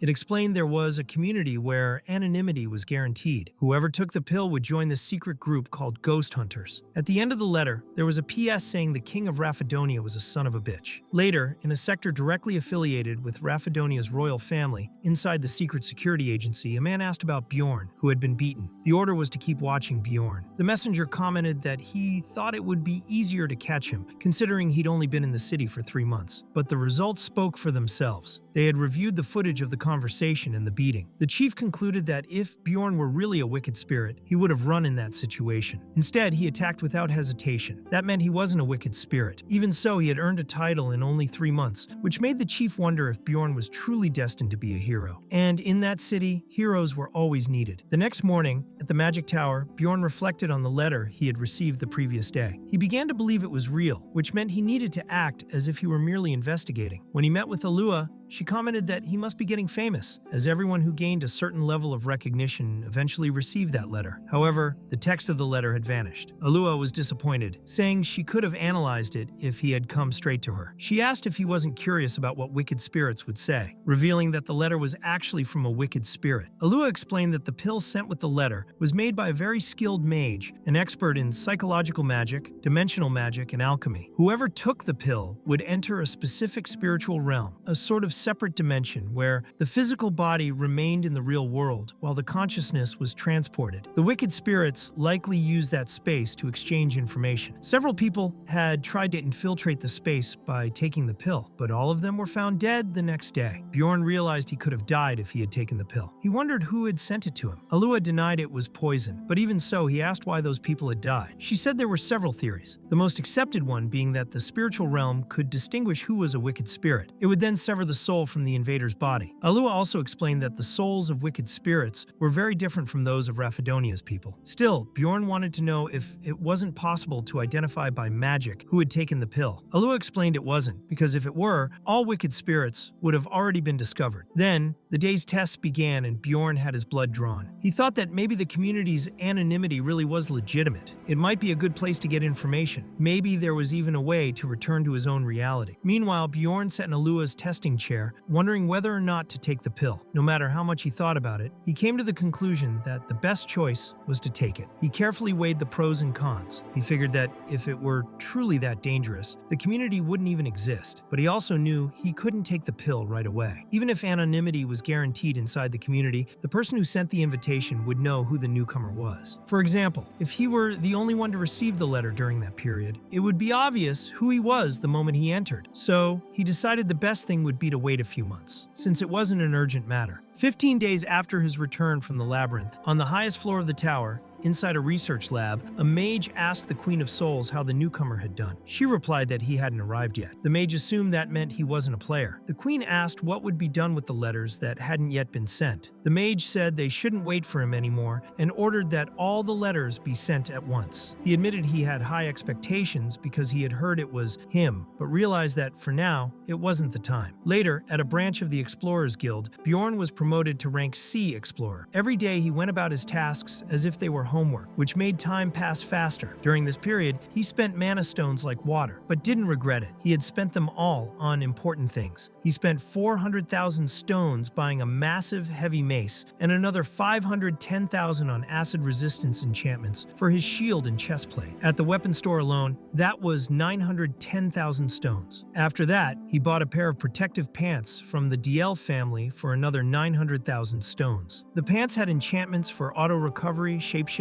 and acid resistance. In total, that was already 1,810,000 stones. Misha grew increasingly concerned with each crystal he spent. She remarked that it must have been hard to find gear that fit him since Bjorn was so big. He then asked if the pants fit her too. Misha replied that she wasn't sure since they were still larger than most, but probably bigger than the ones she used to wear. Later, at the training field, Misha was already adapting to her new elite twin blades, now enhanced with the power of her spirit beast, which she could imbue with ice. And just like that, another 550,000 stones were gone. Bjorn purchased another beast blood consumable for 200,000 stones. In total, he had now spent 1,810,000 on equipment, then another 550,000 on Misha's blades, plus 200,000 on the consumable. And he had also invested 100,000 stones on the level 2 spiritual seal. During the seal application, he experienced excruciating pain. He thought only 10 minutes had passed, but it felt like 20 hours of intense suffering. What surprised him most was that even with his natural resistance, the pain and usual bodily tolerance meant nothing in that moment. The shaman commented that he had never seen someone stay conscious until the end of a sealing ritual, and he asked Bjorn to pick a fortune stick. He said he'd take a look into his future. Bjorn wondered if this was some sort of tarot game. He pulled out a stick, and the shaman asked for his date of birth. Bjorn thought that barbarians usually didn't know such things. The shaman replied sarcastically, saying that of course a barbarian wouldn't know. Then he explained that Bjorn's fate, whether good or bad, was marked by intensity. Everything that others would experience once or twice in a lifetime, Bjorn would face several times. It was the fate of a hero. Bjorn thought that didn't change anything. He'd still do what needed to be done. Later, Misha showed up with a delicious breakfast. After that, Bjorn was ready to undergo the third seal. The shaman was amazed by his speed, saying he had never seen someone move so quickly through that process. Now Now Bjorn had 3 paths ahead: the spirit of fire, the spirit of steel, and the spirit of savagery. He chose savagery since it was closest to what he was used to in games. Of course, the pain hit him hard once again, and another 200,000 stones were spent. With the spirit of savagery, Bjorn gained a considerable boost to his base threat level. He could now use a skill called Savage Burst, which tripled his threat level and temporarily enhanced his physical stats. It was the perfect ability for someone like him, a warrior focused on presence and impact in combat. If he combined that with his gigantification skill, the threat level would increase even more. Bjorn thought he never expected to come this far in just 3 months. The shaman dismissed him, but added one last warning. He had forgotten to mention something important about Bjorn's destiny. He told him to be careful around people filled with hatred, because Bjorn seemed to attract those kinds of individuals. As he left, Bjorn thought he had now reached level 3 of the seal. Only one thing remained. Suddenly, Einar appeared hiding behind some bushes. She said she was just there quickly and couldn't be seen. She had heard from the elder that Bjorn had received the title Little Vulcan, and that was great. She wanted to hear the full story. Then she asked if he was really in a party with Ricor Rod. That relieved her, since she was worried he might be alone. Bjorn noticed she was very skinny and asked if she was starving. Einar explained no, she was just condensing her muscles, though she didn't fully understand what that meant. It was something her master was making her do. Then her master called her, and Einar replied she had to go. She thanked him for sharing everything and asked him to visit her again. She said it was fine, she just needed to double her training. Almost forgetting, she added that she was really happy with Bjorn's progress, and that he seemed to be doing very well. She commented that before he had been driven by a survival instinct, which wasn't bad, but now he seemed calmer and more disciplined. Master Danar called her again, and Bjorn wondered if maybe he really was calmer now. Later in the library, the librarian herself commented that he was becoming famous. Bjorn wasn't sure if she was actually talking to him. She said it seemed like it, and changed the subject. He reflected that